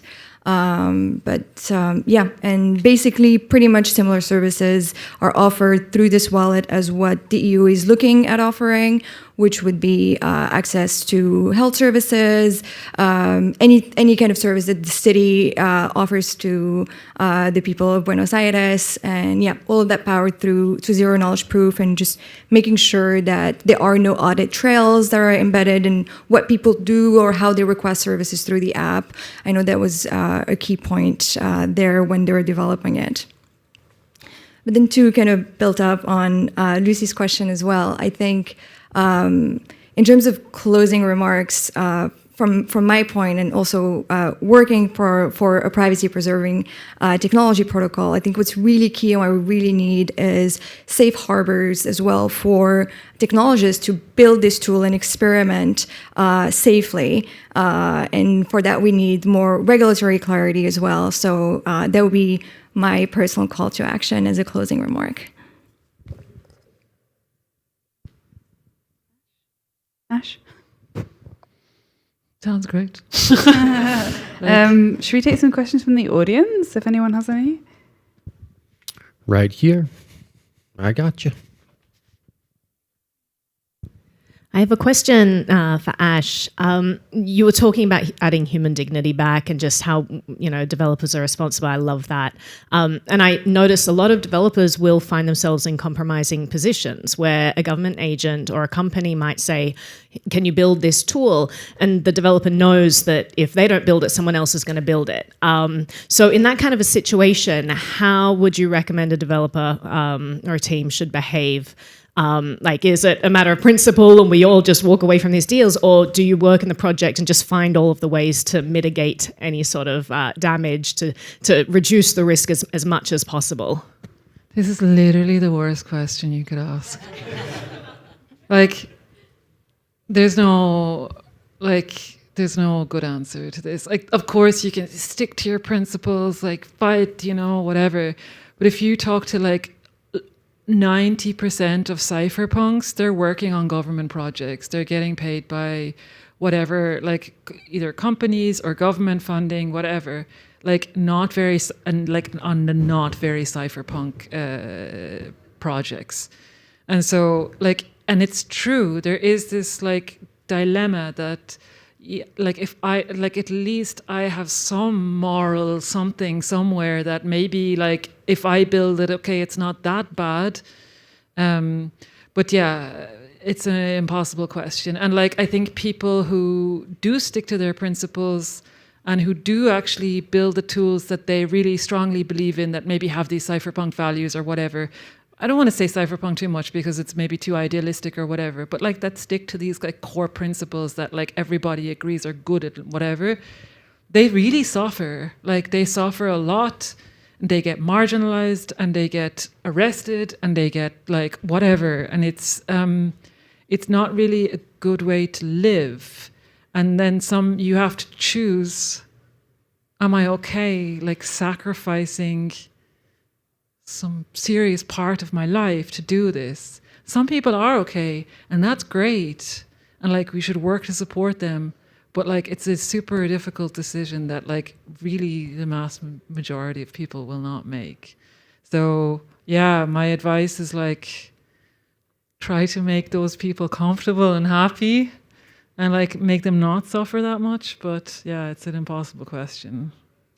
But I think one good way to reframe it is purpose limitation, which is related to data minimization. Like basically build an app that is so narrow and so useless at doing anything besides what is intended. So for example, like the Swiss COVID app, it literally just involved like phones sending out like random strings periodically. And then if any one of these people tested positive for COVID, they would voluntarily publish the log of random strings. And then everyone who found a match in one of the strings was in their vicinity would then know that they had been exposed. So unlike in many other countries, this contact tracing apps is really super useless, does not collect anything about your identity, about your location even. And yeah, this kind of like a mind hack as a developer, you can think of like how to make my app as useless as possible, as like limited as possible in its purpose in the data that it collects. Another good example was like, there was this paper called Not Yet Another Digital ID System. Yeah, and it was a bunch of researchers working with the Red Cross to implement human aid distribution. So they were working in these conflict zones where basically they would have to handle very sensitive information and potentially like adversarial regimes like the Taliban. Like you don't want this information to fall into their hands. So the question was, how could they design a system to distribute humanitarian aid without collecting identifying information, but at the same time allow them to enforce that that each participant is authorized to collect this aid. So yeah, it's not a direct answer to Naomi's question, but I think it's a useful reframing of our role as developers. Yeah.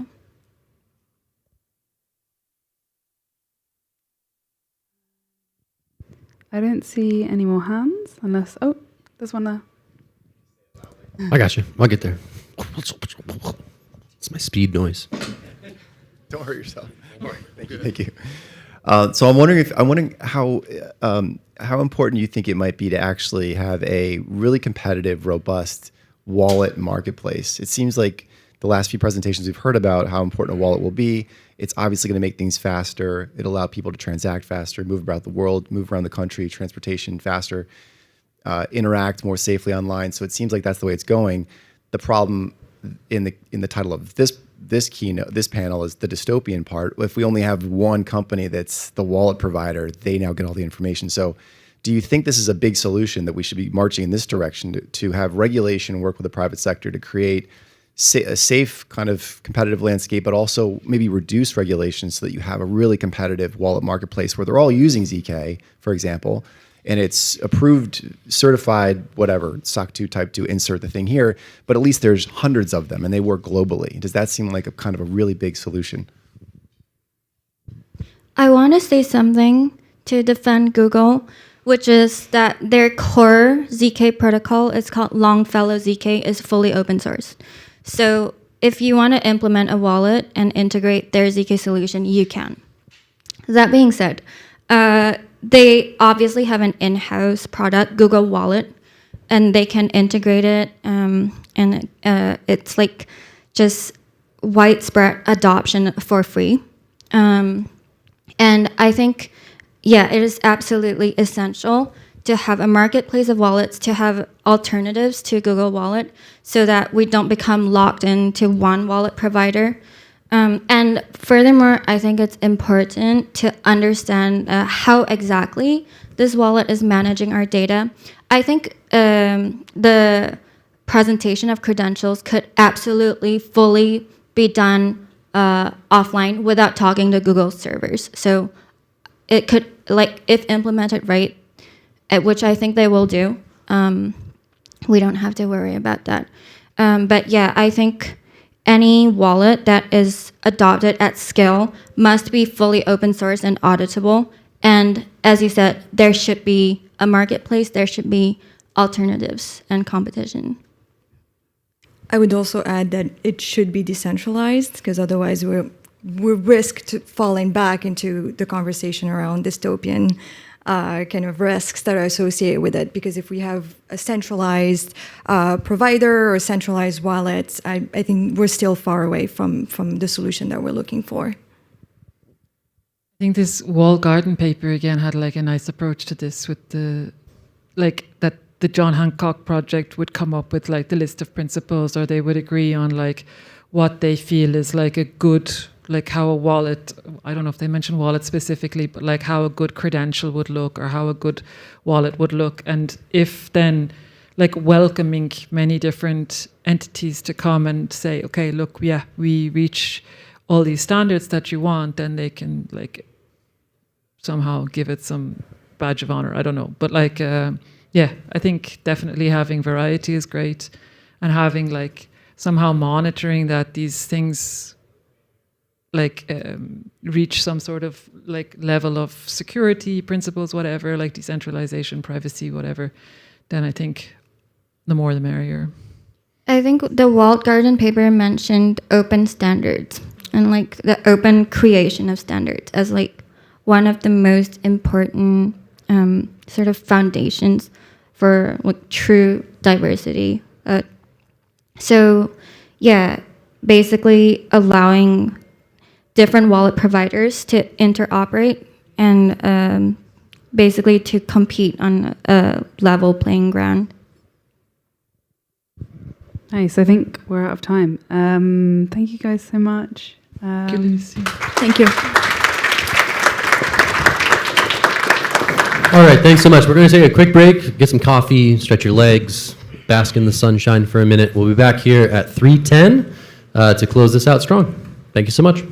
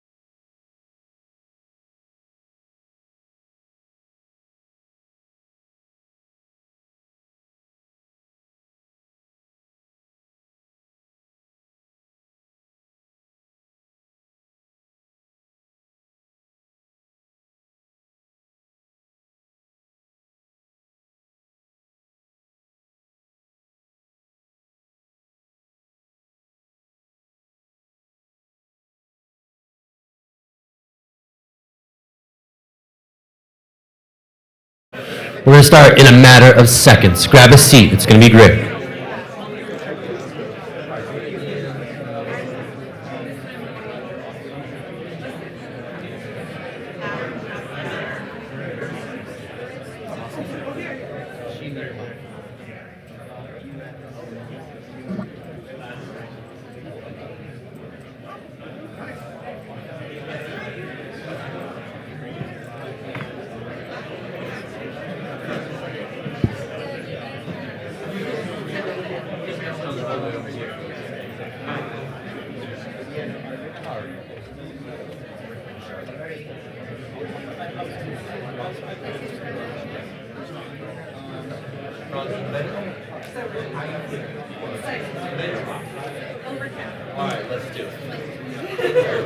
All right, I've just gotten word from the moderator that she is over-caffeinated and ready to rock this thing.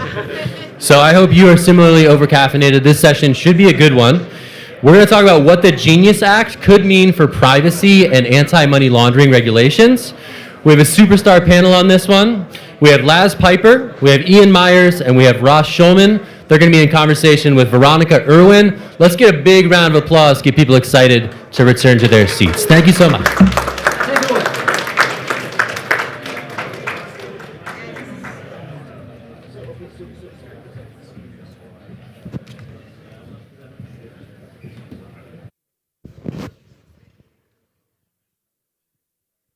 All right, I'm excited about this one. Like we said, we're talking about how Genius Act can, or what the implications of the Genius Act are for AML and privacy.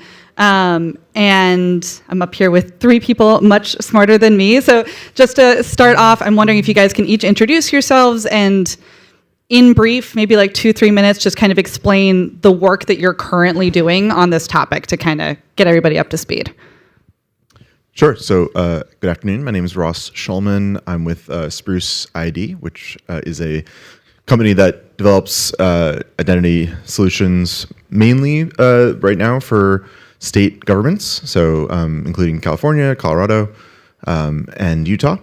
And personally, I'm actually working for most of the pertinent stuff related to what we're talking about today on our response to the Treasury's RFI and just kind of thinking about how digital identity and public policy intersect. Okay, so I'm Ian Myers. I am a professor of computer science at the University of Maryland. More relevantly for this audience, I was a co-inventor of Zcash. So that came out of my PhD thesis. The other thing that came out of that, thank you, though for the feds in the room, I had nothing to do with it, was Tornado Cash and every other major privacy-preserving protocol except Monero. Sore point there. Then did a bunch of work on the foundations for decentralized anonymous credentials back in 2014, believe it or not. Privacy-preserving smart contracts, so the stuff underpinning Alio and Aztec was a paper we wrote. I'm an advisor to Alio. And these days I've been working on anonymous reputation and programmable identity on the academic side, which is a tool that I think will be quite relevant for these kind of problems. Hi, I'm Laz Piper. I'm the research director of the DeFi Education Fund. We are a nonprofit advocacy group here in DC.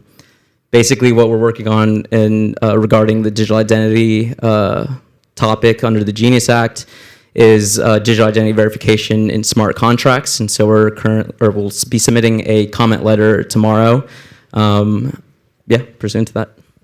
Awesome. And I guess I should contextualize a little bit who I am, because independent journalist probably doesn't mean anything to the people in this room. But yeah, I am a freelance reporter. I was most recently at Unchained covering crypto policy and regulation. Before that, I was at Forbes and at a publication called Protocol. And I report on these types of things. So like Ross kind of hinted at, the main topic, or like I guess the subtopic for this panel is this Treasury Department request for information, or RFI, that was put out on August 18th. And it asked members of the public to provide input on innovative or novel methods, techniques, or strategies to detect and mitigate illicit finance risks involving digital assets. Specifically asked for information about APIs, artificial intelligence, digital identity verification, and blockchain technology. And where this connects to the Genius Act is this was requested in the Genius Act. The language is almost exactly the same, and it asked Treasury to launch some research into these topics within 30 days of the bill being passed. So just to start, can one of you kind of catch us up on like why is this part of the Genius Act? Because it's not specifically about stablecoins. So how did we end up here? Maybe Laz is good to talk about this? Yeah, sure. So basically in the Genius Act under Section 109, the act basically requests that Treasury does a RFC, a request for comment, on a variety of technological approaches to mitigating illicit activity risk in the digital asset ecosystem. Basically, it's just been an appetite in Washington, as you can imagine and have seen. And so they kind of just wanted a better understanding of what works, what doesn't work, what are the risks. And like the second part of that section actually asks Treasury to write a report on the various risks, including privacy. And like you said, there's been an appetite for this. There's obviously been a lot of talk about this in Washington, but if you're taking a skeptical angle, there's also this question of like how much of it is lip service? How much of this is actually like genuine interest in going to go somewhere?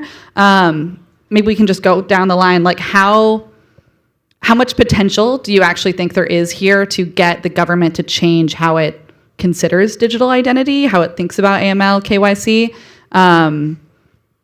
Just to kind of help us understand the table stakes here. So I think the answer to that is more than we've seen than in my memory, at least. I think the flip side of that is that we're still talking about the federal government here, so things may still move incredibly slowly, even though this is the sort of the most movement that we have seen in, I don't know, 20, 30 years or something on financial privacy. For folks that are not government folks, like what do you mean by incredibly slowly? Like what is incredibly slowly by government standards versus for this private sector? I mean, you know, it's entirely possible that Treasury could get in the results of this RFC and do nothing with it, right? I mean, they're not under any legislative requirements at this point to do anything further other beyond the sort of call for information that Laz mentioned. So they could just shove it in a drawer somewhere and say thank you very much. They do have requirements to do other rulemaking pursuant to Genius Act, but my understanding is not about that. They don't have any requirements to do so about the financial privacy questions that were posed in the RFI. You know what slow could mean. It could be anywhere from 18 months to a decade. Like who knows, right? It's sort of there's no obligation for them to do anything other than the pressure that we the people put on them. So, Ian. There has always been some interest from like folks at FinCEN in like alternative means of doing KYC and identity. They've always wanted people to come up with ideas. There haven't been ideas for the most part, and there wasn't political will from the top down, and there were other parts of Treasury that were not interested in that. To some degree, it seems like this has changed, but I'm a computer science professor, not a political science professor, and I don't hang out in those bars in DC, even though I do live here. So my opinion on this is worth exactly zero. You know, I don't think I could add much more than Ross. I think he had a pretty good answer. I will say that it's good that there is an RFC, though. It's like a very democratic process and get public input, which I advise all of you, if you can submit by tomorrow, to say something. So that's always a positive thing. And just so we understand the process here, like literally what happens next? Is it possible that they just get all these responses, all these comment letters, and do nothing from there? Or do they have to produce some kind of report sharing, how they interpreted these responses?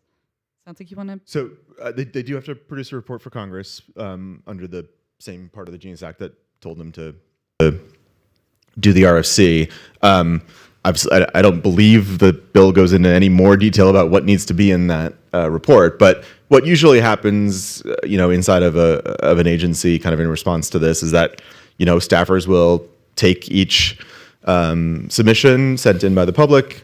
Usually, they'll chop it up into sort of subject matter pieces and farm them out to the various kind of people who are going to be going over it, and they'll go through and read they'll read responses, and then they'll synthesize kind of what they have learned into this report that they'll send on to Congress. Okay, and then let's talk about what you guys are actually commenting. What Treasury might be actually reading through. Like Laz said, the deadline is tomorrow. My understanding is that deadline is often a little flexible too. We might see more. But last I checked, there were 114 comments submitted, and I don't think any of you guys had submitted yet. So I'm wondering if you can give us a little preview about just the outline of what your comment letters say and what you're going to recommend. Can we start with Laz? Yeah. So, we take we really advocate for privacy in this space, and interestingly, the section that asks Treasury to do this RFC only asks them to look into technologies that financial institutions can use. But when you read the RFC, they actually mention digital identity verification in smart contracts, which is not a financial institution, it's just software. And so that basically requires us to say something, because that is that is what we advocate for, is just decentralized finance. So for us, we answer a couple things. First, they do ask, what are the trends and what are responses to mitigating risk or illicit activity risk in the digital asset ecosystem. And we found, which I think a lot of people can attest to this, that it's fundamentally a cybersecurity issue. We need very strong development of DeFi protocols. I think hacks are not just in DeFi, but even in traditional finance, are pretty fundamental to illicit activity. And so, there's the Security Alliance, which we really like. There's ImmuneFi, which is they broker relationships between security researchers and protocols so that people's code is audited. And so, we think there should be an appetite in federal government to really work with the cybersecurity sector and make sure that this stuff is secure. And then the second part of that, we do touch on the digital identity verification. It is an evolving technology, and so we really want Treasury to consider all the risks that arise from this evolving technology. The panel on the dystopian aspect of it, I think they really nailed it on a lot of different factors. But we also include one factor that I feel isn't talked about enough, but on the issuer side, there still needs to be a source of truth that's signing off on your credentials. And whether that's a federal agency or a government authorized entity, it's currently U.S. policy that they retain all the information you submit to them. And as we all know, that's created these massive central repositories known as honeypots that have been the target of hacks for as long as we've known. And a lot of that is very sensitive information, American sensitive information. I'm sure you guys can remember the 2017 Equifax hack that basically took half of Americans' information. And so we want Treasury to slow down, consider the risks here, and also allow technologists to evolve and build things that are very privacy enhancing. I think there's a lot of good work being done out there that's tackling it step by step. The last panel hit on this too. It's you have zero knowledge proofs, but now you have MPC, and it's just you keep going down the line until we can get probably to a more secure place. I'm not necessarily a doomer by any means. I think that technology is good, but it should be built responsibly, and allow people to build responsibly then, and to build safe technology for people to use. Because I know identities have many use cases. They're going to inevitably evolve. So. And Ian, you're not writing a comment, right? No, I can go last because I can explain some other comment with a co-author of mine who I let him volunteer to do the hard work to translate into a thing. Cool. So we'll circle back. Ross? Sure. So, being a digital identity company, we've sort of have come at this RFC with that kind of hat on. So, and I think our response kind of runs a range from some really kind of low-hanging near-term fruit that could be really make everybody's life just a little bit easier, which should be sort of, okay, when a bank or brokerage or whatever is doing know your customer, maybe we should be able to use a mobile driver's license instead of actually having to take a picture of our license and send that in and yada, yada. So that's kind of, I think, relatively uncontroversial and would be great to have, So that's sort of like this far end. And at the other far end, I think there's an opportunity now to actually kind of more radically rethink how the KYC/AML system works in our current or how it works now. Rethink that and move more toward a system where every single bank and brokerage has to do their own KYC to a system where maybe you have a trusted party. I think we use the term identity trust in the submission, but where that party can do the KYC work and issue digital credentials to the individual that you could then present to any bank or any brokerage that you wanted to work with. The technical details are sort of, you can read our submission if you want to, but it's sort of a system where we can use the zero knowledge or multi-party computation techniques that the previous panels have been discussing to get better privacy for individuals who are engaging with the financial system, more access to financial flows by regulators and investigators, but only in situations where they have gone through a legal process of some sort that would obviously have to be defined in law and so forth. So there's like a lot of room for interesting kind of future thinking. And again, this is the sort of thing where it's not going to happen next week or maybe even next year, but we have an opportunity here to sort of paint a picture to give regulators and legislators an idea of what the technology is capable of producing. Sure. I mean, yeah, the chance to get heard out is definitely valuable, whether it yields anything immediately or not. Ian, I said I'd come back to you. Yeah. So, friend of mine, Peter van Valkenburg, who's the director at Coin Center, and I wrote a paper, something, Tear Down This Wall, it's got a very long name, on how to do better privacy-preserving KYC. And he's submitting a comment based on that. Luckily, I don't have to stay up writing it. And it hits a lot of the same points here that you all mentioned, but the key point is you really have to rethink this. You can't give someone your identity information or even prove something about it, because that actually doesn't work. A proof that you're not a North Korean now is not very useful in 5 minutes. To go back to a system where you keep all your data, and we have a way of doing sort of dynamic risk scoring where you can verify or compute how risky you are on an updated basis and send that attestation to various parties. And the reason you need to do that kind of a system is anything you build where you end up with a central repository of data, whether it's in the hands of the government or a third party, or even you do some fancy cryptography to secret share it between 3 people. Hint, if you hear a pitch for that, it's never 3 people, it's one guy in a trench coat pretending to be 3 subsidiaries. If you do that, that data will get stolen. So you mentioned the Equifax breach. Do you know the thing that happened before that involved the same actors? Okay, so who here lost their data in the OPM breach? Okay, so we have a couple of people who have security clearances. So hackers, the US accused and I believe indicted in the Ministry of State Security, compromised the Office of Personnel Management database, which keeps security clearance applications.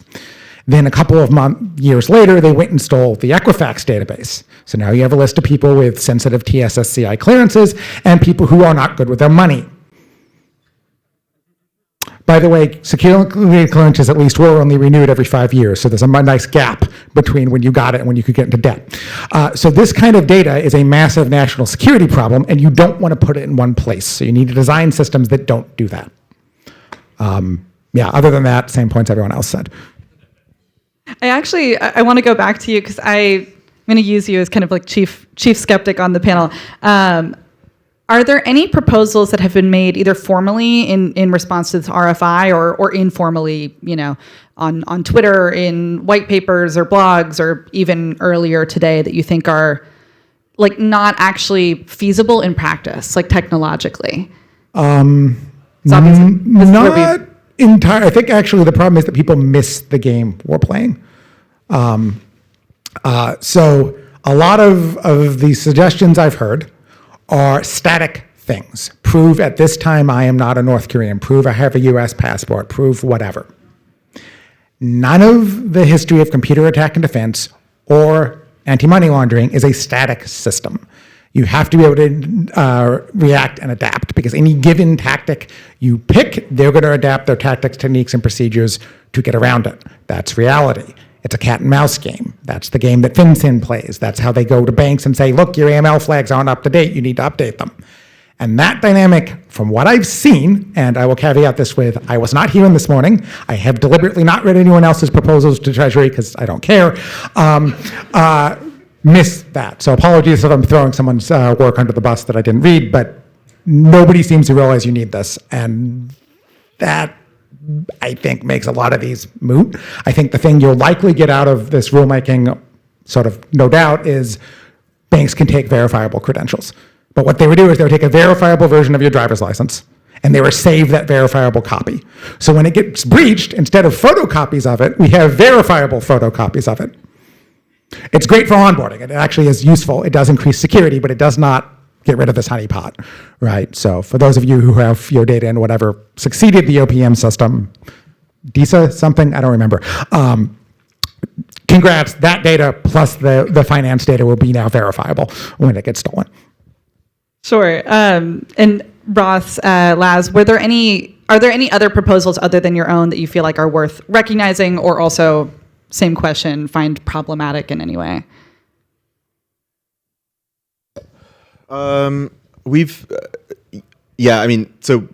had a couple of other organizations that we've been going back and forth with and discussing our various submissions.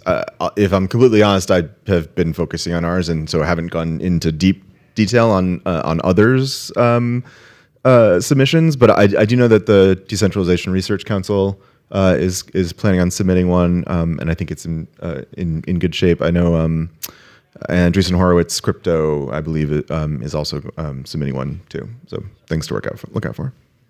Yeah, I haven't read other comment letters. I did read Ian and Peter's report, though. Thought it was great, so eager to read that letter. But yeah, aside from that, no. Sure. And then I'm also curious, are there any NIST standards? If you guys don't know, that's the National Institute of Standards and Technology, which, as it sounds, develops standards for these types of things that apply here. Are there any kind of boundaries, I guess, set by those standards that we need to be aware of? This is not entirely my wheelhouse, but NIST is, especially through their National Cybersecurity NCCOE, National Cybersecurity Center of Excellence, I think, is what it stands for, has been working on developing standards for digital identity and digital identity proofing, and so there is some work going on there. And then I think, just more broadly speaking, NIST does plenty of cryptography work as well, and so just sort of as a base layer, there's important things happening there as well. Yeah, so there's both a good thing and a risk here. So NIST is, by my understanding, one of the people, or the people, standardizing the formats for digital identity for MDOC. I could be wrong on that, but and I would imagine those standards are going to be used in the simple sense of there's the standard, and someone's going to say, look, if you're a financial institution, you will take that standard issued by states. There's not going to be a question of who can issue it. It's going to be these states with these public keys, and that'll be your verifiable credential. I think that's likely what will happen. There are two things to keep in mind, though. One, that could easily end up with a thing where it's tied into particular mobile platform manufacturers, Google, Apple.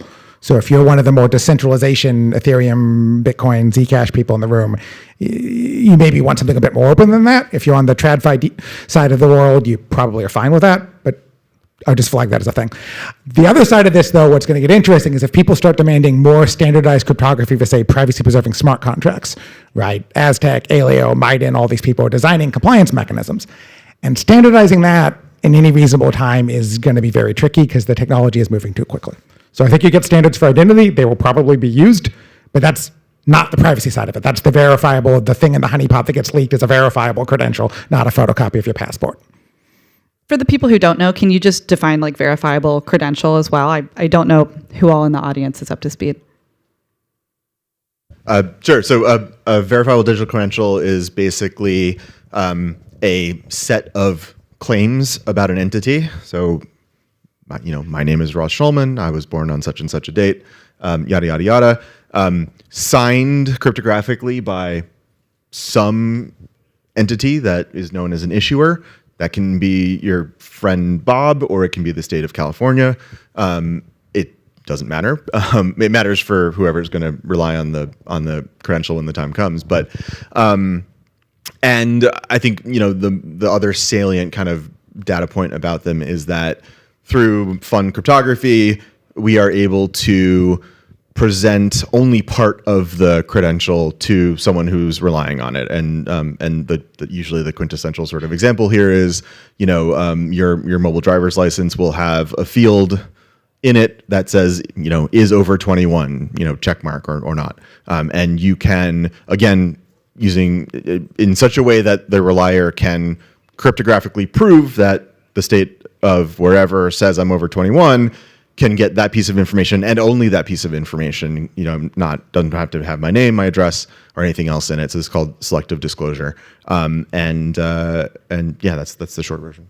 Yeah, so the reason I had you go is that is the technically correct version, and I would have given a far too short spiel, but the way to think about it is take the barcode that's on your passport or the weird barcode on the back of your driver's license, and imagine they took that and literally put a digital signature on the information, and you can submit that over the web and someone can look at it and verify that it's genuine. And you should think of it in those terms, not the selective disclosure, because for KYC for a bank, the selective disclosure is going to be you have to disclose everything. So it's just literally, we know you didn't Photoshop a passport, it's verifiable. So that's the abstract over the cryptography version. Okay.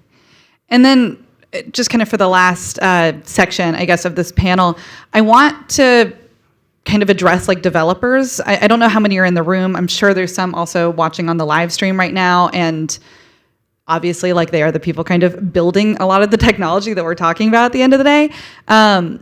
What is the takeaway for developers that this RFI exists, that Treasury is looking into it? Is there any more safety or I guess protection or leniency to develop and experiment with these types of tools? What should they feel comfortable building versus what might be crossing a line somehow when it comes to building privacy technology today? I'll go to Laz because DeFi Education Fund, this is kind of your wheelhouse.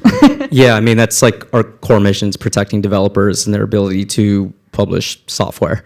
And so, the RFC is really just pretty straightforward, just an RFC.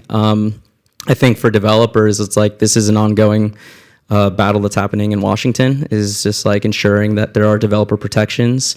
And then also, it is just an RFC, but in the event that like there's a rulemaking that mandates that smart contract developers would need to change their software to meet some of these things, we really think that software developers should have the freedom to not be coerced into that. I mean, I could get into this third-party doctrine and stuff, but really it's just like we want to protect the freedom to innovate. So there's not like any direct implications with the RFC, but it is our mission to make sure that people have that freedom and are not wrongfully prosecuted by the law, as we've seen. And so, yeah, that's. I mean, like you said, people have been, as you're defining it, like wrongly prosecuted by the law. Should they still be worried that that will continue to be the case, or? I mean, we want to make sure there's like legislative fixes, and so like the draft that came out of Senate banking had the section on developer protections protected developers not just from registration requirements for money transmitting, but also protected them from just not being deemed money transmitters under Title 18, Section 1960, which, if you don't know, is what was used to prosecute the Samurai Wallet developers as well as Tornado Cash. Do either of you have anything to add? I'll just add a little bit of backstory that you should definitely double check because I'm not a lawyer. So context here is FinCEN, the Financial Crime Enforcement Network, released guidance a number of years ago that said that developers of, what did they call it, virtual anonymity software, there's some term of art, were not, if you just read software, we're not money transmitters. And a lot of us sort of breathed a sigh of relief when this happened because we were doing that. People I knew were doing that. The Zcash folks were doing it. And then a number of years later, if I recall correctly, the Department of Justice decided to prosecute, among other people, the Tornado Cash developers, and literally said, we don't care about that guidance. And so that is still the state of play, and Genius Act, as far as I've been told by anybody, does not fix that. No, if I just may add to that, no, he's absolutely right. There was the FinCEN 2019 guidance that people depended on. DOJ took a different interpretation, which is why we need to fix this through legislation. DOJ's interpretation for Tornado Cash and Samurai Wallet was basically that guidance only applied to the registration requirements under Title 31, and that is different than Title 18, which is about like the criminal. It's the criminal statute. It's like punishing you for running an unlicensed money transmitter, and so they interpret that as two different things, and that's why we need legislation to clarify that. Sure. It looks like we have some time for questions. Does anybody in the audience have questions? I'm way downtown. Here we go. Carol, what's your question? Thank you. I'm a little bit confused, honestly, about this panel because the title's Genius Act and Privacy and AML, and I think what I'm hearing is, sort of that ongoing confusion. I think there's been different threads, so it's been a very interesting conversation. I must admit that I got stuck on Laz's early comment about DeFi and the real risk is cybersecurity, as opposed to thinking more broadly about the anti-money laundering issues and what other types of illicit finance type issues arise with respect to DeFi. I think looking at the issue around what is this RFC, request for comments, about, it really was intended to be a step forward in trying to get FinCEN and Treasury to consider the evolution of the technology and how we can move forward on some more enlightened types of approaches to anti-money laundering compliance. I know a lot of it has been focused on the identity issues, but identity is really just the very first step in anti-money laundering compliance. And I think one of the speakers in the last panel, and Ian has certainly picked up on this concept that there is more to just capturing the here and now of identity. So I guess maybe you can help clarify a little bit here. Are all of you really focused in the context of this RFC on the identity piece of it? Or are you looking at the broader range of kinds of tools, certainly the blockchain analytics tools and so on, that come into play that are going to ultimately change how we approach AML compliance? Yeah, just to answer your question, with the cybersecurity, I think we all know that the hacks are pretty fundamental to how money even gets into the hands of illicit actors. And so it seems pretty core to just have really strong software. And these some of these hacks too aren't even too sophisticated. I know Seal did a really good blog on the Bybit hack, but also just North Korean hacks in general, or I'm sorry, cyber attacks are just nothing too sophisticated, nothing that's not used outside of DeFi. And so we're if you really want to mitigate illicit activity risks, then you should probably address this serious concern. Because it's also true in TradFi. And then with the digital identity, it's, we just came at it from the angle of if your intention is to mitigate illicit activity risks, here are some risks that exist with identity and information collection that, in our opinion, enable illicit activity in a lot of ways. So in traditional finance, to Ian's point, the two hacks that he mentioned were the people vulnerable for espionage, right? The Chinese targeted these people for a specific reason. But they also, which I got from a FinCEN report, talking about how A lot of illicit actors use identity to drain people's funds or use it to commit fraud and move money in their name. And so when you're thinking about illicit activity, for me, it seems that information collection has been advantageous to them. And so we should kind of reconsider how do we address AML that doesn't necessarily require these massive honeypots, which requires a lot of innovative thinking. But that's like an ongoing conversation that we're having with Washington and trying to find a good solution. Did either of you have anything to add to that, or? I mean, I think I'm speaking for myself. The Treasury Department RFC, I think split their questions up into 4 buckets: AI, APIs. God, I'm blanking. And then the last one was digital identity. It's APIs, AI, digital identity, verification, and blockchain technology. Blockchain, right? I don't know how I forgot blockchain. And being a digital identity company, obviously one of those 4 is more interesting to us than the other 3, and so that's sort of the context in which we're looking at it right now. Yeah, I mean, and to answer your question, obviously, I'm definitely not focused on identity. That's like one starting signal, and it's not a very good one, and you need a better system. I'd actually go one step further and say there's an open question if the major problem you have for DeFi and tokenizing real-world assets going forwards is the existing KYC AML regulations and applying those.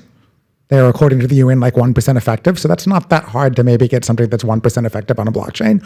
Or if the larger thing from a US policy and national security perspective is nation-state actors stealing money, right? Particularly as like TradFi starts settling quicker. Because the Lazarus Group started out trying to hack SWIFT. And it moved so slowly that even when they got like a confluence of 3-day weekends in 2 or 3 different countries, they still got most of the money grabbed. And this is apocryphal, I don't think it actually happened, but I imagine somebody in a meeting after the fact went, wait, we could just do this into blockchain stuff, which settles quickly, and we won't get our money stuck in a casino in Indonesia or wherever it was. And so at least when I talk to people in DC, Maryland, most of the things they're worried about is cybersecurity risks because they're worried about the Iranians and the North Koreans. And that's like a new problem we haven't had to deal with traditional KYC AML, even in TradFi. It just settles too slowly. I think we have time for one more. Yeah. Hello. So you guys kind of discussed how Genius doesn't really get into any nitty-gritty details regarding like AML compliance in a decentralized system. It really kind of just defines exemptively something like RPC node providers, where indefinitionally they're not having custody or control over these assets. Now there's different providers that affect that with the data that they, are pulling that necessarily could change that. But if you take someone who runs like, I don't know, a relatively lean operation like QuickNode, where they're just, to my understanding, running just the transaction through an RPC node to the endpoint, peer-to-peer. If I'm the government, that seems like the perfect place, RPC node providers, to have some sort of AML compliance just required, even if it doesn't have anything to do with custody and control. Maybe it's on a privacy angle. So I was just curious if you all saw how kind of compliance would develop in this RPC node provider, excluding that they're not an issuer under Genius, and just offering this transmission value, not custody or control.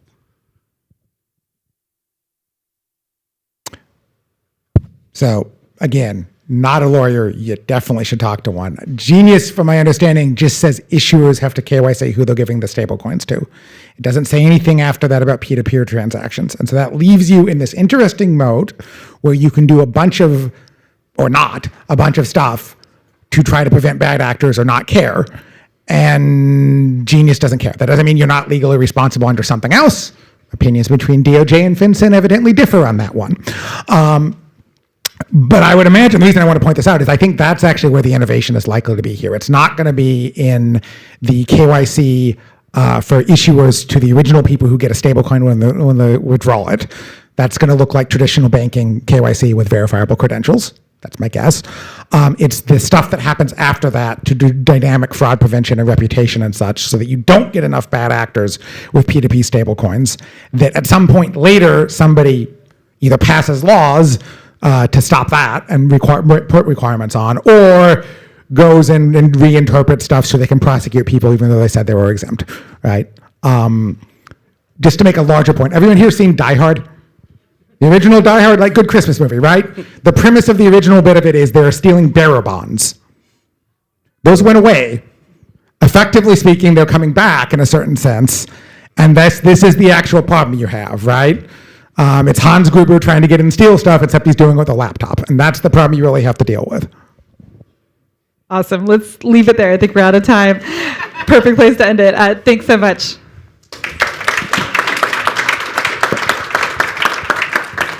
All right, thank you so much, guys. We have one more panel left today, which is great. We're going to gaze ahead to the distant future, 2030, which is only 5 years away. It's kind of crazy. Nikhil Raghuvira and Remy Guy are going to talk with Mike Orkut about what on-chain privacy and compliance looks like, again, in that not-so-distant future. Let's welcome them to the stage for our last session of the day. Thank you. Thanks, Hack.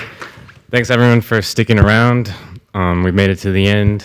Just 30 more minutes or so, then we can have drinks. I'm going to do some rambling setup again. There's been growing interest outside of the traditional crypto world in stablecoin payments, supercharged by the Genius Act. There's also a fair amount of hype around the idea that some traditional firms want to get into DeFi. Let's assume that the hype is true. Without privacy, it may never be any more than hype. Traditional financial institutions and businesses are accustomed to being able to keep certain things confidential, still comply with the law. Fully transparent blockchains won't work, it seems like, for that, at least not by themselves. And private chains raise new questions about how exactly to do the second part, which is comply with the law.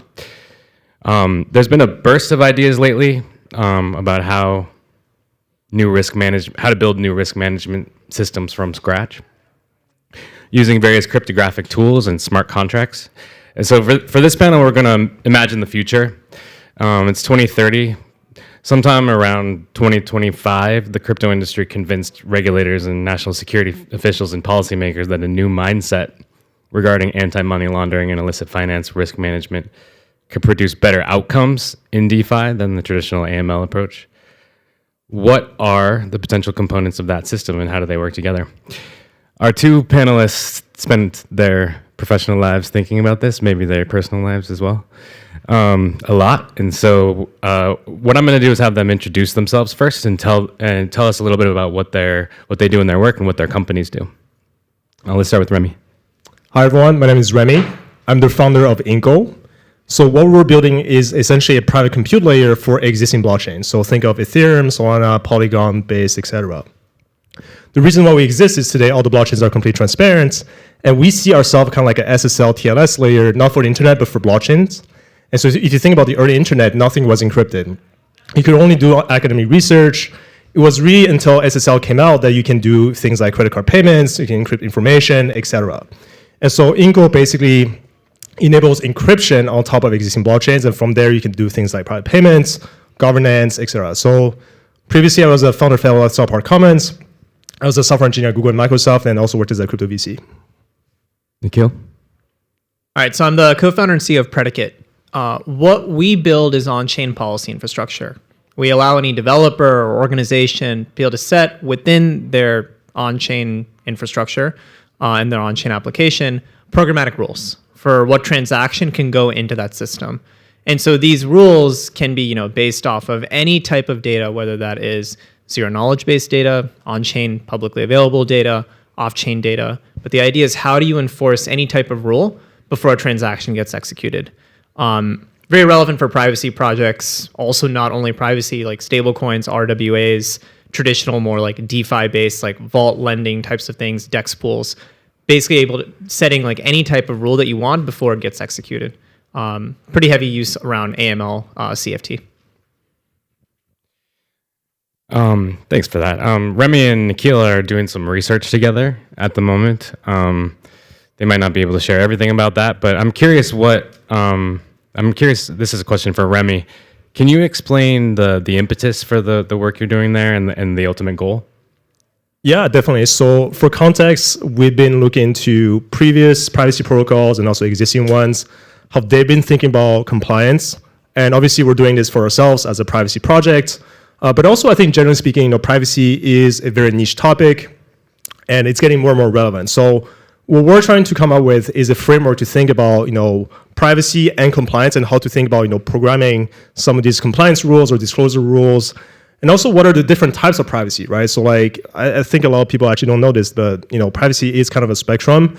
So this report is really kind of like, first of all, it's a research. We're trying to stay neutral here, but also just trying to gather all the insights and learnings from previous privacy protocols and see if we can come up with something better and then improve upon that framework, basically.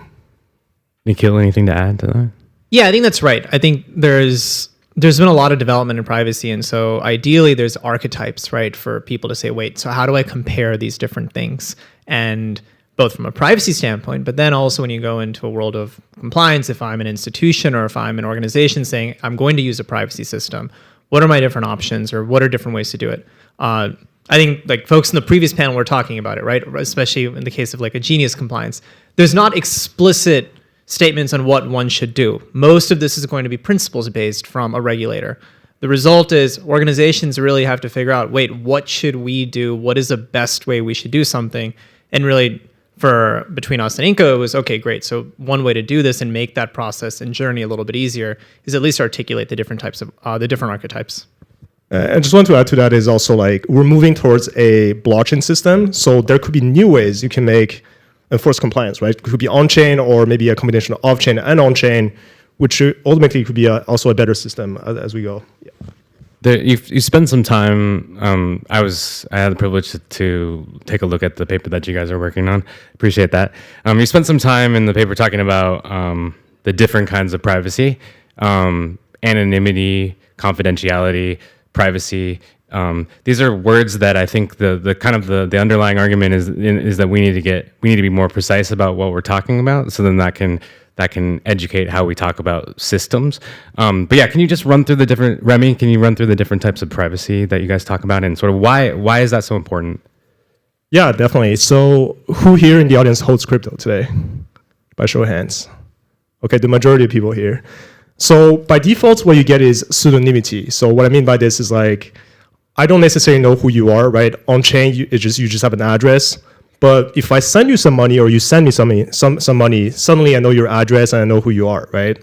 And therefore I can also see all your balances. So a lot of people think pseudonymity is privacy, maybe to a certain extent, but it's actually kind of like a false sense of privacy. And then you have confidentiality, which is really hiding metadata. So by default, all the sender recipient amounts are all transparent. But with newer techniques, you can start encrypting the amounts. So for example, when Bob sends money to Alice, that flow of funds is traceable, only the amount is hidden. And the way to think about this in Web 2 is for example, if you use something like WhatsApp, only the content is encrypted between your friends. But technically, they can monitor your IP address, your devices, they know who you're sending messages to, right? Versus something like a Signal where they can also hide basically who's interacting with whom. So in the blockchain space, it's kind of like this. You want to think about what exactly you're hiding, right? Whether it's the sender, recipient, amount, or memo, that could leak different types of information. So in the context of anonymity, it's mostly hiding the sender and recipient. So the amount could be public or not public. And then you can also have total privacy, which is hiding everything. Total black box, hiding the sender, recipient, the amount, the memo. And I would say that is probably useful if you want to hide sensitive assets, right? You even want to hide the movements of sensitive assets, which could be securities. You can use something like total privacy. Something more like anonymity could be useful if, let's say, you visit a hospital, you don't want people to know this, or maybe you want to hide your purchase histories on chain, then hiding, who you're sending money to, like the merchant, could be useful. Confidentiality is the more vanilla privacy, I'll say. It is kind of like Venmo, right? You see your friends sending money to each other, just not the amounts. It could be useful for things like payroll, where maybe all the employees are known, you just want to hide the amount being paid out.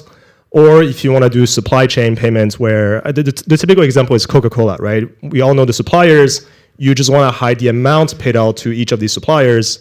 And then pseudonymity is obviously the default state.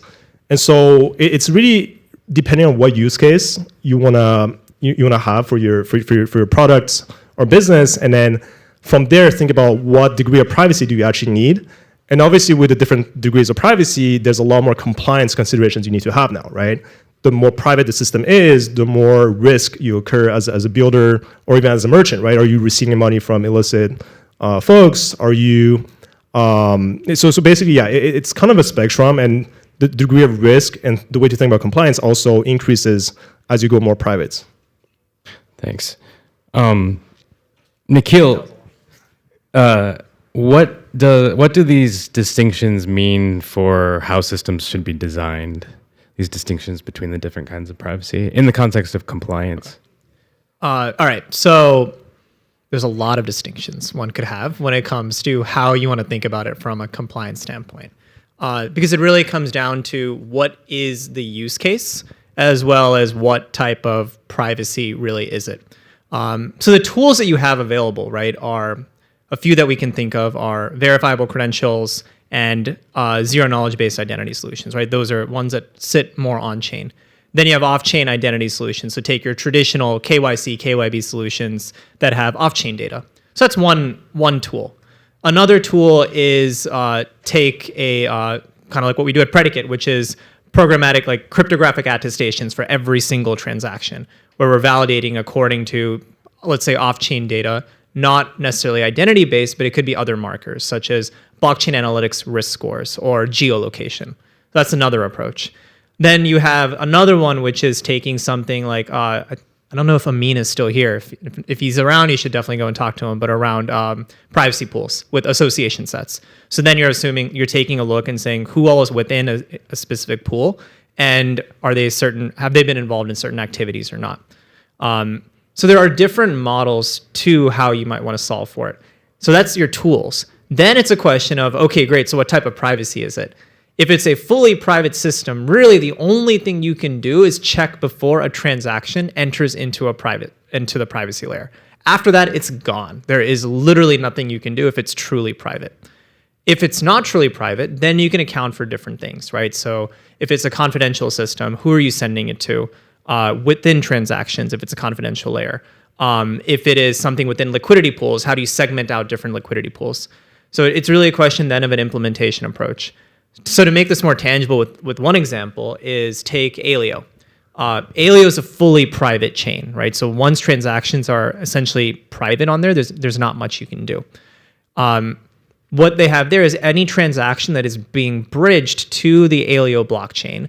All token bridges for Alio must have some risk management practices where every transaction is checked before it gets bridged. Not KYC identity based, but historical blockchain analytics flow of funds based. That's how they've approached it from an ecosystem standpoint. Valio also has view keys. So they have additional things that asset issuers might say, look, like we're going to issue this asset, but we have to have a view key in which we can go and check. So again, it's an implementation detail question that gets really, really messy as soon as you spend more than like 10 seconds thinking about it. Great answer. Remy, we've talked a lot about zero knowledge cryptography today. MPC has come up, multi-party computation. Inco has worked on FHE, fully homomorphic encryption, and TEEs. The spelling out that acronym, that's escaping me. Trusted execution environment. There, yeah. These are different ways of computing on secret data, right? How might they be used independently or in various combinations in a future system that is both private and compliant? Yeah, so maybe just a quick explanation about the difference between FHE and TE. So FHE is purely math-based. So basically, you can encrypt information and then compute on top of it without having to decrypt. TE can have the similar results, but it's hardware-based, right? So basically, you decrypt it within a secure enclave, compute in plain text, and then re-encrypt. I think what's interesting about MPC, FHE, TE, and ZK is that they can all be complementary. Particularly, like basically, so last year we released this paper with Circle proposing a new combination token standard. And part of it is also comparing kind of like ZK-based systems, so what we call commitment-based systems, versus encryption-based system, which is FHE, MPC, TE. One thing that came out was basically it's the difference between like an individual view key system, which is typically ZK-based, so every user has their own viewing key, versus a shared key system, which could be typically MPC-based or TE-based. It comes down to how flexible can you program disclosure rules and decryption. So let me give you an example. Typically in ZK-based systems, if everyone has their own viewing key, when I send money to someone else, I have to specify the receiver's viewing key part of the proof generation, right? So only the receiver can view it. But now what if I need to do my taxes, right? Like I kind of have to delegate my view key to my accountants, or what if a third party needs to investigate? So for example, even within a company, right? You can have a accounting department that needs to audit expenditures from a marketing department. And so it becomes a lot more rigid, right? Versus once you have a shared key system, essentially you can program decryption rules to be more flexible. So this could be based on on-chain rules. So for example, if I need to delegate viewing to a third party, I can cast a transaction or via governance. And there are practical reasons why you want decryption to be as flexible as possible in terms of privacy. So one is, obviously for business flow purposes, delegating viewing. But what if you're asset issuer, you want to track the velocity of your private stablecoins? You also want to be able to basically look into that if you want to. And also in the case of like investigation, law enforcement, maybe having some kind of system where under specific conditions, you can also delegate viewing. So this is where I do see, the encryption-based system does have a lot more room for flexibility for programming this type of like compliance. And obviously you get to define these rules ahead of time. And I'm seeing actually more and more projects starting to combine ZK, but also some kind of like maybe MPC auditor, setup where they need to meet a certain threshold to be able to start decrypting things, right, under specific conditions. And at Inco, what we offer is definitely something along the same lines, which is allowing different business use cases to program the decryption rules, making viewing delegation as flexible as possible. Nikhil, anything to add to that? This is where, so I guess a more specific question is, it's a similar question that I just asked Remy, but if you could answer it from your perspective, because you talk a lot about programmable compliance, I think that the term is kind of hard to grasp. So it involves all these components that we're talking about. I wonder if you can kind of maybe tie them together in an example, even if you made it up, and even if it's something that's kind of futuristic, like maybe the year 2030. Yeah, sure. So programmable compliance, I think, actually very much aligns with, if you guys are listening to Ian earlier, I think he he articulated it quite well, is this is never static, right? Like the only things that are really going to be static in my view, are going to be things such as, are you over the age of 18, which once you cross 18 is static until in perpetuity, right? That is a static item. Real compliance is not static. It is incredibly complex. You're making constant updates. You're pulling data from lots of different sources. It's not just one source. So when we talk about programmable compliance, the current financial system is not entirely programmable, right? Like the existing financial system is not programmable. That is actually something that blockchains have a massive edge on, and the composability of that. So if we take that, and you apply programmability to it, you say, wait, like any existing transaction, whether that is going into a stable coin, or that is an RWA, like tokenized security, or it's an ICO, or it's just entering into a private system, all of these are going to have different requirements. And those requirements are going to evolve even as the usage of that system changes. So when we say programmability, it's that you are changing those different requirements. You're pulling in data from different places. A transaction only gets executed if it meets those requirements as you're, pulling all these different facets. That is really where it gets really complex, right? Like these are the things we have to think about. And that is something that is uniquely capable on blockchains in high throughput, very immediate capacities. So an example of that today, right? Take something such as, like a project that's doing an ICO, right? An on-chain ICO. An on-chain ICO, they can either take an existing zero-knowledge identity solution, which works well for, KYC. You know what it doesn't work with? KYB. ZK identity does not work with KYB at all. No one has solved that yet. I'm very excited when that gets solved, which it will. I think like folks like Ligero will actually have a pretty good infrastructure for those kinds of things. But it's not been solved yet because there's a ton of additional pieces for KYB that has to be done. It's documentation review. It's looking at beneficial owners. It's looking at every single person who has a certain amount of ownership. It's looking at where they're registered, all their different entities. These are all different pieces. So then when we take an on-chain ICO, you have a ZK identity for the KYC component, but you also likely have a KYB component, which is going to be completely independent and separate, in which you're pulling a ton of data from different places. That is programmability, right? Like it's incorporating all these different pieces in one. Anything to add, Remy, or should we move on? Yeah, I mean, I guess maybe just on the technology side, I do see all these PETs, MPC, FHE, TE, ZK to be complementary, and that's probably the end game. I think each of them have their own strength and also purpose. For example, MPC allows you to decrypt something in a threshold manner so that no single party can decrypt.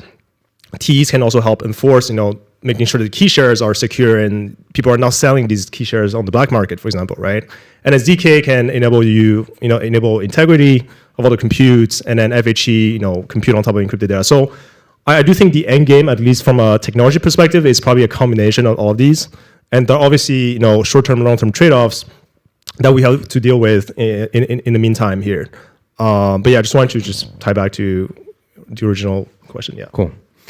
Final question, and then we can go to the audience again. I'll give you both a chance to answer this.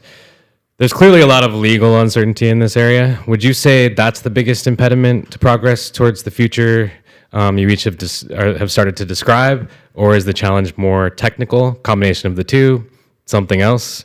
What will it take to make this stuff sound less kind of science fiction-y? I think it's partially legal, but I think the legal is only a symptom of something else, which is actually a societal question, right? Of what do we want, especially when it comes to privacy? What do we want really when it comes to privacy? I think there are different norms and values around that. And also, even when we talk about compliance, I think so far everything we've talked about right now has been top-down compliance. But I think there's another aspect of bottoms-up, which is equally important, if not more important, right? So you can have a regulator that says, here's the things you have to think about. But I think there's another aspect of everyone in this room probably has some views around, do I want my money to be used by a malicious actor? Likely, many of us go and buy clothing and items from reputable stores. We don't go to a back alley and buy something that we know is stolen goods.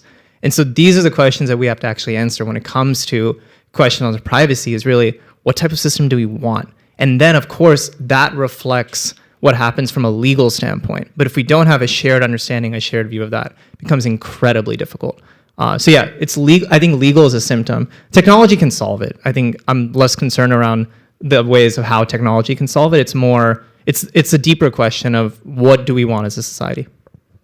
Remy, you have anything to that? Yeah, I agree. I think at this point, it's not really a technology problem. I think all the pieces are here. The understanding of how to use these technologies are also a lot more better understood now, and how you can productize, right? Create a product out of it. I think a big part of privacy has not been adopted yet so far on chain is it's just like stablecoins in general have never really been used for proper payments use cases. Most people still use USDC to settle, right? Their trades, etc. I would say using stablecoins for payment is more of a recent thing, I would say. So obviously, yeah, people use it for payroll, but it has always been niche. And we can sort of tell this because last year when we were selling privacy, we could feel like, yeah, we had to push privacy to different payment projects, right? Like do privacy, it's gonna matter.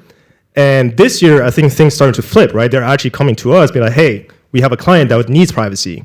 So I think it shows you kind of like, how the stablecoin movement and everything is really starting to make private payment on chain a lot more mainstream and a lot more practical. And from that perspective, there's a lot more urgency for privacy to be figured out, right, as a problem. And we also see new chains like Arc from Circle or Tempo from Stripe. I think as on-chain payments become more mainstream, I think this is going to be the true driver for privacy to get adopted, but also push builders like us to really figure out the kinks of like the UX side of things, right? So How do you do payments? If it's private, how does the merchant know you pay the merchant, right? And how do you do taxes? And then how do law enforcement, for example, need to investigate, right? Like how do they investigate? So I think a lot of these things are probably going to evolve quite a bit and rapidly over the next year or so. And it's definitely, so being part of the roundtable yesterday, I think it's pretty clear that it's going to be more of an iterative process. I think the reality is probably nobody has the right answer. Everyone has some vague intuition about how things should be, right? From a merchant perspective, from a government perspective, from a user perspective. And then I think it's this iterative process that's going to basically help us keep on iterating and then figure out the sweet spot eventually. But 2030, in my opinion, there will probably be still like different types of solutions, the more cypherpunk solutions, but also the more maybe mainstream accepted solutions. I guess the way I like to think about this is kind of like Spotify versus maybe like BitTorrents. Some people will prefer torrenting their music. Some people will prefer paying, Spotify and not have to worry about this, right? Like, yeah. And then one last thing is I think we've been spending a lot of time building the actual underlying privacy infrastructure, right? Which takes a long time to build. I think what you're going to see more is it starts shifting more towards product-centered approaches to actually, getting products for people to be able to use. That I think is going to be the next, that next phase. Oh, I was going to say, yeah, I agree. I think it's clear that UX is definitely what people care. Having a good product for private payments is what people are going to care more, at least initially. Then obviously, we want to use the best technologies that are the most trusted and secure over time. Yeah. Excellent. Any questions? I got you. I mean, I got you, man. Got to have the stream. Stream's got to be locked in. So thanks, guys. So insofar as you've either directly worked with regulators or been exposed to their requests, wishes through maybe the partners that you build with or that you work with, what would you say is maybe the percentage that that regulators are either kind of waiting to see prolific use cases before they regulate, or versus the percentage of they kind of want to see emerging standards coming from research labs, academia? Do you get the feeling that it's one or the other, or that it's something else completely, or there's a percentage like 40-60? What's your thought on that? So our read has been it's a combination of both. I think showing what different of the privacy projects that are live, showing what they do and saying, hey, look, these are things that are possible. And oftentimes it's also, look, if you have a strong opinion that this is not right, not the right way to do it, there can be updates that are made. And then as you're thinking about new projects that are going live, saying, here's where the world is going. So it's a combination of both. It is helpful to show something that is real because they say, wait, how does this actually work? Versus something that's theoretical. But I will say, I think both actually are valuable. And then showing how it is different or better from prior cases when nothing was done and they had problems with it. Any others? I got you.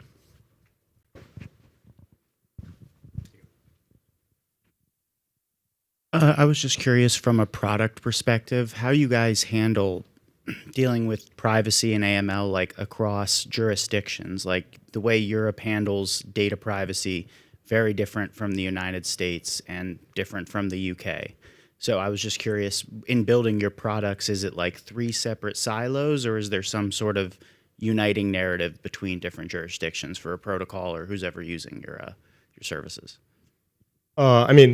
We're trying to figure this out, so this might be a better question for you on how is this something that your users or clients are asking for? In our case, it's for AML CFT requirements, it starts looking a bit consistent, especially across regulated markets. I will say in our case, we see most organizations hone most heavily towards the United States.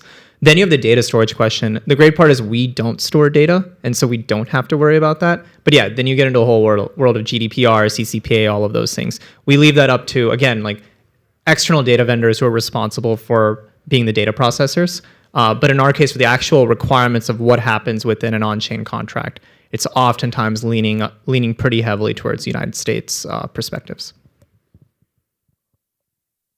Not to say that can be changed. That actually can be, right? So that's, again, the value of when you start thinking about something more programmable is it can also be based off of the user. So if the user is about to send out a transaction, you can also have their requirements based off of where they're located. Any other questions? All right, let's end it there. Can we have a round of applause for Remy and Nikhil? Thanks, guys. Thank you, guys. You guys, I'm gonna stay up here for a minute. So yeah, we've reached the end of the conference. Thank you so much for attending the 2025 DC Privacy Summit. Special thanks to our sponsors. I'd actually love it if representatives of our sponsors could come up on stage for a photo real quick after this. Everyone else should head to the penthouse floor of this building for a happy hour. Thank you very much.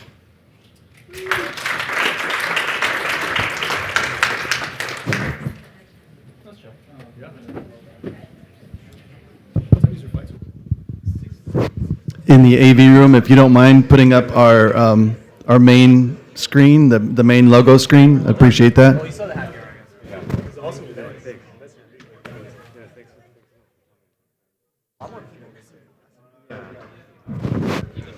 Okay, all the sponsors, representative from our sponsors, please come up. If you're here, please come on up.